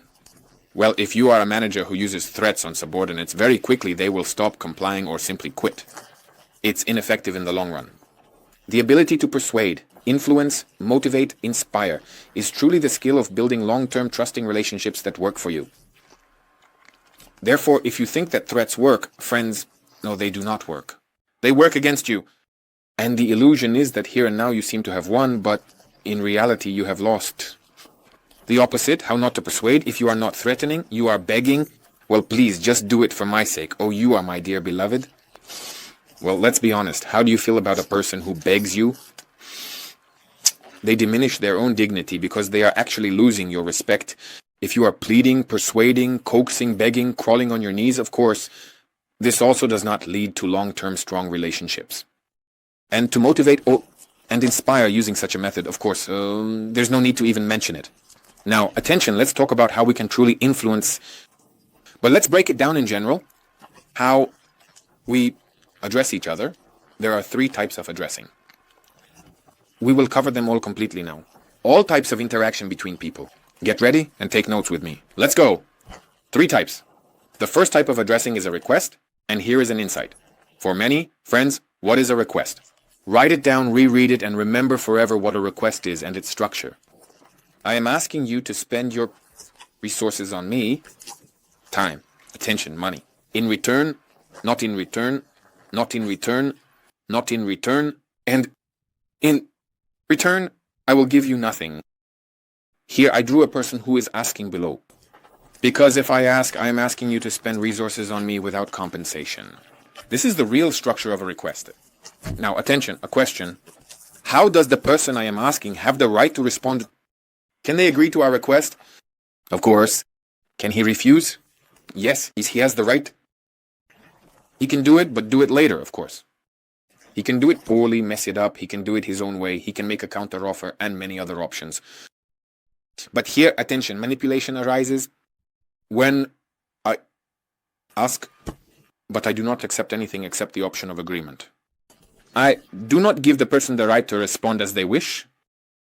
In my mind, he must agree. And if he didn't agree and chose by right, he has the right to any response options, then I start to get offended. How could you? You were supposed to do it. And the person starts to feel guilty, and from that guilt begins to do something.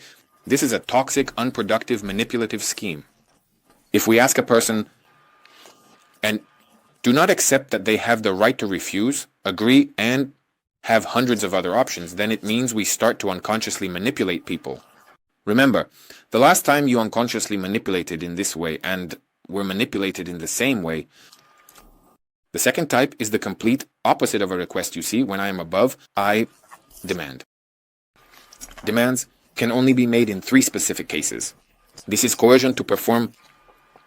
When you have methods of coercion to perform, for example, a contract, if you have signed a written agreement with someone, attention, a written penalty, a written contract, you have the right to demand exactly as much as you have specified in that contract.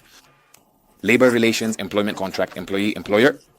If in the evening you finish at 6, are planning to go home peacefully, and the manager runs up and demands that you finish some tasks, and so on, you say, okay, Oleg Ivanovich, I understand that this is your request. In reality, it is not a demand. Oleg Ivanovich disguised his request as a demand. And people who are insecure think, oh yes, he demands it, well, I have to do it. After all, he is the boss. And they spend their resources, time and attention on something they had the right to refuse to do. In this case, I would say, I understand your request, but let's do it this way. I will stay for a few more hours and do part of the work, but let's agree that tomorrow at the board meeting you will put in a good word for me. Or let's agree that tomorrow I will come in by lunchtime and finally get some sleep. I recognized his request as a real request, not a demand, and I communicated to him that it was a request and turned it into a counter-proposal. In my opinion, this is extremely effective. So when there is an agreement, we can demand. When there is a law, we can demand. That is, if your neighbor plays rock and roll at night, you can demand from him that he turns it off. Because if you need to call the police, you have tools for enforcement, tools for compelling compliance. And dependency, for example. Children depend on their parents, who are good, experienced, and proper. In my opinion, parents do not ask their children. They demand, well, what does this mean? Let's put it this way. I don't want everyone to think that Alexei, as a parent, demands everything. No, but the task, especially if teenagers and children are involved. For teenagers, the task is to learn to adhere to the norms of behavior. This is their evolutionary task, their personality.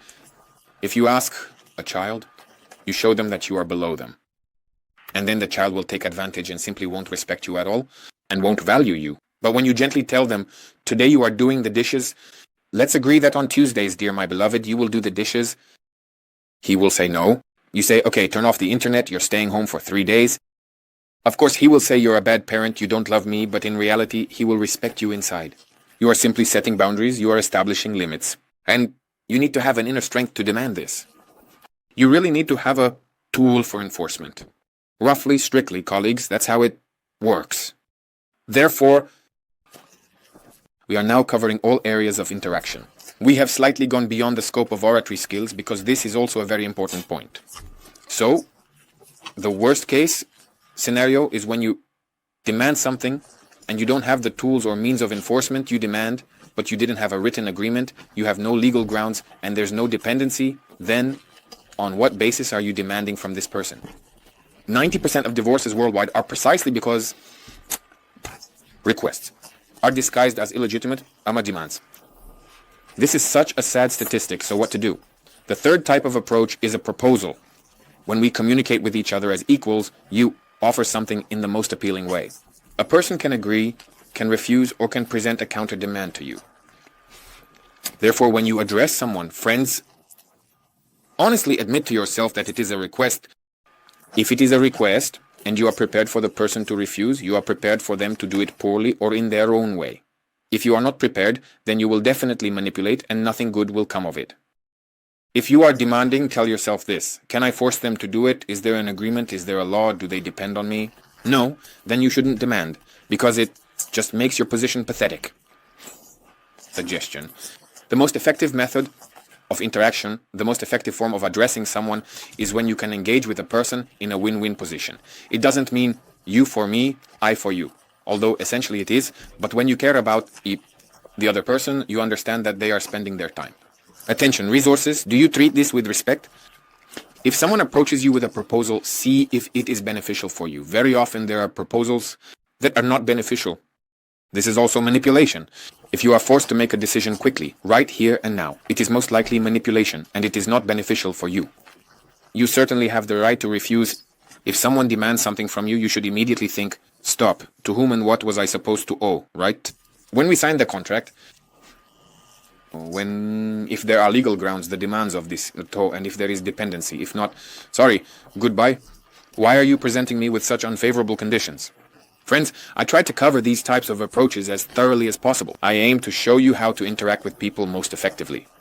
For many, I'm sure, there were revelations here. Some might have found it harsh, while others thought it was the most effective way. But this is the psychology of interaction. If you start using this in your daily life, manipulations, unnecessary manipulations, guilt and resentment will disappear. And it will become much more comfortable for you to interact with each other. Apply this knowledge. See you.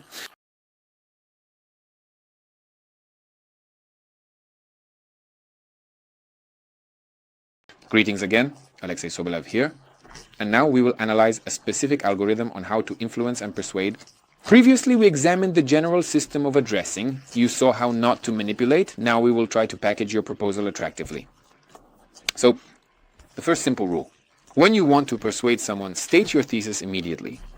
If it's simple everyday communication, try to avoid using you formulations. You definitely need to. No one needs that. The person will immediately start to defend themselves.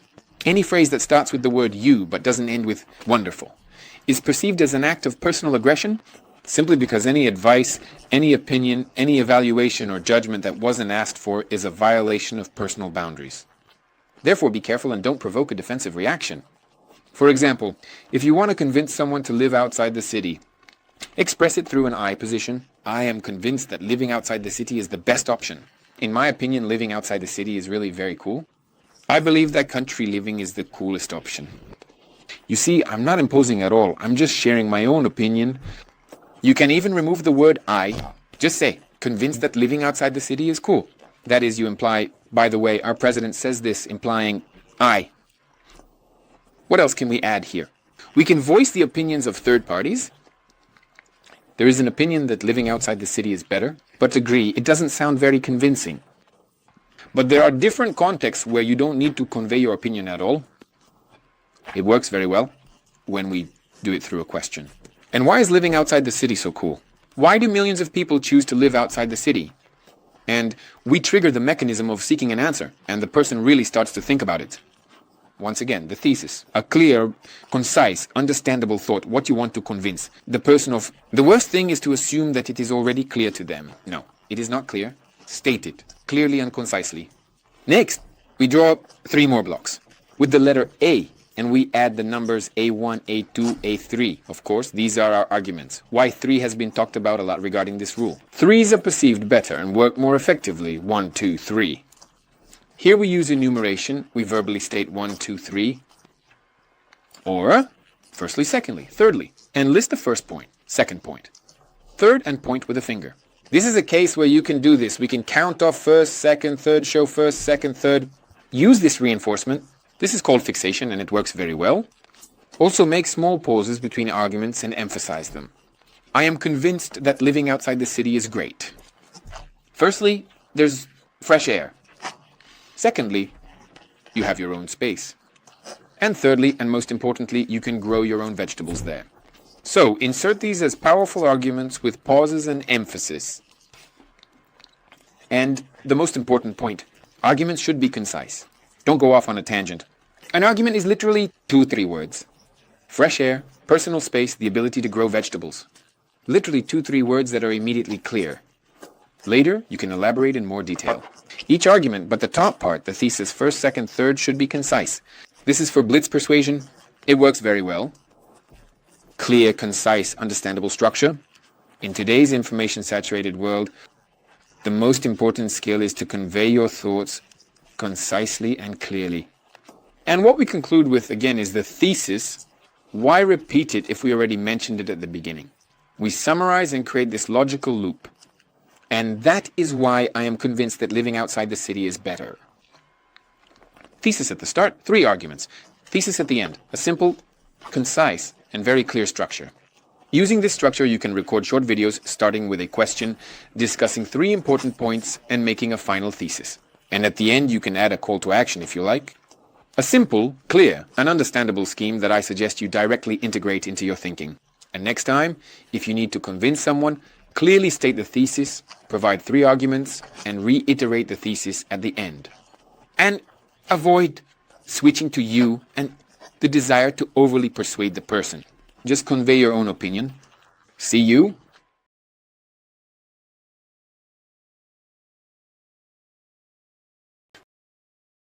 Well, now you know how to express your thoughts concisely and convincingly. But let's delve deeper and see how we can enhance the impact of this technique. Frame and picture.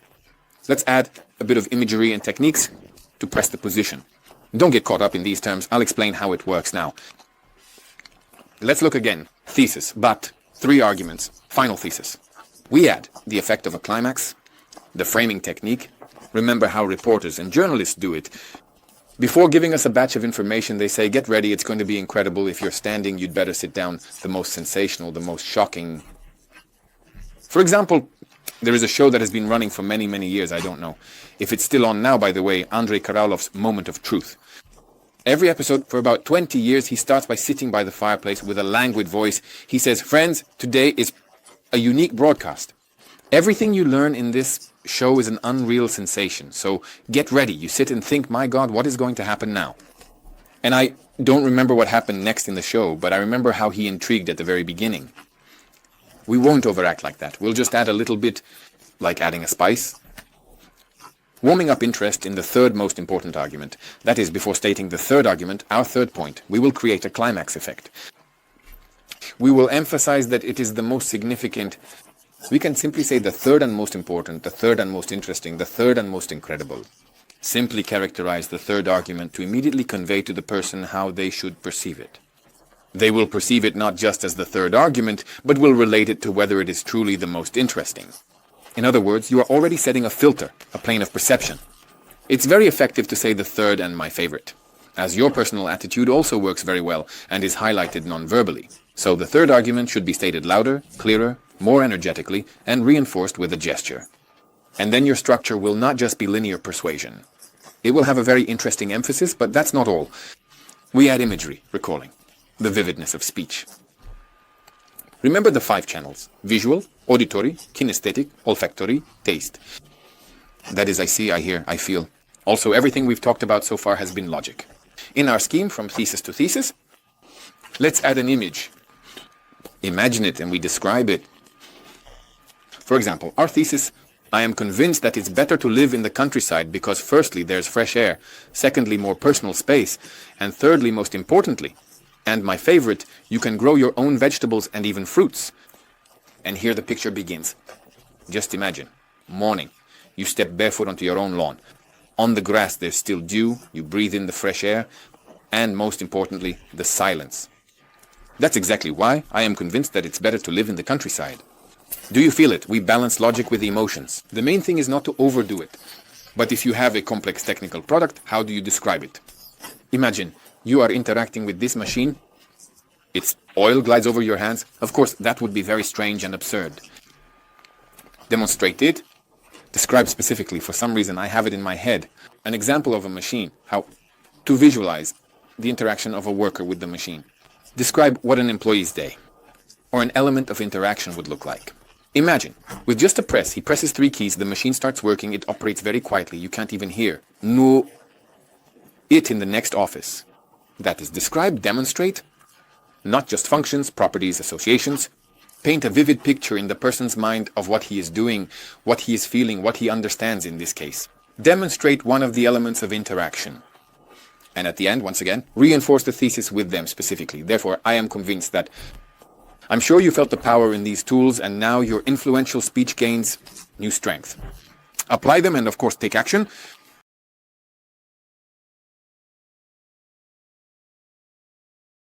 Well, now you know how to express your thoughts concisely and convincingly. But let's delve deeper and see how we can enhance the impact of this technique. Frame and picture. Let's add a bit of imagery and techniques. Hello, I'm back with you, Alexei Sobolev. If you thought we had already covered everything we could about the influence of persuasion, then no. There is one more very important element. What does our scheme look like again? Thesis. 3 arguments. The third argument is the most important. Add an image of emotions, images, and finally the thesis. But we forgot the most important thing. Most people in the world are tuned to one radio frequency. The radio frequency is called "What's in it for me?" People always wonder, what do I get out of it? And what benefit do I gain from this? Everything we hear, see, and perceive goes through our filter of what's in it for me. What do I get out of this? What's my benefit? Here? That's how our ego is structured. It's neither good nor bad. It's just a fact. Therefore, of course, if we are trying to persuade someone, and it's better not to try but to actually persuade, we add benefits. We ask ourselves what is important to the person, why it is important to them. And we use connecting words like "thanks to which" and "which will allow." That is, we don't just say, I am convinced that living outside the city is great because firstly, there's fresh air. Add, and what will this fresh air give the person? And we add the benefit, thanks to which you will sleep better, wake up earlier, feel more refreshed and energetic, work much better, and most likely earn more money. Secondly, personal space. So what about personal space? What do I get from it? Which will allow you to place, for example, a small exercise machine and save on fitness and work out every day, either on a treadmill or on an exercise bike. And thirdly, and my favorite, is having your own garden. So what do I get from this? It will allow you to relieve stress and gain incredible pleasure when you grow things with your own hands. Cucumbers, strawberries, and then imagine the picture starts. And then imagine friends come over, you pick some parsley from the garden, make a salad. I'm convinced that Life Beyond feels better, the same scheme, but we added a specific benefit to each element. Now, it's very important. Every person strives to obtain 3 key resources of happiness everywhere. freedom, success, and all three at once. In the broadest sense of the word. We want to be happy, we want to feel in a great mood, we want to be free, and we want to be successful and recognized. Sometimes a person is happy but not free and not successful. Some guy is sitting with a guitar playing in a basement, he's happy but no one knows him, no one listens to his songs, he's not free, he doesn't even have a bicycle to get around. For example, a person is free, unemployed. He is free, does what he wants, but he has no success and no happiness. Or on the contrary, a successful person. Wall Street, he works 20 hours a day, he has a fortune, but he is not happy. He is a hostage to his job and he has no freedom, it's just work, work, work. You see, we need balance and ideally how each of these elements will unfold. How each benefit will reveal one of these resources. In the example I gave, fresh air can reveal to us a sense of happiness. That is, you will be more energetic and in a good mood, waking up. With more free space, personal space is the realization of the need for freedom. Each member of your family will have their own room. You will find yourself in greater solitude. But again, this leads to happiness.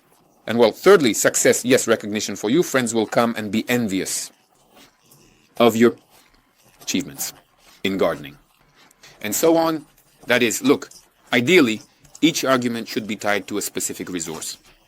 How can you make people happier, freer, and more successful? A simple and very effective scheme, this is how it looks. If you but structure it this way, you are simply destined for success. Of course, it's not a button for controlling people, but this way, you will make your speech as effective as possible. With this scheme, you can record sales, promo videos, clips, even conduct live broadcasts. Key thesis arguments, benefit for people, third strong argument, image, and final thesis. This also works very, very well. Act, apply, and practice. Persuade and influence. Goodbye.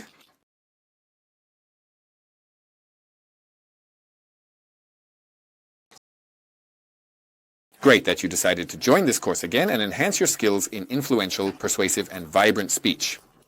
Today, we will be talking about ourselves. A bit self-centered, we will have a lesson. Self-presentation. What is self-presentation? Let's immediately give a definition. It is the ability to create an image in another person's mind. An image of yourself. The image you need. Very often we do not control the perception of ourselves. That is, thousands of people do not know us or are subscribed to us, for example, followers know us, and each of them has their own image. There is our close circle of people who know us, and each of them has their own image of you. So, the skill of self-presentation is the ability to create a picture in a person's mind about you, so they think of you. What you specifically want may seem difficult, but in reality it is not. The first thing I would like to talk about, imagine magical scales, well, a kind of metaphor, and you, your entire life, all your experience, knowledge, skills, all your achievements, material and non-material benefits. So, all of you with your entire life have been placed on magical scales. And the scales show the value of a person. Let's say it's measured in gold coins. And so you are placed on the scales, and the scales show 4 gold coins. Not too much, not too little, just 4, and this is your real objective value. What happens when we want to present ourselves in a stressful situation? I very often see this in interviews and public speaking. We start to undermine ourselves due to anxiety, insecurity, inadequate self-esteem, the inability to value, accept, and simply know ourselves. We kind of start giving ourselves a margin of safety. We sort of make excuses. Oh, well, it's nothing special, just 20 years. An expert with incredible experience and one of the best in this field. Yes, we totally undermine ourselves. A silly job, nothing interesting, nothing special, just think about it. And when we say these words, we think it's modesty that adorns a person. But when we hear this, we think, well, yeah, really, nothing interesting. And this is the great pain I often encounter when I see wonderful specialists, simply incredible, experienced, unique, charismatic, who undermine themselves with such presentations. For now, just the approach. Later we will analyze how to specifically talk about yourself so that it is effective. But the main metaphor is that you can present yourself for 5 gold coins. Why is this necessary, and what does it even look like? Let me just illustrate. There was such a character. In history, Thomas Edison, yes, there is an opinion that he was a real person. Others believe that he might have been a legend. It doesn't matter, just an example. Thomas Edison invented the light bulb, according to legend. He conducted 1,000 or even 10,000 experiments before that very light bulb lit up. And how would Thomas Edison talk about himself using our principle of gold coins? With 3 gold coins, he would say, to be honest, I ruined 1,000 light bulbs, and one accidentally lit up. With 4 gold coins, I conducted 1,000 experiments, and through painstaking work, I found a successful model and invented the light bulb. 55 gold coins. It's the same fact. Friends, hundreds of newspapers around the world wrote about me, saying that I am a genius and have sparked an industrial revolution, and I brought light to this world. Thanks to me, a huge number of people, millions of people, have changed their lives, and the entire planet now owes me a bit. It's a bit pompous, I agree, but nevertheless, the fact remains the same. Yes. Here, I even reduced the presentation to 10 gold coins, and that's not necessary. Which means 5 gold coins. Many here start to resist, Alexei. I don't want to praise myself, I don't want to lie to myself. Attention, there's no need to lie about oneself. We are talking about real facts and achievements, but the ability to value yourself, present yourself, and create the right image is your main task. Let me give you another example to make it clearer. Imagine a networking conference. You came to meet and communicate with people, many people from different professions, all set for active communication and networking. And then a person approaches you, extends a hand and says, "Good evening, do you mind if we get acquainted? My name is Oleg, I am an engineer." Let's be honest right away. What association comes to mind with Oleg the engineer? I use this example and often survey my students. There are different opinions. Some say a proud engineer, probably a tedious introvert, boring. Others say a systematic mind, has higher education. So the most polar opinions. But for some reason, the majority of the audience tends to think that he is uninteresting, tedious, and a monotonous techie. And this is the golden rule. When a person doesn't manage the perception of themselves, they just provide the minimum information, essentially giving themselves away. Of course, he can later correct this and say, for example, when I ask him, "Oh, Oleg, very nice to meet you. In what field do you work?" He will say, "I am involved in writing software code for 5th-generation fighter jets." I thought, wow, that's cool. There are 200 such programmers, indeed, doing this, but he is involved in it, so this is already worth 5 gold stars. Do you understand the principle? When you provide information that clearly forms the desired professional image, it's good for you, I know. Maybe someone thought that Alexei is suggesting to boast about oneself, to push oneself forward. No, it's about confidence and adequate self-assessment, about the ability to sell yourself. How exactly to do this? Definitely. Watch the next video. I will explain. What are the right questions we can use to present ourselves in a favorable light before a meeting?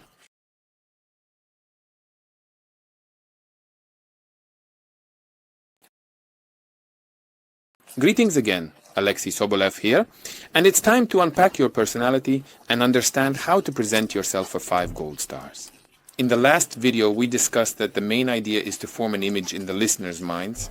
And by no means should you sell yourself short, but present yourself in the most advantageous way possible. What will help us with this?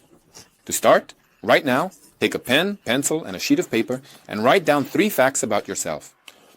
Pause the video right now and write them down. 3 facts for yourself. Do not move on until you do this. Okay, you've written down 3 facts about yourself. If you have more, that's great. 35 facts are enough. And now ask a few questions about each fact. How did I come to this? How is it expressed? What have I achieved? How does it affect others? This is a very important point. What influence does this fact have on your surroundings? How do I personally feel about it? What feelings and emotions do I experience, such as inspiration, joy? What are my aspirations? What are my goals related to this? And going back a little, I hope you understand that these are positive facts. You don't need to write about how you broke your leg last year, not those kinds of facts. I'm rather talking about facts that characterize you, and you don't just need to write, "I'm a mom." Well, it would be difficult to answer the question of how I came to this. Just boom, and I'm a mom, right? In general, write down 3 to 5 facts that you would like to share about yourself, and ask the following questions about them. And you see, in both here, I highlighted a very important question that leads us to your internal values, to your deep motivators. Think especially hard about these questions. What does this give me? Why is it important to me? This helps you identify your internal motivators for activity. For example, sometimes a person works as an engineer. And when you start asking the question, why is this important to me? What does it give me? And for example, you uncover the value that patriotism is important to the person through their work. There, at some enterprise, being involved in some large global endeavor, that's his value. And it happens that another person, for example, a marketer, and on the surface level, one is an engineer and the other is a marketer. They have nothing in common, but inside, when you look at the value, the engineer's motivation is patriotism, being involved in a big cause. For the benefit of the country, for example, the marketer might have the exact same value, he just realizes that value through different activities. When you present yourself and talk about not just the surface, I am an engineer, I am a marketer, but explain why I do it, what is important to me in my work. You show another person, look, these are my values. There's the foundation of my personality. Here are my main motivators. And the other person listens and thinks, wow, this is also about me. You ski, and I ride a mountain bike. But I value the thrill, the sharp sensation, and you value the thrill, the sharp sensation. On the surface level, there seems to be nothing in common, but inside, there is indeed something that unites. In fact, any team unites on the level of values, not by external signs, but by deeper ones. The most vivid manifestation of a team is a family. And it seems that when you look at this family, you think, yes, they have nothing in common. But they, on the inside, know that they are united by this deep thing, like values and motivators. The person who clearly knows what drives them, what makes them jump out of bed in the morning and rush to their beloved job, knows their values and motivators. This is the foundation and core within, and they see another person with similar values. For example, my value is to be useful to people, to provide benefit. Another person's value might be money, at any cost. We won't be able to work together. I know my values, I won't adjust to them, I'll simply say no, and I'll firmly push them out of my social circle. But that's how it is for a person who doesn't know their values. They try to fit in, get used, and so on. Therefore, unpack yourself, bring out your values, look at yourself from a different angle. Consider the numbers and facts of your real achievements. Ask yourself these questions and see yourself with new eyes. I'm sure a lot will be revealed to you.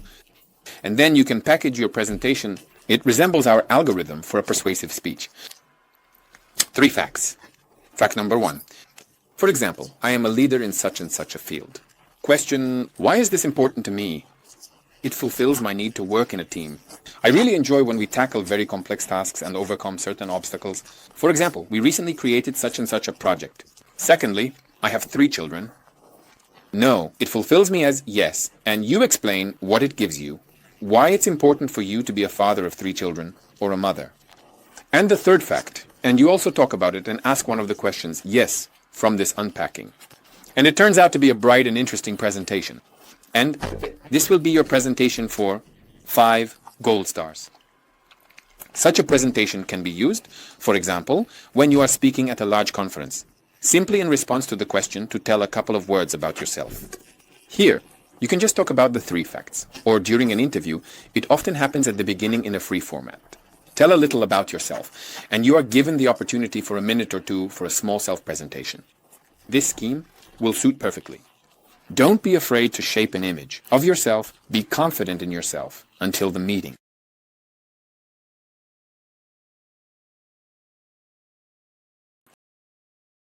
Hello, I'm glad you're with us again, and we continue to enhance self-presentation. Today we will talk about a specific business card algorithm, how to present yourself in 30 seconds. You may have heard of a phenomenon called elevator speech or elevator pitch, the story in the elevator. When you're riding in an elevator, you have exactly the amount of time the elevator takes to tell your story.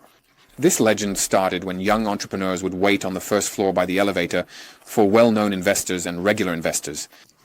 They were on the very top floor in the penthouse, and the elevator ride took about 30 seconds, so entrepreneurs would rush into the elevator with the investor. And while the elevator was reaching the top floor, they had time to present themselves, or their idea.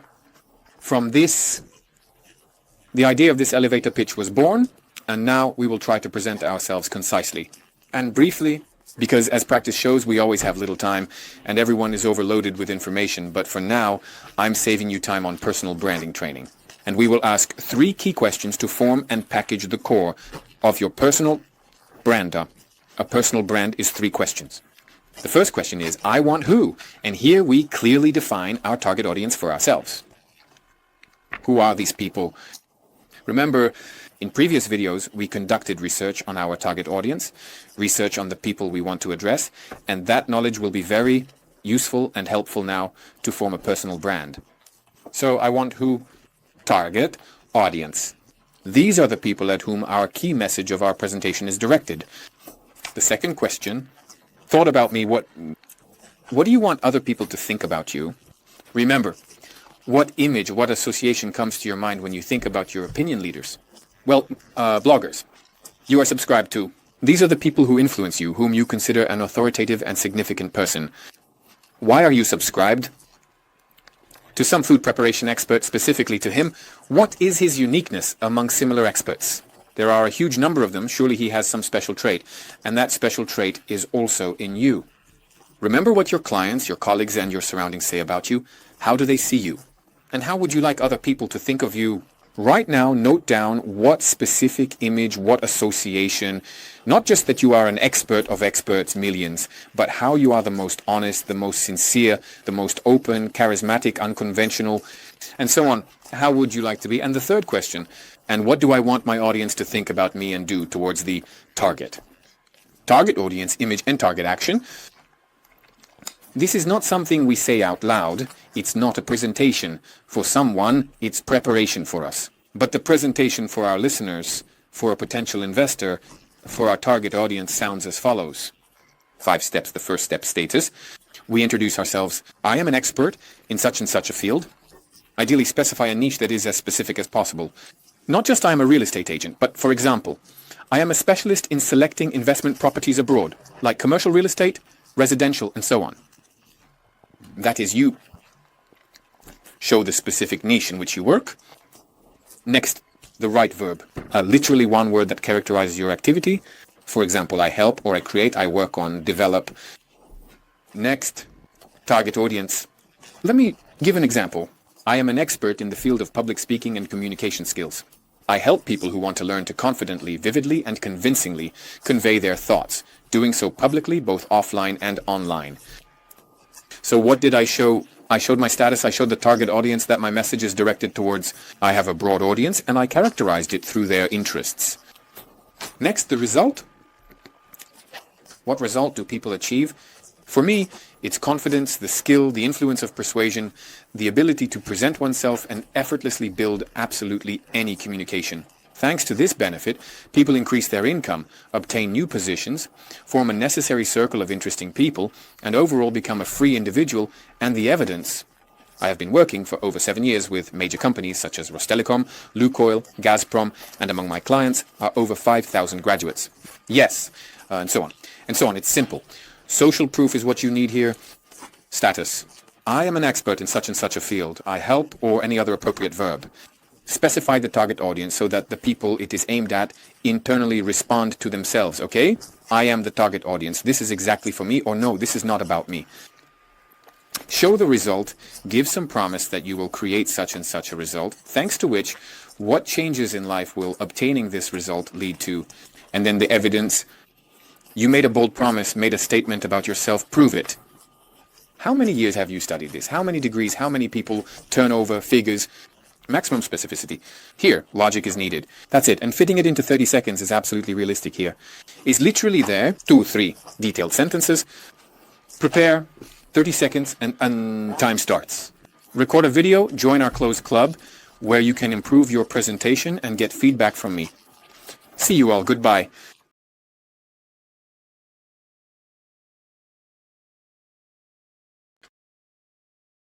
Hello friends, Alexei Sobolev here, and today we are going to talk about a very interesting topic.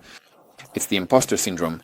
I often encounter specialists, truly good experts in their field, who are afraid to go online to publicly declare themselves and refuse opportunities, for example, to speak at a conference, because there is a certain imposter syndrome. Yes, who am I? I'm not good enough yet. So how do you understand how valuable a specialist you are? It's very simple. I suggest we go through this algorithm together now and deal with the imposter syndrome once and for all. First, well, of course, find all external confirmations of your professionalism. This includes education, reviews, and the opinions of others about you in the most documented form possible. Gather all of this, reread it, look at all your achievements. You need not just some internal opinion or feeling, you need real facts, evidence. The second point, think of how else you can confirm your expertise, ensure their availability. Reviews. Gather more reviews. There was a time when I didn't collect reviews, and at some point I just sent out a mailing to all my clients. I asked them to write reviews, and in just a few days I received more than 200 reviews. The guys wrote them, and as I reread them, at times a tear would roll down my cheek because the results were so impressive for people. And, well, of course, it incredibly boosted my self-esteem. Even though I didn't have major issues with it, I worked with pleasure. But this work internally strengthened my personality, my professional identity significantly. Reviews and getting awards, talking accolades, articles, and so on. That is what you can do to reinforce this significance through external validations. Arrange to speak somewhere, write an article, or conduct a joint live broadcast. Participate in some competitions where awards are given. It's not necessary to plan to do this immediately. Here and now, plan it out for the next 12 months. The third stage, make a very important point. Make a list of your colleagues who earn several times more than you. Indeed, there are open sources. You can look at them. You can infer from indirect signs how much they earn. But if you see that a person has 1 million and they are launching projects saying that 3,000 people have signed up, you estimate the cost and roughly assume how much they earn. Of course, different people broadcast different figures, but we can always make assumptions. Make a list of these colleagues, 3, 5, 10, and then thoroughly analyze each one, what they are capable of doing. That you are not capable of doing. Look at their program, what they offer from any open sources. Observe and analyze. What competencies, skills, abilities, and knowledge do they possess that you do not? You need to clearly understand this for yourself. Next, point number 5. Create a realistic plan on where and how you will learn these skills, where you will acquire these abilities. Again, it doesn't have to be here and now. We are creating a realistic plan. Next, think about whom you need to meet, what useful connections to establish, what joint projects you need. Also, make a real plan. To be continued. We do all this within 12 months. That is, you make a plan for 12 months, outlining which new skills you will acquire. If you're pressed for time, set it for 3-6 months. But typically, if you want to make a significant leap, a 12-month time frame is usually used to create a realistic plan for projects and new connections. And an important point, in the next 12 hours, take the first step towards fulfilling your plans. Don't just write everything down and forget about it. Within 12 hours, contact someone, arrange a meeting, make a down payment for a course, buy the necessary book, schedule a meeting, and so on. A very simple scheme, but extremely effective. Believe me, this 7-step algorithm, if you diligently follow it, will leave no trace of your imposter syndrome. Your inner resilience and belief in yourself as an expert will skyrocket, and you will never worry about it again. No matter what anyone thinks of you as an expert, make sure to try, apply, and take action. See you soon.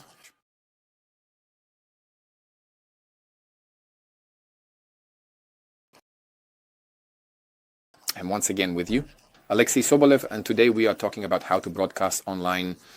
If you need to perform, not only live, but also look into the lifeless eye, conduct live broadcasts, webinars, how to speak live, or record videos. I have many good specialists coming to me who say, Alexei, I perform live. In general, fire, meetings, briefings, seminars, real performances at conferences. But when the camera turns on, there's a fog in my head. I don't know what to say. Everything falls apart and it's really annoying. Let's analyze the critical differences between offline live performances and online. Firstly, you need to clearly understand that in a live performance, the environment helps you. It's very difficult to stand up and leave, for example. Well, imagine, especially if the speaker is presenting and there's a door behind them, only a very rude person, if they don't like it, would stand up and leave. Online, it's very easy to leave. You open a live stream, don't like it, and with a single swipe of your finger, you're gone. And you don't feel guilty about it in the offline format. People have come. They've already given you their time and attention by sitting here. It's much harder for them to get distracted by something. Online, a cat runs by, you open a neighboring tab, get stuck on a new YouTube video, everything happens instantly, attention dissipates. This is the key feature, the ability to hold attention. In live performances, it's much easier to hold attention because here they are, the people are right in front of you. And when you perform live, you see people's eyes, you interact with them online, there is no eye contact, and it is very difficult to evaluate non-verbal communication because you do not know these people and who is on the other side of the screen. What else are they thinking to you? When you perform live, you see people's reactions, you feed off their emotional response to your words, you understand what to do. You understand how to adjust your performance if you suddenly see that someone doesn't like something, and so on. That is, you can assess this emotional nonverbal communication, but online, this is not the case. Of course, our online performances are much more difficult than live ones, but by learning to perform online, you significantly enhance your skills as a speaker, and then live performances become much easier for you. You feel like a fish in water there. And the most important point, which we will discuss further in the next video lessons, is anonymity online. When you enter, no one knows you, no one sees you, it frees your hands. For example, in person, if someone doesn't like something, they are shy to stand up and express their opinion. But online, it's very easy to write a negative, angry comment. That's exactly why this anonymity gives rise to haters. But step by step, we will go over how to look great on camera. How do you feel confident? And how to deal with these haters. Let's make it so that online presence and speaking on camera work for you until we meet in the next video.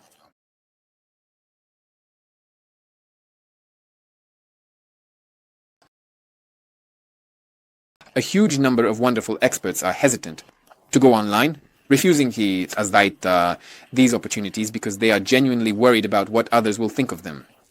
They think that people will see it, acquaintances, bosses, colleagues, then they'll say, oh, how awful, you shouldn't do this, it's not for you, don't go online.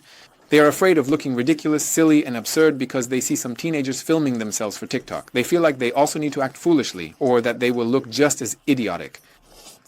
The older we get, the higher our status and level of expertise in offline life, the more frightening it is for us to appear ridiculous and silly. But of course, we need to understand that this is merely a reputational risk. Like in this picture, are we afraid of how people will react to us? Like this, that is, oh no, you shouldn't do this anymore. We fear that our self-esteem will somehow disappear because of this. But let's try to do something about it. Of course, our key task for ourselves, to understand that in reality, to look foolish and ridiculous, well, you really need to do something for that. You need to try very hard. In real life, with a high probability, if you don't look foolish and ridiculous in life, then online, on camera, you also won't look foolish and ridiculous. At most, the worst thing, you might look a little stiff, a little tense and nervous, but that's not critical at all. You can work with that. Moreover, all the previous elements of the course will help you to look confident on camera. If you don't look foolish and ridiculous in life, then you won't look like that on camera either. But the most interesting thing is the irony itself. You are not a perfect speaker because perfect speakers don't exist. Perfect people don't exist. And I haven't met a single person who could immediately stand in front of a camera for the first time and start speaking. It's a skill, and people learn it. Professional speakers have a technique called friend-foe. We talked a little about it too, but I will reveal it from a different perspective. They know that people trust those who are not perfect. They prepare in advance micro mistakes, micro errors, micro nuances in their speech through which they connect with the audience. They know that if they are perfect, the person sitting in the audience or watching from the other side of the screen thinks, but he's too perfect. Such people don't exist, he's an outsider. Because I'm not perfect. Yes, I'm a living person, I make mistakes. If he doesn't make mistakes, he's an outsider, he's from another planet, some kind of alien.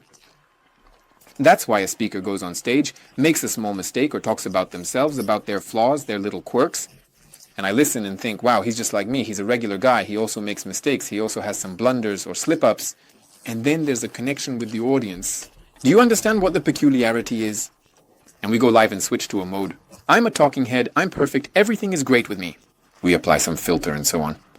That's the paradox. Why? The more we try to be perfect, the more it creates tension and the more likely we are to make mistakes and feel stressed.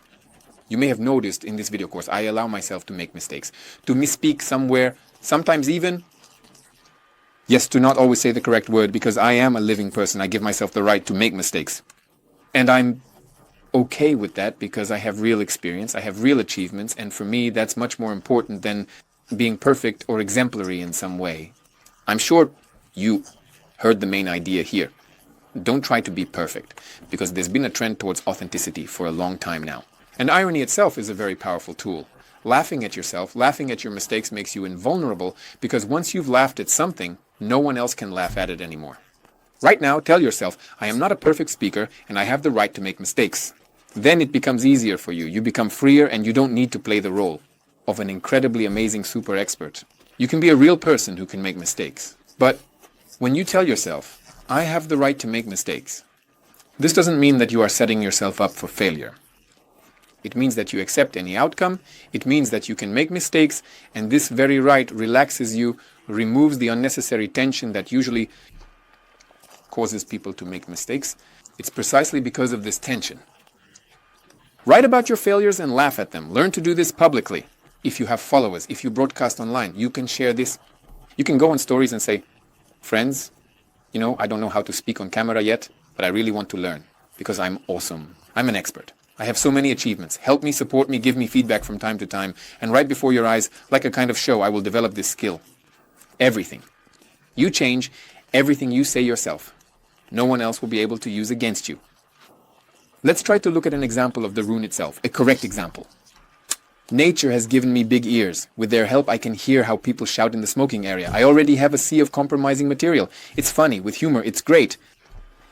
That is, later, no one can laugh at this person for having big ears because he has already laughed at himself, so it's no longer relevant. And it doesn't bother, but you could say it incorrectly with some resentment and self-deprecation. Even I have ears like an elephant. It's a pity that I just can't flap them. This is not self-irony, it's more like a kind of self-pity, which is why it doesn't work. Friends, remember, the trend now is sincerity. Perfectly polished images of an ideal life don't resonate with anyone. So it's time to be yourself easily and freely, to talk about yourself on camera. Next, how to beautifully set up the frame so that you simply enjoy looking at yourself and like how you appear on camera. We will talk about this in the next videos. Don't miss it. See you soon.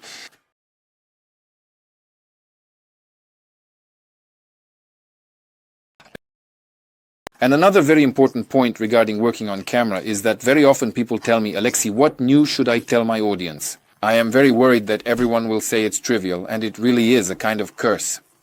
As an expert, what new can I say when the internet is already full of everything? And this picture also reflects a certain fear. You are afraid that people will fall asleep. They will think, ugh, this is old, everyone already knows this, it's tedious, it's somehow banal and uninteresting. And here, just fix it for yourself. These are my actual studies. The effect of the expert knowledge curse. It seems to you that by working on this topic, you know a lot about it, and it seems to you that other people know as much as you do.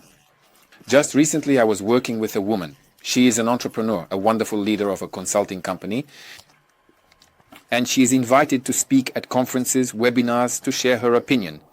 And she thinks, what new things can I tell them? Alexei, I would rather decline these speaking engagements. You always have to come up with something new there. I said, why something new? Well, everyone already knows everything that I know. That is, it seems to her that her 20 years of experience, her expertise in this field, in accounting, finance, management, what she has studied for 20 years, is also known to everyone. This is a big cliché. For most people, what you will be talking about, the topic you are engaged in, this information will be new to them. There are people who have already heard it. This is a very important point, but it will resonate with them specifically from you. Have you ever experienced hearing the same information from different speakers, but only on the 10th time, as they say, the penny dropped? There's a connection. Oh, exactly. Now I understand it. I had such an experience when I was deeply involved in spiritual practices, studying this topic, and heard many different theses, ideas, thoughts. And after reading Eckhart Tolle's book a couple of years ago, I came across phrases that were already familiar to me. But it was in this book that I found all the answers. This book completely changed my consciousness and divided my life into before and after. But this is just an example of how the same information from different sources and different speakers resonates and brings about fundamental changes. Yes, there will be a tiny part of the audience who already know what you are going to say. Experts like yourself. You know, according to surveys, people don't mind hearing this information again because they also agree that it's important and it reinforces their knowledge. So we come to a very important conclusion. Take a red marker, write this down, and remember it forever. It's not that about the novelty of the information. It's about the delivery. There will always be people who resonate specifically with you because each of you is unique. You will definitely find your audience. Among the many millions of internet users, there are people who are waiting for your specific delivery. And people are waiting specifically for you and specifically for your words. They will say, wow, exactly, thank you, Guru. So take action. Don't wait for the right moment because it is already here and now.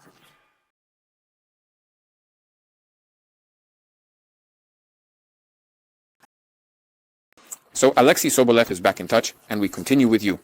We've set our mindset, removed unnecessary fears and doubts.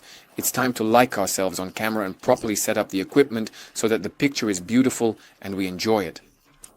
There are many beliefs that limit us. We've covered the key ones, but I often hear that I don't recognize myself on camera. The camera doesn't love me. Why don't we like ourselves on camera? This is a certain psychological phenomenon. We will now analyze it with you. We think that in real life we are lively, such a wonderful, energetic, bright, emotional person.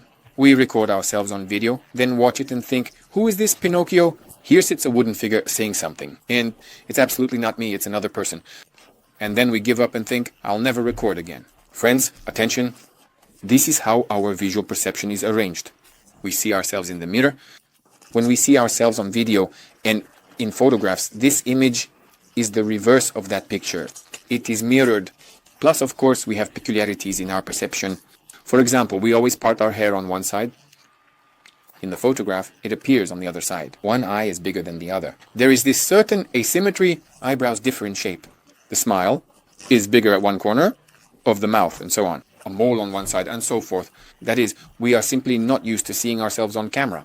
We don't recognize ourselves because we're not accustomed to it. Due to this certain psychological phenomenon, what to do? Just get used to seeing yourself on video. Record a daily video diary, just for yourself. 1 minute a day, you record and rewatch yourself, getting used to seeing yourself on camera. Over time, you will recognize yourself more and more, and accordingly, you will like yourself on camera. Yes, you just need to make a certain effort, 1 minute a day, and this issue is resolved.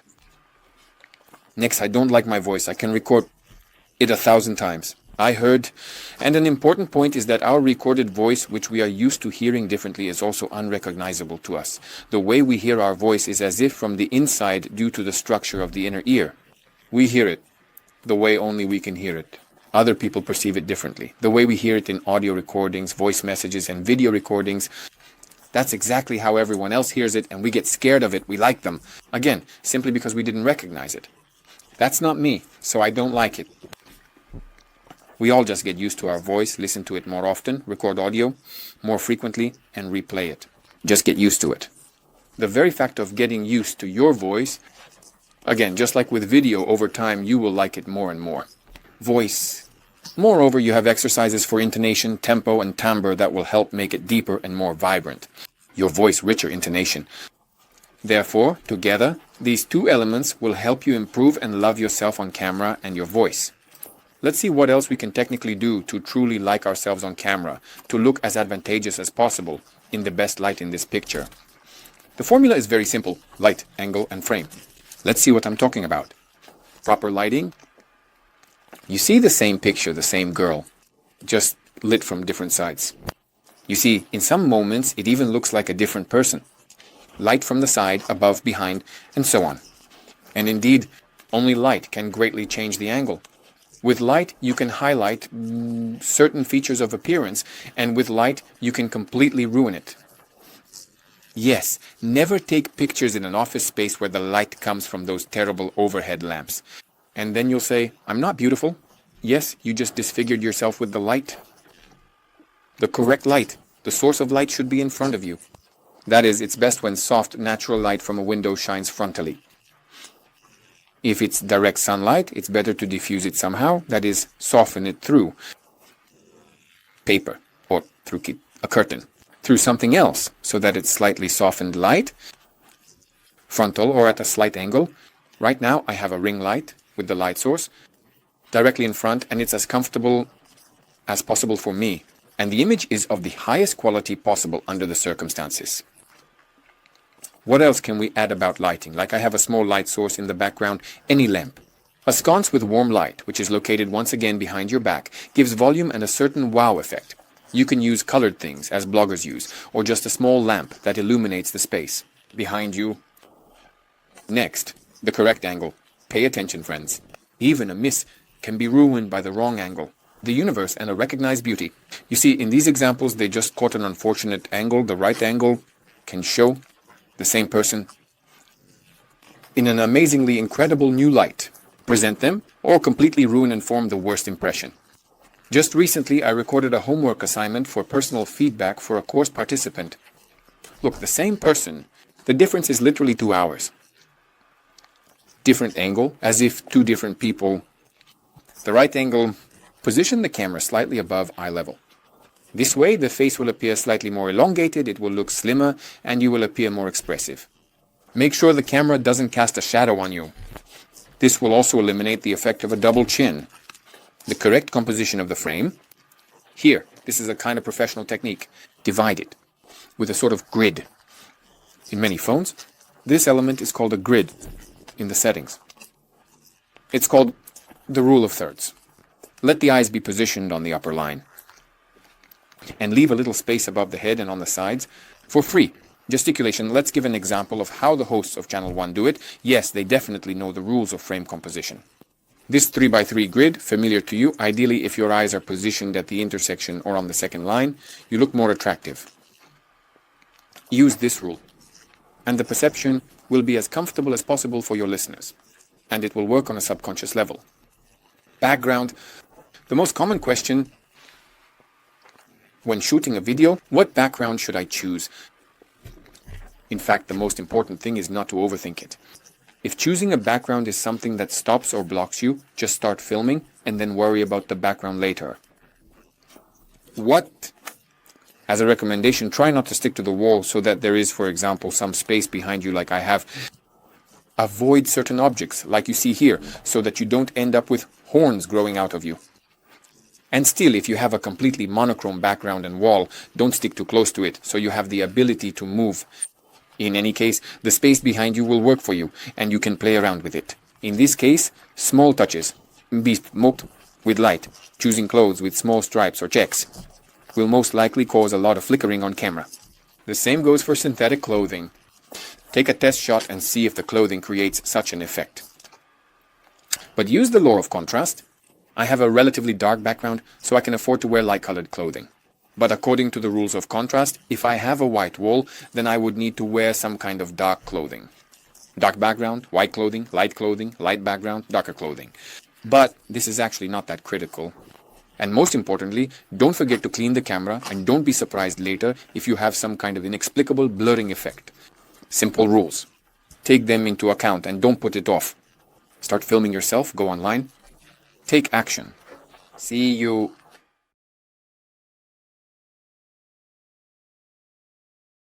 Hello. Today, we're talking about haters. We've already covered the topic of how to respond to provocative questions. But what to do if you're just doing a live stream and people write nasty things to you? In comments, under posts, in response to your stories, or during a live stream, people write something nasty to you. It's precisely the fear of these haters. The fear. This kind of negative reaction often forces many good experts to miss out on a huge number of opportunities, meaning not doing live streams, not promoting themselves, not building a personal brand online. Although it seems to me that everyone has been online for a long time now. But many experts are still trying to sit it out and think that everything will be like before, and offline life will return. Let's see what we can do. It's all very simple, literally in 1 minute. We will now remove this fear. With you, how to respond to haters and become invulnerable to others' opinions. Remember that this anonymity gives people free rein. There is a very interesting psychological effect due to which we perceive all potential and real haters as mature and adequate people. That is, how do we imagine the person who is negative towards us? Due to the psychological effect of transference, we are arranged in such a way that it seems to us that we are being listened to and surrounded by. the same smart, solid, literate, ethical people as we are, it seems to us that the same kind of people as us come to our live broadcasts because we want to communicate with them. And so in our view, in our picture of the world, we fill in the images of these unfamiliar people. It seems to us that, yes, they are normal people just like us. And we think that here we are performing and they are sitting like this. A sad person, maybe even resembling our boss, evaluates us, sits sadly and thinks, oh, no more. And that's why we are very scared. And it seems to us that such adult, solid people will give us this, again, a failing grade. A very simple fact. In 2019, RBC commissioned a study, and this is amazing information in my opinion for us, for those who worry that haters might somehow affect us. 86% growth of negative comments left on social networks belong to teenagers under 14 years old. That's it. So when you understand that you, in 9 out of 10 cases, or even 9.5 out of 10 cases, it's a teenager writing something nasty. Well, in a live performance, if suddenly a 12-year-old boy or girl starts saying something to you, how would you react to them? Would you take it seriously? No, you would smile, say go on your way, say thank you, goodbye. Understand, forgive, and ban. This is the simple approach with which I completely agree. I encourage you to use and apply it. And every time you see a negative comment, treat it calmly, as if it were from a teenager. Well, it's just a phase for teenagers right now. They are aggressive. That's how their personality is formed. And there's nothing you can do about it. But your task is to clear your space, delete, ban, not comment, and not even try to sort things out.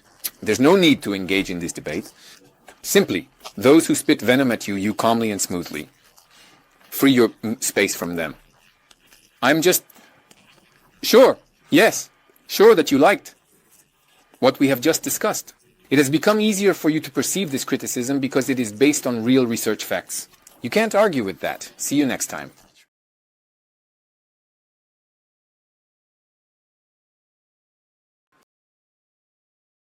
So, friends, we have reached the finale, and as I promised, at the end, I will share a very powerful algorithm on how to develop your public speaking skills, how to use your phone as a powerful training tool, and essentially, how to become your own public speaking coach. It's all very simple. Of course, record videos while doing the exercises we talked about. Simply record videos, narrating how your day went. Keep a video diary. But the most interesting part is how then analyze these videos, not just watch them and delete them. No, I suggest a very interesting algorithm that will help you view yourself from different angles, like specialists do, like I do. For example, I analyze performances, videos, live performances of other people. But in this case, we are focusing specifically on videos. The format is the first algorithm, or the first stage of this algorithm. We watch our recording as it is on the first viewing. It's better to focus on the positives, and we note our strengths. We write down what you liked, what is better to keep. Again, focus on the positives. What is truly the strongest aspect of your performance, your speech? It's very important to focus on the positives first, because the mind is a critical substance and will always find something to criticize you for. The second time, we watch the video again and turn off the sound. Look at the image, observe only the picture, and it will be very clear to see any unnecessary movements. You will be able to very clearly analyze the visual channel of perception, unnecessary movements, facial expressions, gestures, and try even to move the slider as we have already mentioned, and watch for unnecessary movements that repeat in fast forward. We watch a third time and now listen only to the voice. Close your eyes with headphones on, listen to how your speech sounds. You will immediately see how you are doing with the pace, with the timbre, how you are doing. With intonation, what is okay, and what is better to correct. Now, the fourth time, the final stage, we watch once more. Everything together, sound, picture, and at this stage, focus on areas for growth, on what should be changed and what should be improved.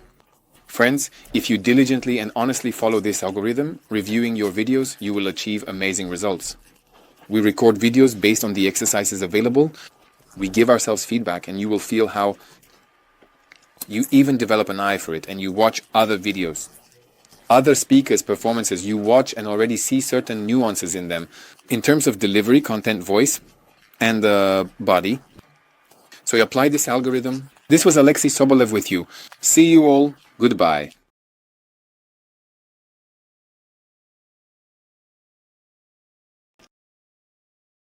Hello friends.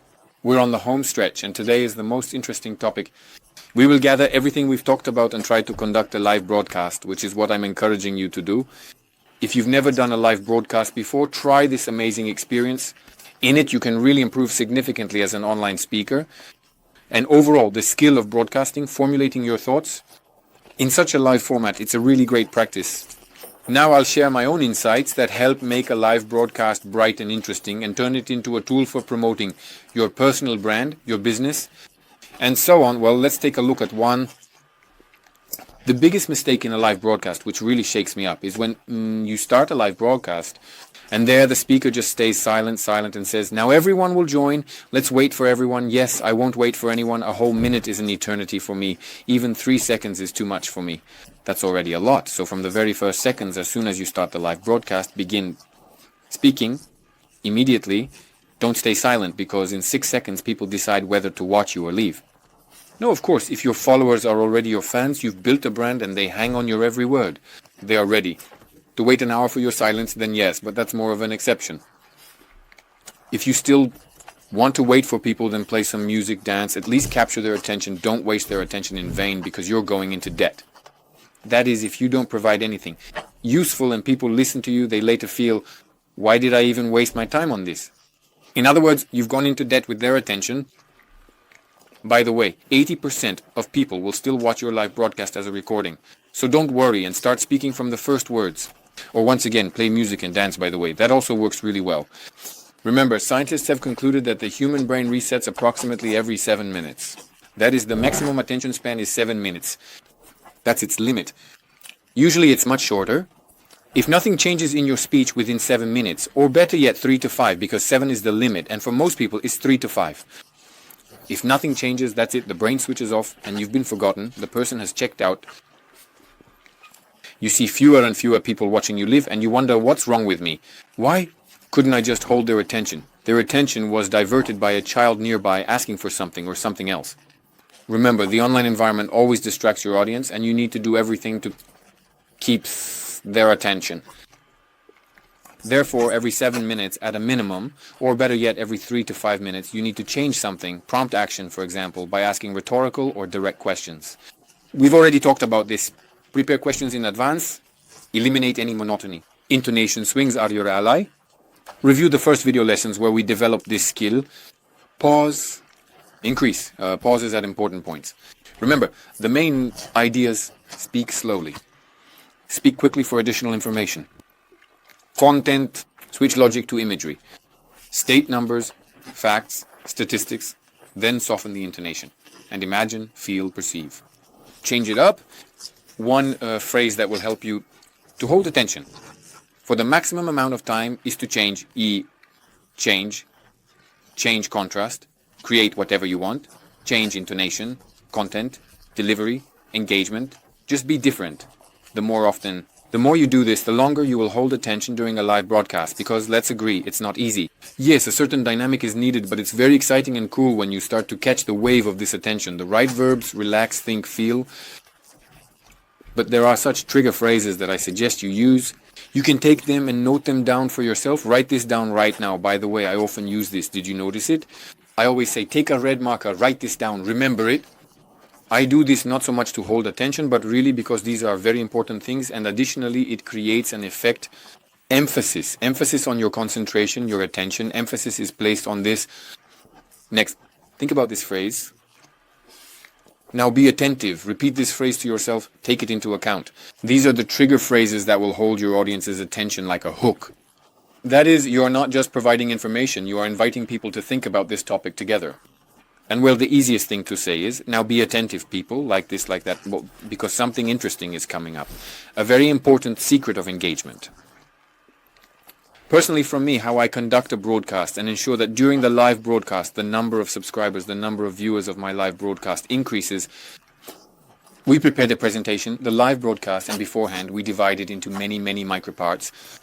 That is, for example, I have a half-hour live broadcast where I talk about 16 rules for a live broadcast without stress. I had such a live broadcast the other day. And literally one element, I talk for 1 to 2 minutes. After each element, I asked people to put in the chat, I explained element number 1. Here it is, put a plus sign, put a 10 for those who agree, for whom this is interesting. And I immediately continue further. That is, I don't wait for a reaction, I immediately move on, and plus signs, 10s and 20s start flying in the chat. I'm already explaining the second element and how great it is, and you will apply it. For those interested, put emojis. And again, numbers, 2s, 10s, emojis fly in, and the entire live broadcast. I have an active chat. An active chat increases reach, meaning I explain each element and people give their reactions, and I immediately move on. Almost, without a break. People are writing something every hour, and the Instagram algorithm sees that there is constant activity in my chat during my live broadcast. People are continuously writing something, even though there might have been only 20 people at the beginning. And it sees that this live broadcast is genuinely interesting to people, and thanks to the algorithms, it starts promoting my live broadcast, showing it to more and more people, and the number of viewers keeps increasing. I look and think, wow, cool, people are interested. The number of viewers is growing, the energy, the drive is increasing. And overall, there are only positives here. A simple trick, make sure to take it on board, make sure to use it. But keep in mind what we've already talked about several times.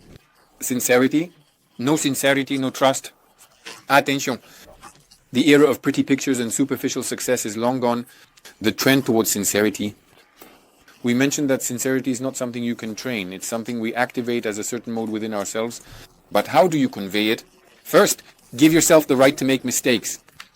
We've already gone over this mindset once more. I remind you, you are not a robot. You are a living person. You have the right to make mistakes. Let's remove perfectionism. For the better. Not perfect but done is better than perfect but not done.